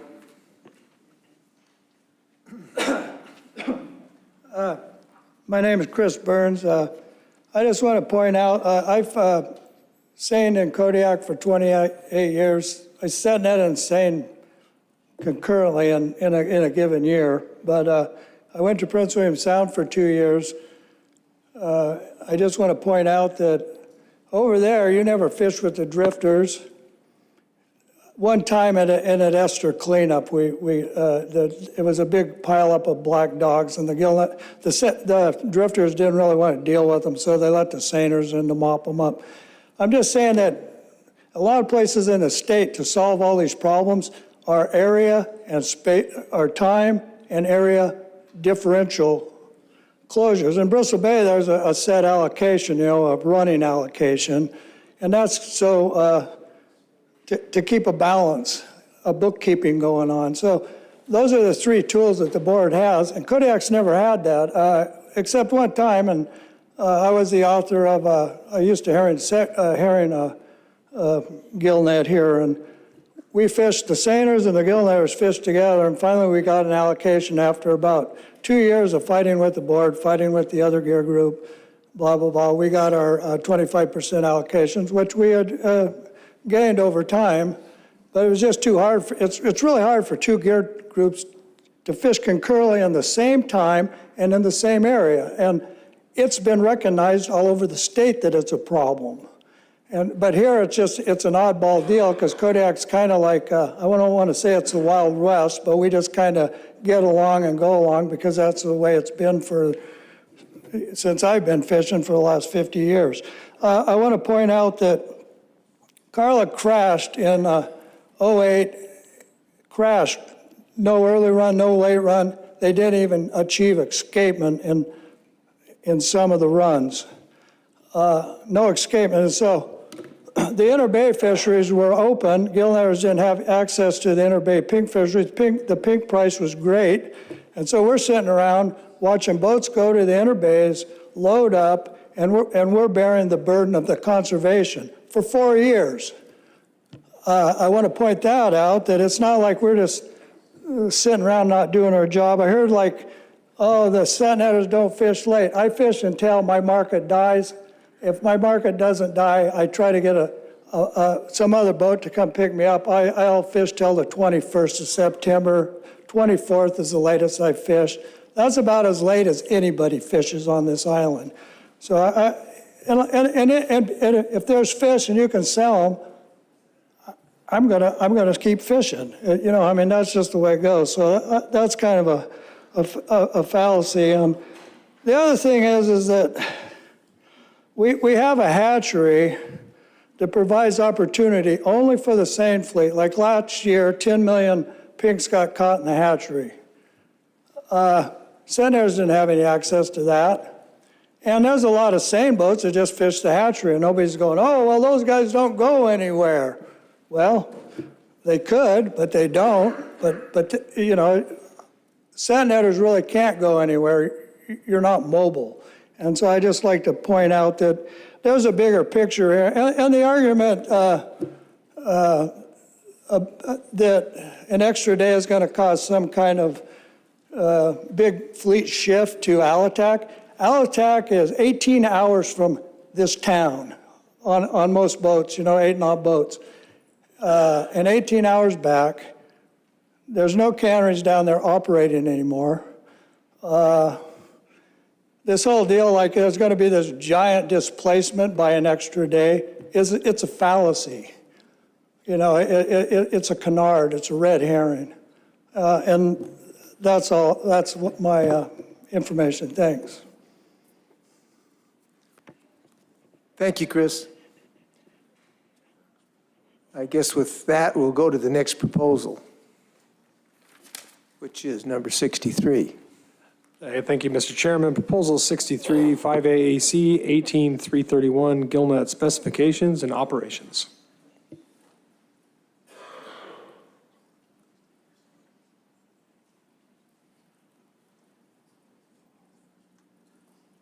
Is the author of that in the audience? Who would like to testify? Come on up. Hi, for the record, Toby Sullivan again. The author of this proposal is Lacey Burns, and she's really stressed out by this meeting and had to bail out. She's had heart problems, and she asked me to speak for her. The point that she made yesterday, she ran out of time, and I think that's probably all she wants me to say, is she talked about her proposal for permit stacking, that's the issue at hand. And she wanted to say that she was willing to talk about a 3-year sunset clause as a kind of an amendment or something like that to be considered with it. So really, that's the new information that she didn't get to say yesterday, and I'm saying it for her. Okay, thank you, Toby. Okay, have a good one. You too. Next, come on up.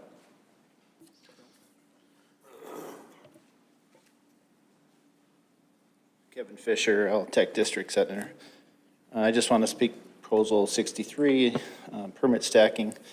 I wanted to talk about how well it worked last time. There was some information that I didn't get to put into my statement or my testimony. One of the things that I've been proud to do with our operation and having 6 permits is we've got to hire some help. So over the years, I've introduced over 40 people into this industry, and 10 of them have permits now and intend to keep fishing. So I would argue that permit stacking would help and increase the participants, because the only real way to get into this fishery is through crew member participation. And if you don't have enough to even survive yourself, you can't hire crew.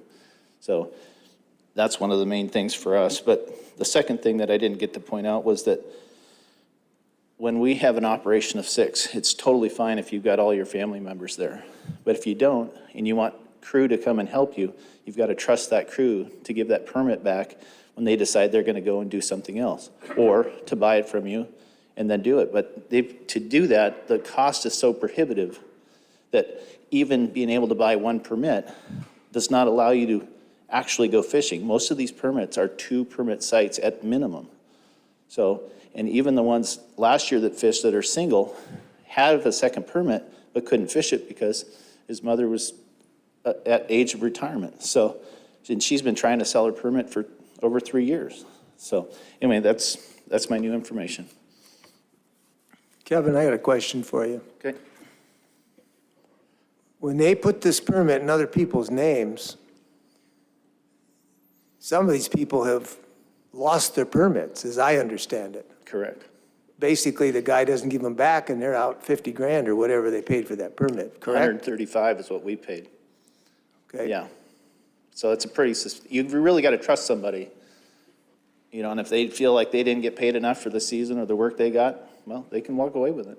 So I understand the whole idea of like, well, that's why we're trying to make it 1 permit, 1 person. But the problem is that if you want to have this fishery in these times of low abundance, this is one of the tools that worked in the past, and I think it can work again, as long as you don't let it get out of hand. And putting a sunset clause on it, like Toby was saying, and I said yesterday, is a really good way to do it, because even when we did the sunset clause last time, it took us 3 years to get all the latent permits that weren't being fished absorbed back into the fishery and used.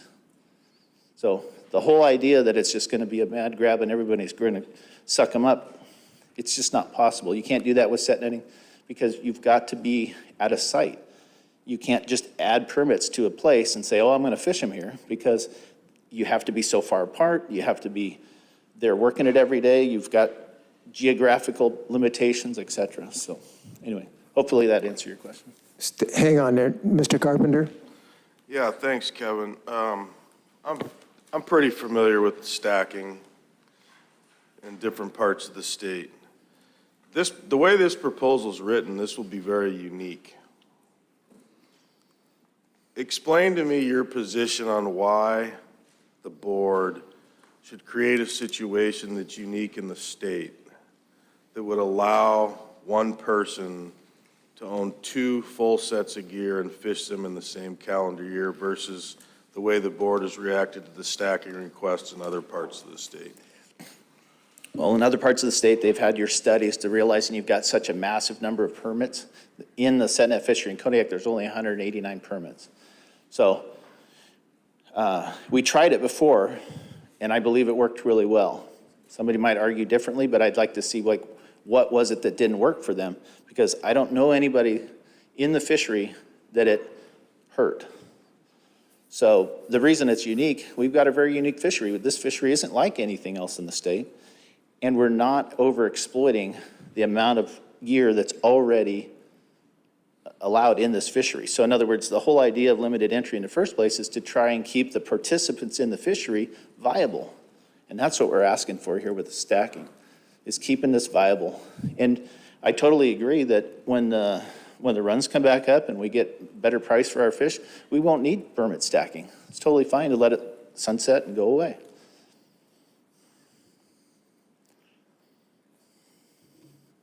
Thank you, Kevin.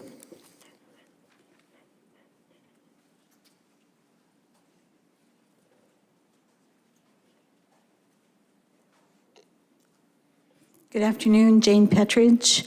I am a member of a large family on the west side of Kodiak Island. I started this 45 years ago. I started fishing. Now I have, up until recently, 3 adult children, 2 daughter-in-laws, and a granddaughter holding permits. And I've submitted testimony. One thing that I didn't address was the use of emergency transfers, and why can't we just go that route?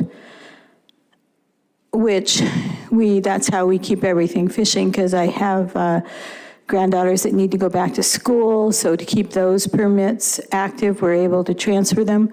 The problem with the emergency transfer that has come up, it came up with some of those disaster relief programs where you submit your claim on that you're due for your permit, but when it was transferred to emergency transfer to a crew member, then we don't get that money from the permit that was paid out in those disaster programs. So it's really risky when you have to do even an emergency transfer, and it's like you don't own the permit anymore because that payout then goes to a crew member. So that is pretty critical.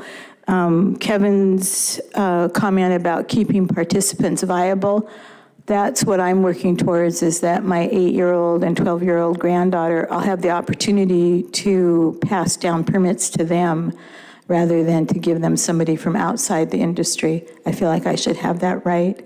Thank you. Thank you, Jane. Hello, Teresa Peterson. I just wanted to read a couple sentences from our Alaska state constitution in regards to kind of the intent of limited entry, and it states, and I quote, "A limited entry system should impinge as little as possible on the ocean fishery clauses consistent with the constitutional purposes of limited entry."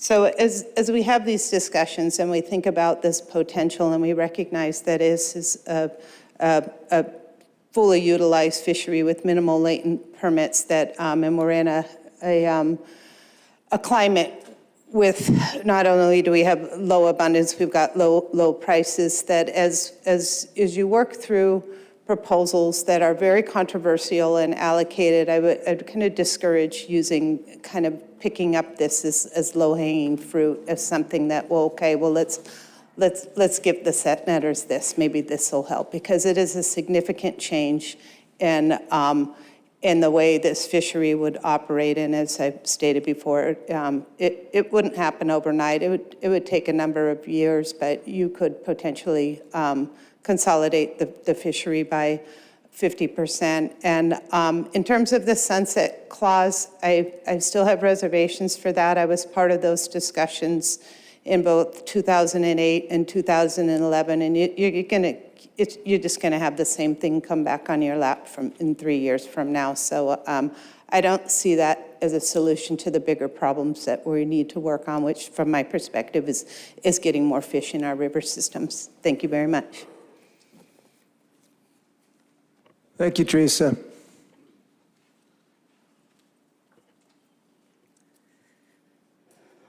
Good afternoon, Natasha Hayden, speaking on behalf of myself. Thank you for giving me an opportunity to speak to this. I'm going to hang on here so I don't fall over, because all the blood is drained away from my head right now. I'm going to take a look around, and I wanted to get in here. We're kind of in that moment in the day where we're after past the post-lunch sort of comatose and before we get into the real fight of this proposal, to try to take advantage of this opportunity for you to hear what I'm going to say on this proposal. So I think, and I believe that Alpayaks had to leave yesterday. They live on the west side of the island. I would really like for you to revisit Mr. Alpayak, Senior and Junior's testimony on this proposal. In particular, they spoke to, Mr. Alpayak Senior spoke to when he was a kid that they could fish all over the place near their home village until one day a set net shows up and then another set net shows up. And they worked around them because that's what you do. And wanting to be able to make sure that the people who were out there trying to make it work are able to do that. I read through all of the comments that had been submitted in written form on this proposal. Many of them spoke to having had a history of 25 years, 30 years, 40 years, 50 years in the set net fishery. And so I want to go back to what things were like 40 years ago or 50 years ago, when new entrants into that fishery, as that fishery was developing, went to the areas where they established their sites. There was already people there. There were people there that were fishing, that had been dependent on that fishery for thousands of years continuously. So I know this is scarier to me than it was the other day, because when you speak to specific proposals that members of industry have developed and worked with the agency and worked with the Department of Law, and they bring to you, and then you have to make a decision on that, and then you have our neighbors are coming in, and everybody is feeling like they're going to lose to the point where they're not viable anymore. And what I would like to communicate to you is that the indigenous people already have suffered that condition as a result of how we have gotten to where we are today. I've also heard comments and read comments where, we've got a handful of numbers of permits that are held by family members. And that without you guys approving this proposal, that those operations are not going to remain viable. That is something that is important for you to focus on, for sure. Me and my family, I'm the first generation in hundreds of generations to have to buy into commercial fishing. And the idea of having more than one permit for a fishery was so foreign to me. I mean, I didn't even know that that was a thing until I was well into my 30s, where a lot of the people who have commented on in support of stacking permits have already at this point accumulated multiple permits in families. I'm not in support of permit stacking. I am in support of maintaining viable fisheries for future generations. I am in support of, if somebody is not able to fish, then pass it on to the next generation. I cannot believe I'm at an age now where I'm already looking at getting out of, being too old to be getting into a fishery. I mean, my time is waning, and we're not making opportunities for the future of this island. And so I'm hoping that my community members are hearing what I'm saying is coming from the heart as an Indigenous person who have, we've been here for thousands of years. We're not going to go anywhere. This town suffers severely. We've had catastrophic events. We had a volcano over on the mainland that still, we still blow up ash and can't get off this rock for days at a time that, dumped a foot of ash on this island in the 1900s. We had an earthquake, one of the, the biggest earthquake in recorded history in North America ever in 1964. We had an Exxon Valdez oil spill, 1989. We've had collapses of fisheries. There was a shrimp fishery, there was a crab fishery, there's cod fisheries, there's ups and downs, waxing and waning. So the people of this island are going to stay on this island. We're going to be here in future years. And so it's important for us to have an opportunity to provide opportunities, or for us to take advantage of providing opportunities for the future generations. So I just wanted to, thank you for indulging me, not cutting me off, but I just wanted to give you that perspective on permit stacking, that I'm not in support of it. Thank you. Thank you, Natalie. I have just one quick question for you. You're concerned about other people getting into the set net fishery as a result of this people holding multiple ones. Aren't there other set nets for sale? This is where I'm always afraid I'm going to step in it, because that's not my fishery. I don't know. I have friends that have just recently bought into the fishery and have expressed opposition to this permit stacking. Okay, thank you. Yeah, you're welcome. Is that it? We're going to take one more, and then we're going to move on to the next one.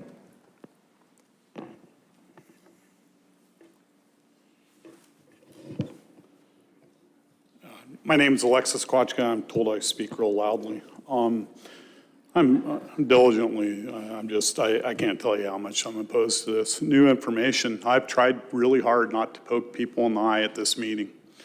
Midnight Cove, Cape Ugat, Little River, Prominent Mound, my bestest friend in the world who died, they're not fishing. Chief Cove, these are all set net sites. They're not fishing for one reason or another. And this is the wrong way to go. This is a precedent-setting change. And everybody in the state will want this if you do this. It's not a little thing. And people seem to think that this is in a vacuum and that the action here stays here. The same people that advocate for this here are now fishing in my fishery in Bristol Bay. They advocate for one person owning 2 permits because the limited entry program is very clear. One person, one fishery. We've made exceptions to that rule. I hear people talking about, oh, hey, give it to us, we'll sunset it. That's like being a little bit pregnant. I'm not a female, but I think if you're pregnant, you're pregnant. I just can't say enough what comes behind this. And I lost my train of thought on that, but it's like, it is a monumental shift in policy. The limited entry permit program is working, it's keeping people working. And the perverse of what goes on in Bristol Bay with dual permits, I heard nobody say, which is, you give me 2 permits here and I'm gonna fish all my gear. I didn't hear anybody say, give me 2 permits, we'll keep both permit people at the site and give me more gear. Because what they're saying is they're not catching enough fish. So why would you give up gear, because your kids wanna go to school? My kid was a heroin addict, decided he didn't wanna pay the IRS. I had 2 Bristol Bay permits and I thought it wasn't prudent to put that permit in his name. So we all face the same decisions that people are talking about here. And I didn't say that for sympathy, that's the reality. Everybody, their dog eats their homework, whatever, they're old, but let's talk about the people that were given permits, let's talk about the graying of the fleet, let's talk about how to keep viable fisheries, and permit stacking does not do that in this particular instance. And like I said, have them do the homework. Thank you. Thank you, Alexa. With that, we'll move on to 64. Mr. Chairman, may I cede for a second? Please restrict your remarks to new information, not advocacy. To move things along. We're going to try and get through this entire group today. It is going on 4 o'clock so that we can deliberate tomorrow. We only have the room through tomorrow. Thank you. Thank you, Mr. Chairman. Proposal 64, 5AAC 18331, gillnet specifications and operations.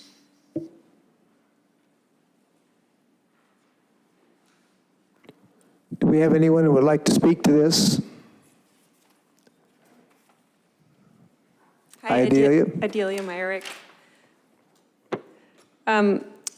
Northwest Senators proposed this, and we would like to state for the record that we are in favor of RC 34, which amends the proposal to add 25 fathoms in addition to the 50 fathom proposal. Mr. Carpenter. Thank you. I guess I have a real interesting question for you then. Yesterday, we all stood in the hallway talking about this, and you all told me that you were not in favor of it. And now today, you're in favor of it. Could you please tell me why you have the change of heart?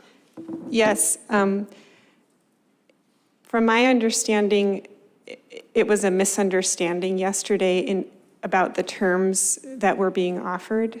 And we were always in favor of this. It was the other part of the agreement that was being discussed, and we didn't understand that they could be taken separately. So it was a misunderstanding on our part in terms of what was being proposed to us to agree to. Okay, just a follow-up question then. So this RC 34 was put in by the Kodiak Seiners Association to give the Senators more aggregate length and a different configuration that you could use for your hook. So, just so I'm clear, you've stated that the Senators Association is in favor of this, but you're also in favor of getting more time per the discussion we had earlier. Am I clear on that? Yes, we're trying what we can to help ourselves. Okay, thanks, I'm clear. Okay. Thanks, Adelia.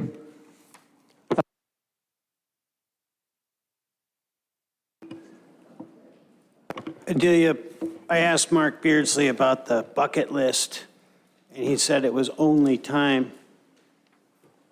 Where do you stand on that, regarding that and this proposal? This is a personal, not speaking for Northwest Senators, but I think that time is the most helpful, but that keeps getting whittled down, and we're concerned that that isn't going to be helpful in this cycle. So this is what we can see as perhaps something that would be helpful to us. Thank you. Thank you, Adelia. Next, anyone else want to speak to this?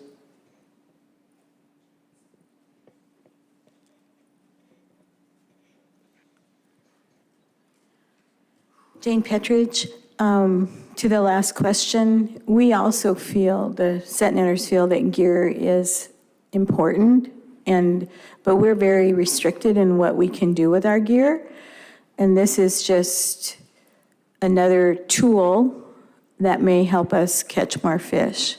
So time isn't the only thing. Gear is another thing that we are hoping will help us to improve our catch. So I'm very much in support of the original proposal with the addition of the 25 fathoms. Thank you. Hang on, Jane. Jared, like to talk to you. Someone who does not, set net off the beach, that seems pretty considerable to me, 25 fathoms. Wouldn't that be pretty impactful on catch rate and efficiency? Yes. Just understand, I come from a position, yes, I've seen and held hooks that way, but, doubling in length, to the layperson, that seems considerable. It adds, so we are allowed 150 fathoms of set gill net per permit. This would change that to 175 fathoms, so it would add 25 fathoms. We are currently restricted to a 25 fathom hook. This would also allow us to configure that hook using 50 fathoms. Many set netters don't care, wouldn't use, they might not move this way because it's going to be really expensive and it's going to take some time to reconfigure your sets and everything, so it's not just something that's going to happen. But a lot of set net fishers believe that the further out they are in the water is what really makes the difference. You know, further off the shore, you're going to catch more fish. So I'm not sure that the combination could be impactful, yes. Thank you. Thank you, Jane. New information now. Anyone else?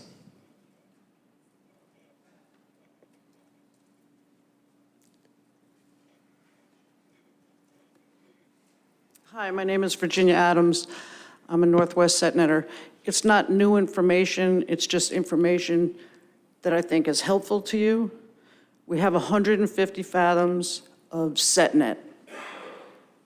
The proposal is to increase our 25 fathom hook to a 50 fathom hook. That would essentially now bring your net in 25 fathoms. This adds 25 fathoms. So in fact, your net would go the same distance, but your hook would be bigger. Also, I'd just like to say that there is a 200 fathom seine as it exists right now with a 50 fathom non-fishing lead, with a proposal presently to make seines 250 fathoms. That's just for your information. Thank you. So let me ask you this quick question. So that 25 fathoms can't be further out? 25 fathoms added to the 150 would make the set net permit value 175 fathoms. The original proposal was to allow us to fish hooks using 50 fathoms. The additional 25 fathoms has come up recently. That's something that everybody is new to. Forever, I've fished 45 years. It's 150 fathoms for a set net on Kodiak. Okay, thank you.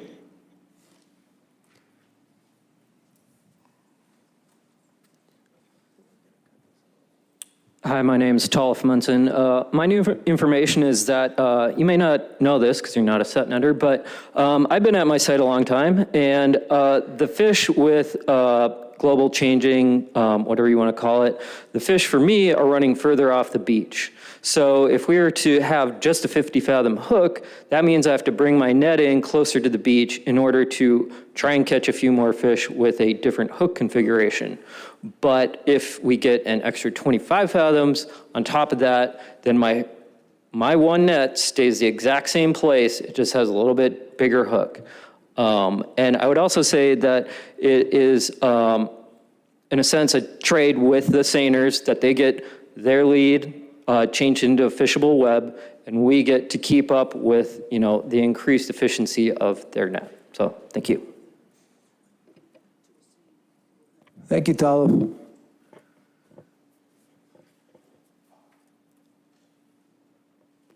Hi, Teresa Peterson, real briefly. Support the RC as written, but I did want to flag that there hasn't been the opportunity to discuss this amongst the South End District set netters. I'm just solely speaking on behalf of myself, and where we're positioned behind quite a few nets coming out the bay, I'd be concerned that it would have negative impacts on our operation, and I think others don't know how it would impact theirs, or have they had the chance talk about it and think about it or meet together as a group. So I'd encourage you to keep this focused on the Central District. Thank you. Thank you, Teresa. Let's move on to the next 65. Thank you, Mr. Chairman. Proposal 65, 5AAC 18332, Seine specifications and operations. Is there anyone who would like to speak to this?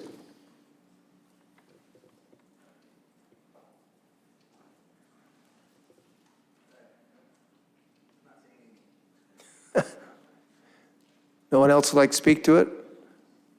Well, let's go to 66. Thank you, Mr. Chairman. Proposal 66, 5AAC 18332, Seine specifications and operations. Who would like to speak to this? Come on up.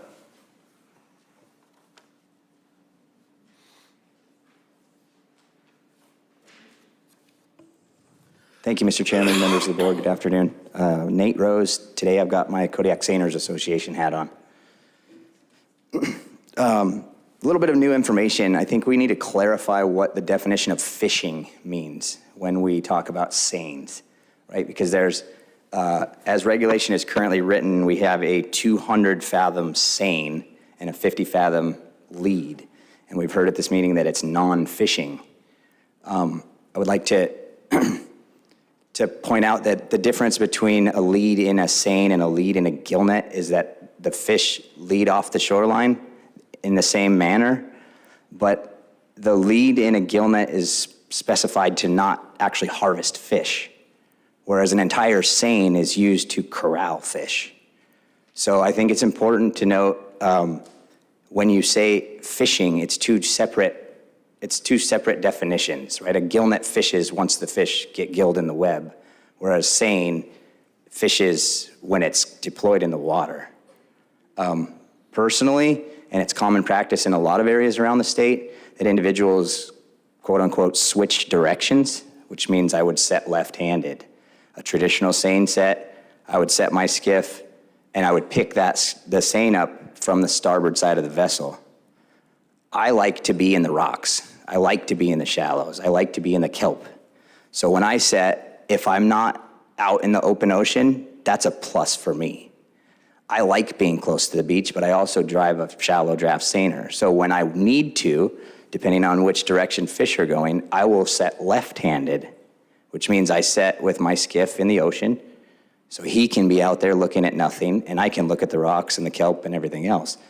Regardless of which direction you're fishing, the lead is still fishing. It's designed to, a lead leads off the beach, same as it does for both gear groups, but when we pick it up, it's coming through the block first, and your purse rings are what purse up underneath and effectively catch your fish.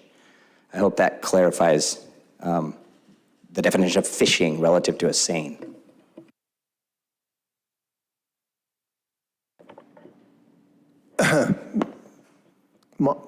Ms. Van Dort. I'm sorry. Jared, go ahead. Nate, you just made a distinction, and I appreciate it. I've spent years seining, I've drifted at it too, but I'm not sure what your point was. And I don't want to go by me, that's why. So if you could clarify, you made the distinction, but the point is. Through the chair, Mr. Godfrey, thanks for the question. My point is, in current regulation, the aggregate length of a seine in Kodiak, a seine is what we call our nets. Our seine is 250 fathoms long.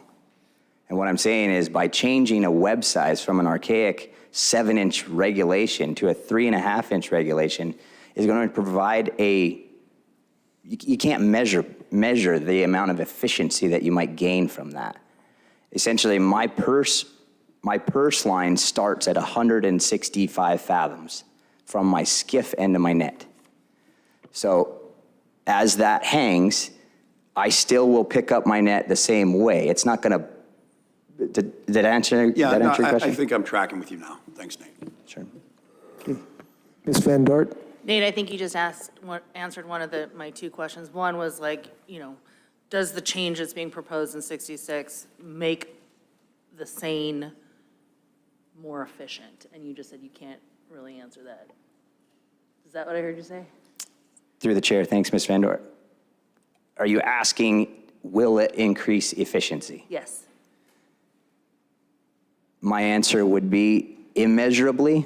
You will not be able to measure the amount of fish that you will increase, right? Because the way that a set works, especially in Kodiak, we all share space. So if you're talking about Rocky Point's the southern district of the central section. You guys all know that. You've seen the statistical charts.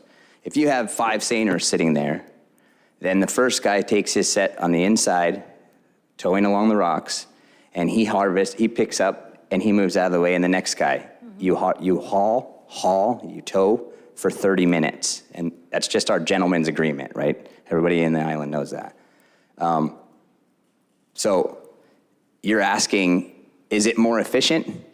That depends if there's more fish going by, right? If there's more fish going by, then that set is gonna have more harvest, but that's what happens right now. Well, yeah, it's relative. Let me ask you the second question. Just to make very clear, does this change, what is being proposed in 66, make any changes to the size of the purse? Through the chair, thanks. That's a good question. Right now, I would defer maybe that question to department because I don't have my reg book in front of me, but I think it's all up to personal preference. Some areas in the state purse longer, like 185 or 200 fathoms. I purse 165 because that's what I like to do. So I think it's what effective change would be up to whoever wants to utilize it. I know it's general practice in a herring fishery long ago that guys would double purse on both sides. But I would argue that would decrease time, right? It's gonna take you longer to haul your net in that way than it would the other way. Trust me, I've done it, it's a pain in the butt. Depends on how long the line is, right? If it's 250 fathoms now, you're pursing an additional 100 fathoms I meant the longer. boat lineup. It could Sure. take you Fair all enough. day if you're waiting in line for 6 hours, Fair enough. So, okay, but I would be curious to just get a little bit of clarification on whether or not what's being considered in 66 changes the size of the purse, because, that could be kind of a big deal. Perhaps, sorry. Mr. Carpenter? Yeah, Nate, just a quick question. So it's 2024. Why are we seeing this proposal from Kodiak? Nowhere else in the rest of the state do they still use this mesh size. If you asked for this before, did the board turn you down? Because the board has given this pretty much everywhere else. I'm just curious what your recollection is in regards to that. Through the chair, thank you, Mr. Carpenter, for the question. This proposal was brought up in 2005 here in Kodiak, at a Kodiak Finfish meeting, as a suggested option for seiners to have some change to their gear modification, and it was met with unanimous opposition. The historical component of the lead web was it used to be a detachable lead.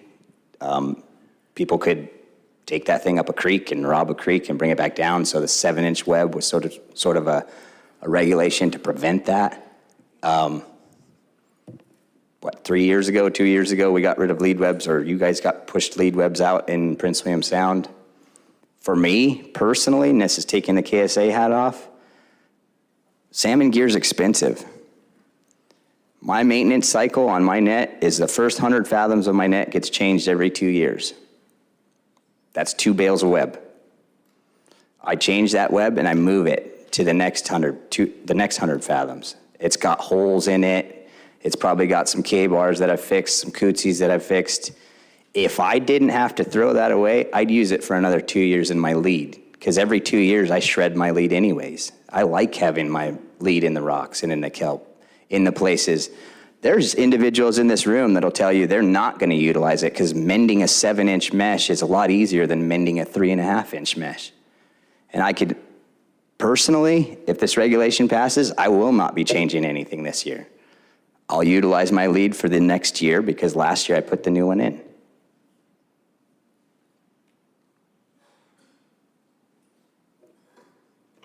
Thank you, Nate.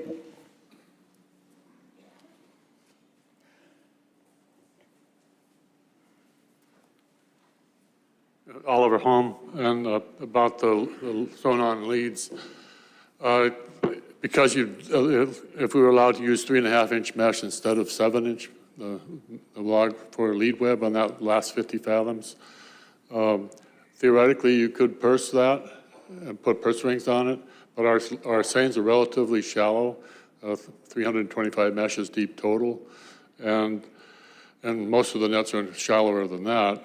And what would do is, if you tried to purse the whole 250 fathoms, it would slow your operation down considerably.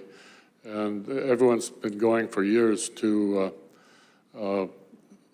pulling in the lead while you're pursing from the bunt end. And you want to work it out so that you haul in as much of the net as you can to have, and when your pursing ends just after that king ring comes out of the water, then you're pursed up.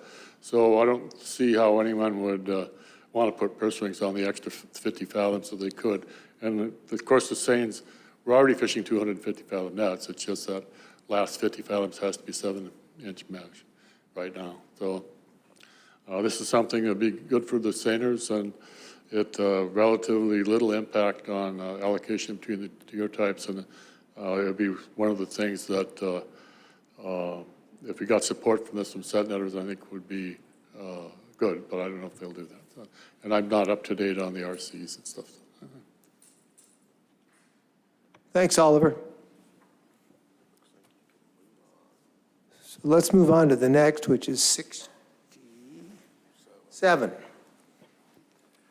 Thank you, Mr. Chairman. Proposal 67, 5AAC 18362, Westside Kodiak Salmon Management Plan.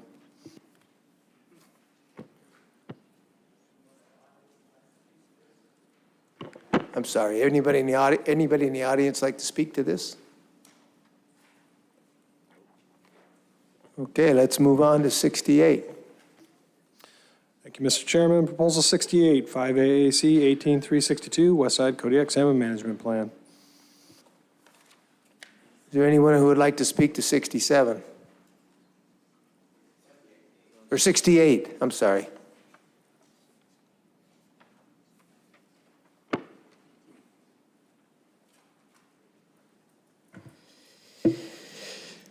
Thank you, Mr. Chairman. Once again, Nate Rose, got the Kodiak Seiners Association hat on again. You guys can reference our public comments regarding this proposal, but ultimately I want to give my personal context. I fished, the last day of my season this year was September 26th. If this regulation were in place, it would not have been open during September. Thanks. Thanks, Nate.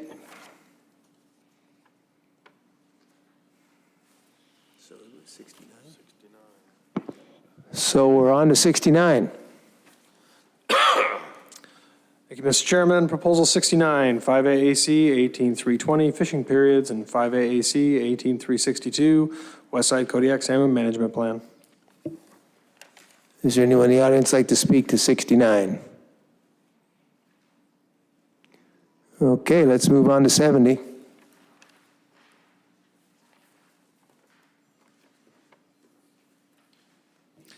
Thank you, Mr. Chairman. Proposal 70, 5AAC 18320, Fishing Periods, 5AAC 18330, Gear, 5AAC 18362, Westside Kodiak Salmon Management Plan, 5AAC 18366, Spearden Bay Sockeye Salmon Management Plan. Is there anyone in the audience like to speak to this? Okay, Toby, have at it. Good afternoon, Toby Sullivan again for the record. I just wanted to talk about the allocation plan as it's written in regards to the allocation criteria which the board has in front of it. And if it pleases the board, I could just sort of answer those 7 criteria very briefly, if that's okay. The first one is the history of each personal use, sport, guided sport, and commercial fishery as regards an allocation plan. And it's good. Excuse me, Toby, you have an plan, RC which is identical to what you're reading. Pardon me? Do you not have an RC that goes through the criteria? You do. So why go through it a second time here? Sir, I'm a new one at the procedure, but if the RC works for you, I'm happy to go back there. I'll make you happy. Right on. Thanks, Toby. Let's move on to 71. Thank you, Mr. Chairman. Proposal 71, 5 AAC 18362, Westside Kodiak Salmon Management Plan. Is there anyone in the audience who wants to speak to this?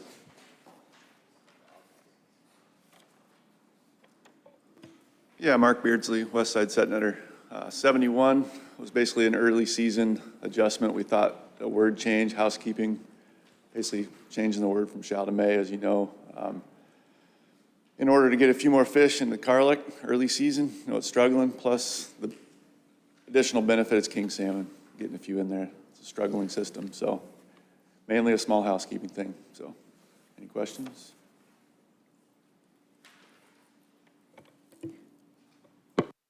Well, thank you, Mark. Darren?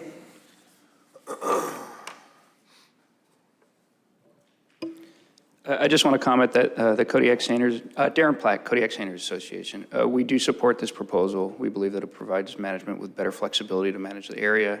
There will be allocative impacts because it'll shift harvest from Outer Carlick, which is a seine-only area, to the central section where gill netters catch the predominant number of early Carlick reds. But we believe that the conservation value within the proposal completely justified. Thank you. Thank you, Darren. Anyone else? Well, let's move on to 72. Thank you, Mr. Chairman. Proposal 72, 5 AAC 18320, fishing periods, and 5 AAC 18362, Westside Kodiak Salmon Management Plan. Is there anyone in the audience who wants to speak to 72? All right, let's move on to 73. Thank you, Mr. Chairman. Proposal 73, 5 AAC 18362, Westside Kodiak Salmon Management Plan. Anyone like to speak to this? Okay, come on up. My name is Dave Hilty. I wasn't able to slip this in on some of the earlier proposals, but my concern about the Sturgeon River, the fisheries in the Sturgeon River section kind of relate to the possibility of extended gillnet fishing time in the central section, creating a slower return or escapement to the Carlick River section. If there's additional fishing time, meaning 24 hours in addition, or extended gear types, the escapement will be slower to the Carlick section. And then once we get into the pink salmon, where seiners are going to focus on the Sturgeon River section, if we do not achieve escapements, or escapements are slow in the Carlick section, which is still managed for reds, that could possibly limit pink salmon fishing time in the Sturgeon and the halibut river sections. Ms. Van Dort. So Member Carpenter submitted RC 26, I believe, on this proposal. So I just kind of wanted to highlight that and make sure that people saw that and took the opportunity to comment on RC 26, which is slightly adjusted, so a little different. I'm sorry, ma'am, I couldn't hear you. Was that a comment or a question? It's just a comment, it wasn't a question. I just wanted to kind of throw it out there and just make people aware of the RC. Okay. And encourage just- folks to comment on the RC also. Just an additional comment. Let's talk a little bit about a 45-cent fish hitting your net as opposed to a $5 fish hitting your net. Of course, you know, everyone, set netters, seiners, they want to get that $5 fish in their net. From what I believe, set netters are using larger gear, which, you know, is going to target those larger fish, effectively the sockeye salmon. An example of this, where I hear some people back here say, they say that gill netters can't chase the fish after they go past their nets.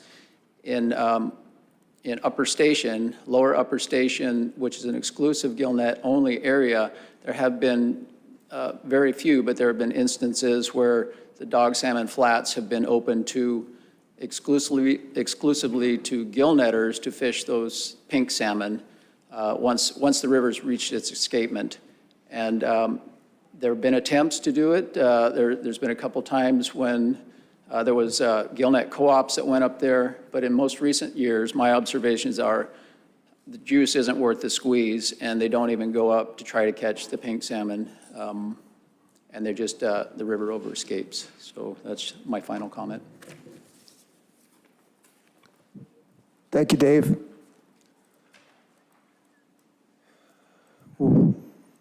Oh, here we go. I'll make it quick, I promise. Once again, Nate Rose, thank you, Ms. Carlson-Van for drawing attention to RC 26. I hope that the intent of the proposal was not at a sockeye salmon grab. A little bit of context, in 2020, and in 2020 specifically, the island's escapement, 65% of the island's pink salmon escapement came from 3 different creeks. I say creeks, they're rivers. Karlik River, Sturgeon River, and the Ayakulik River. And I fished the sturgeon section. It was open for a week right to the river mouth to attempt to curb that over escapement. This is an attempt at flexibility for the management. This is not a sockeye grab, and so whatever protections you guys think you need to put into this, as far as maintaining the language as written in that RC, hopefully provides that protection. Thanks. Thanks, Nate.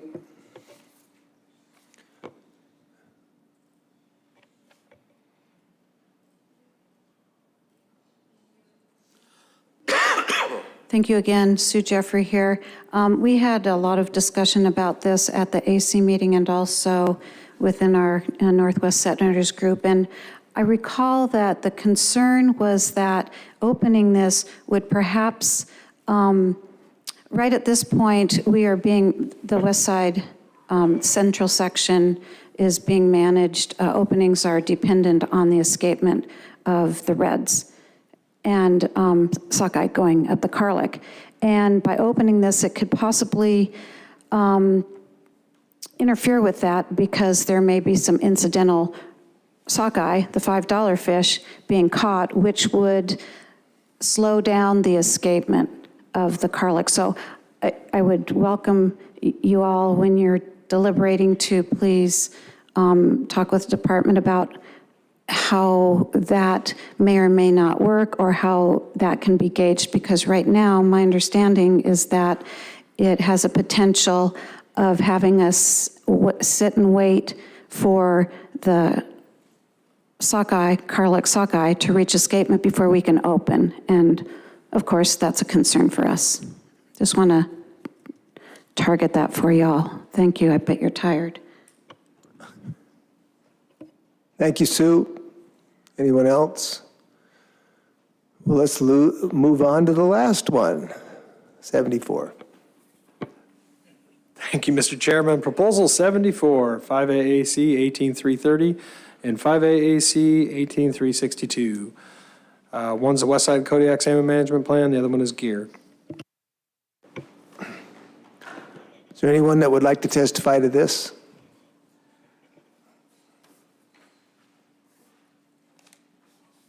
Hello, board members. For the record, my name is Christopher Johnson.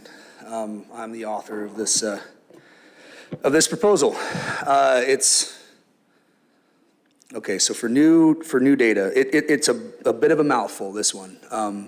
The intent of this proposal was giving the department tools to be more conservative with their management. At its core, this is a proposal about conservation, specifically the humpy runs in that central section. So currently, the central section goes from Termination Point, which is about 30 minutes from town, to Rocky Point, which is about 12 hours from town. So Termination Point right out here is managed on, it's a very complicated management plan, but it's managed on both local stock and the Karlik Run. So you have a place that's 12 hours away from Carlick is managed on the Carlick escapement. It feels like, and this is, I know, not a very popular proposal, let me put this caveat, amongst some seiners as well, I've caught some flack. But it feels necessary for the department to have the tools to be able to create corridors for some of the weaker runs in such a massive area. And so that was the intent of this. And what we did, and I did this with a lot of help, is I took the really complicated central section management plan, copied it 3 different times, and just at the top of it, put different area parameters and then some language to help, again, give the department those tools to manage within those areas. As far as I have spent a long time trying to fish the I love fishing the inner bays. There's a couple places in my favorite place to fish, and I haven't fished there in a long time because we're seeing this even year pink cycle is really depressed. Next year we have a 8 million fish prediction for harvest. That's pretty dismal. But even on these weak years, what you'll see the whole central section will be open, but the inner bays will be closed. Because the inner bays, they're meeting escapement goals, but there's not a surplus for harvest. But because that central section is open, everybody's swinging away right up to the lines on those areas. And even in some times of the year, you'll see an inner bay will be open, but there's not enough surplus to that run for even a seiner to be in. There won't be a seiner in there. But all the gill nets, because as we've heard, they can't move, they're straining water on each side of them. Again, the other point of this is I feel like it is an attempt at spreading that the conservation burden. I know that it's not going to probably gain any traction here. I wanted to speak to it because I think it's really, really important. I'm personally willing to lose time now. Short-term loss for a long-term gain, I think, is incredibly important. But it needs to be both gear types. That's probably the most important part of this. It can't be one gear type specific. So that being said, if nothing else, I would like, if the board wouldn't mind, look at the language for the Kodiak section. There's some protections in there for 2 important subsistence harvest areas. That's Buskin and Litnick. And at the very least, if on this cycle, I mean, again, also, I'm trying to recognize that the timing of this proposal may be pretty terrible considering the depressed stocks and as well as prices across this whole archipelago. We've heard the concerns of all the central section set netters as well as the seiners, probably the worst timing for this. Nobody can give up time. We've heard that. I've said that. So at the very least, if you look at that, the protections for subsistence in that Kodiak section, I greatly appreciate it. Thank you. Mr. Godfrey? You may have said it and I may have missed it. Has this been attempted before? I did not say that. So I can't, off the top of my head, come up with the exact time frame, but at one point in time, the central section was broken into into 2 different sections on the west side and then a 3rd section over on this east side. There was, again, top of my head, I can't remember that time frame, but at one point in time, yes, it was managed that way. Thank you, Chris. Okay. Thank you, Chris. Thank you very much. With that, I guess we conclude. Oh, no, here's one more, sorry. Okay, it was attempted in the early 70s, Becky Hoy, just to clarify when the last time that it was broken up, other than the large central section that he's talking about.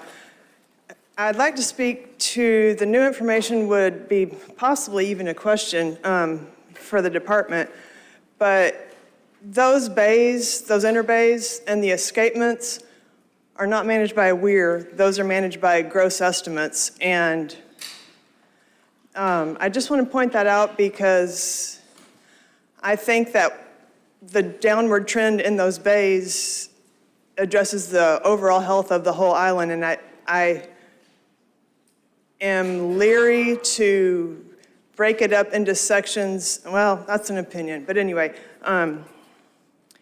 just know that the escapement in those bays is, it's not a weir. it is a different method, and I don't know exactly what it is. But when you break it up, it's going to be more difficult to manage because there's not an exact count on those, my opinion. Thank you. Hold on, Mr. Godfrey?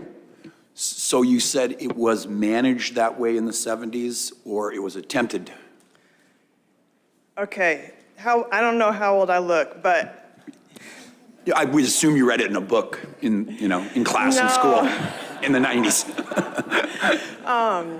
No, actually, I turned around and asked my neighbor, but I could have called my father-in-law. It was the last time that was split up like that, to the best of my knowledge, and I bet on these guys, was in the 70s. Any questions? But you probably don't have any knowledge of why that changed? You mean to ask my neighbor? Go ahead. Thank you. Thank you. As far as I know, it's never been managed this way, but there were times when we had differential areas for set netters, 68, 69 for sure. I know that our family had to move into the area actually where Mr. Alpayak said that there weren't any set nets before. We were fishing there in 68 and 69 because the line was drawn across from Larson Bay across to Cape Kodiak, and everything on the outside was in the Kodiak district. For a while, the line was on Bear Island, and that was Kodiak district on the other side.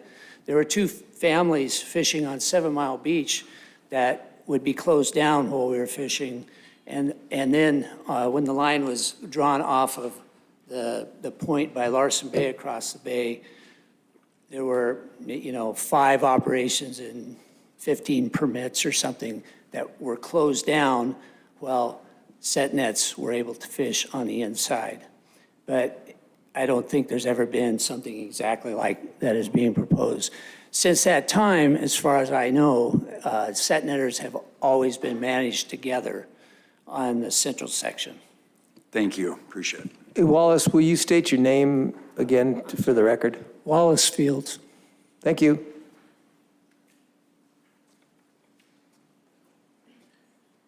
My name's Anitra Winkler, for the record. The testimony kind of made it sound like there's like a wall of gill nets blocking off inner bays, and I was just looking, I got like a marine charts app on my phone, just roughly measuring the markers for inner Uganic, because that's where I fish. It's about 1.8 miles across the bay from marker to marker. Keep in mind that a gill net's 900 feet long plus a shore lead. There's quite a bit of room there in between. Further, like coming out the bay towards me, the first net, like you got the marker, come out half a mile, that's the first net, half a mile from the marker. And then 2.5 miles past that is the second net on that side. So I just wanted to give you guys a sense of the scale here. Thank you, Anitra.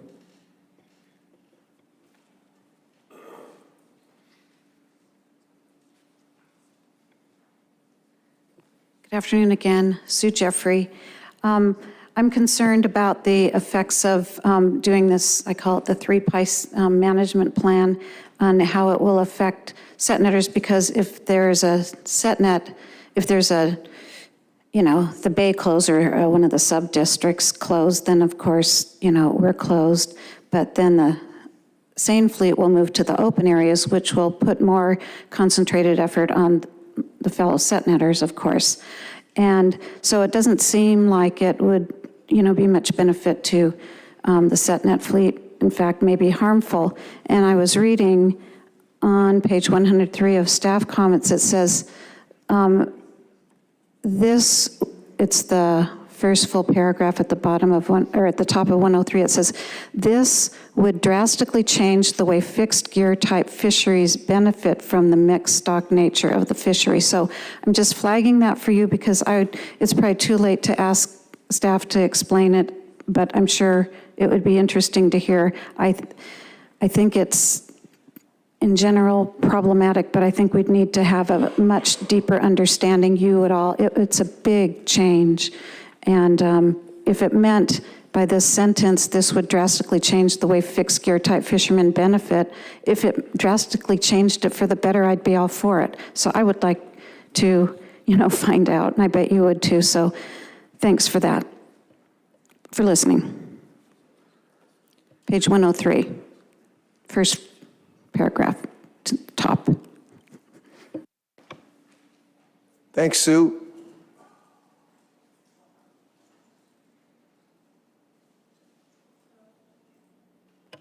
There we are. Hello, my name is Abby Hoy for the record.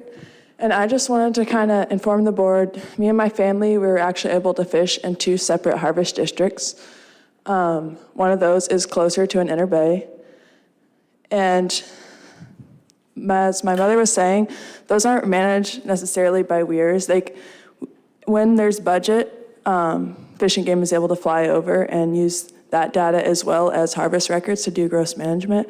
But if we're gonna manage all those as 3 separate districts, if we don't have the catch records from, say, our SetNet site and others near us, if there's low fish there, the seiners are gonna follow the fish. They're not gonna be there all the time. And so I think that having us at least open in those areas is necessary for information on better how to manage those 3 areas in efforts of conservation.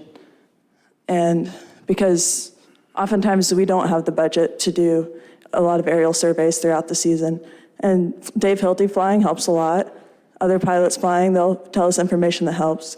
But we don't really have the budget right now just for the department themselves, and I may be wrong here, to be able to manage those areas without catch records from more specific catch records in those 3 areas. It's partially the reason that we manage it as one district right now. It's because it's really hard to manage all those little streams and get the data you need to know exactly what's going on in all 3 areas that they're proposing to divide it into. Thank you. Thank you, Abby.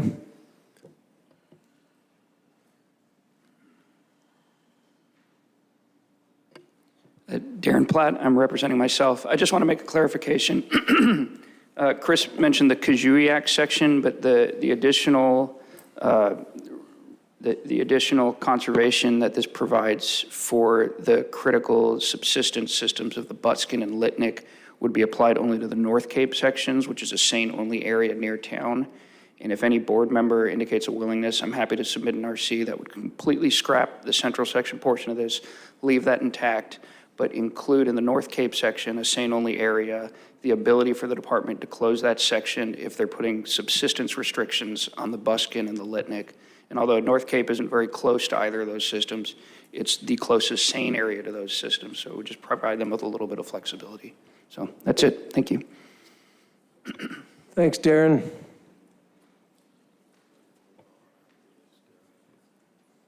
Okay. Hi, Chris Johnson again. Sorry, I'll be really quick. Darren hit the one point. There's 2 clarifying points I want to make. Darren hit that one. I'm also more than willing, if there's a board member, to sit in on that meeting and help. The second clarification is I'm apologize if I made it sound like the set netters are the only ones draining water into those systems that are closed. The seiners do the same. I'm right there with them. And I'm not the only one. So I just wanted to, I apologize if I made it sound like that's what was happening. Thank you for your time. Thanks, Chris. Well, with that, we'll conclude this portion. I'll turn it over to Mr. Wood. Thank you very much, Mr. Swinson. We now are finished with the committee of the whole process. Tomorrow morning at 8:30, we'll start up with deliberations on those proposals contained within this group 2. Just a caveat to make sure everyone is reading from the same sheet of music. When deliberation starts, the public will not be involved in discussions back and forth with the body. The only way you'll be able to communicate is through written RCs. Now, if anybody has any ideas about bringing in a substitute and waiting for tomorrow morning, be forewarned that you're not going to get a lot of leeway. So you best get it in here as quickly as possible if that's what your intentions are. And unless there's other comments, we'll adjourn for the day and resume at 8:30 in the morning. And I see no objection to that, so that's what we're going to do. Have a good evening, folks.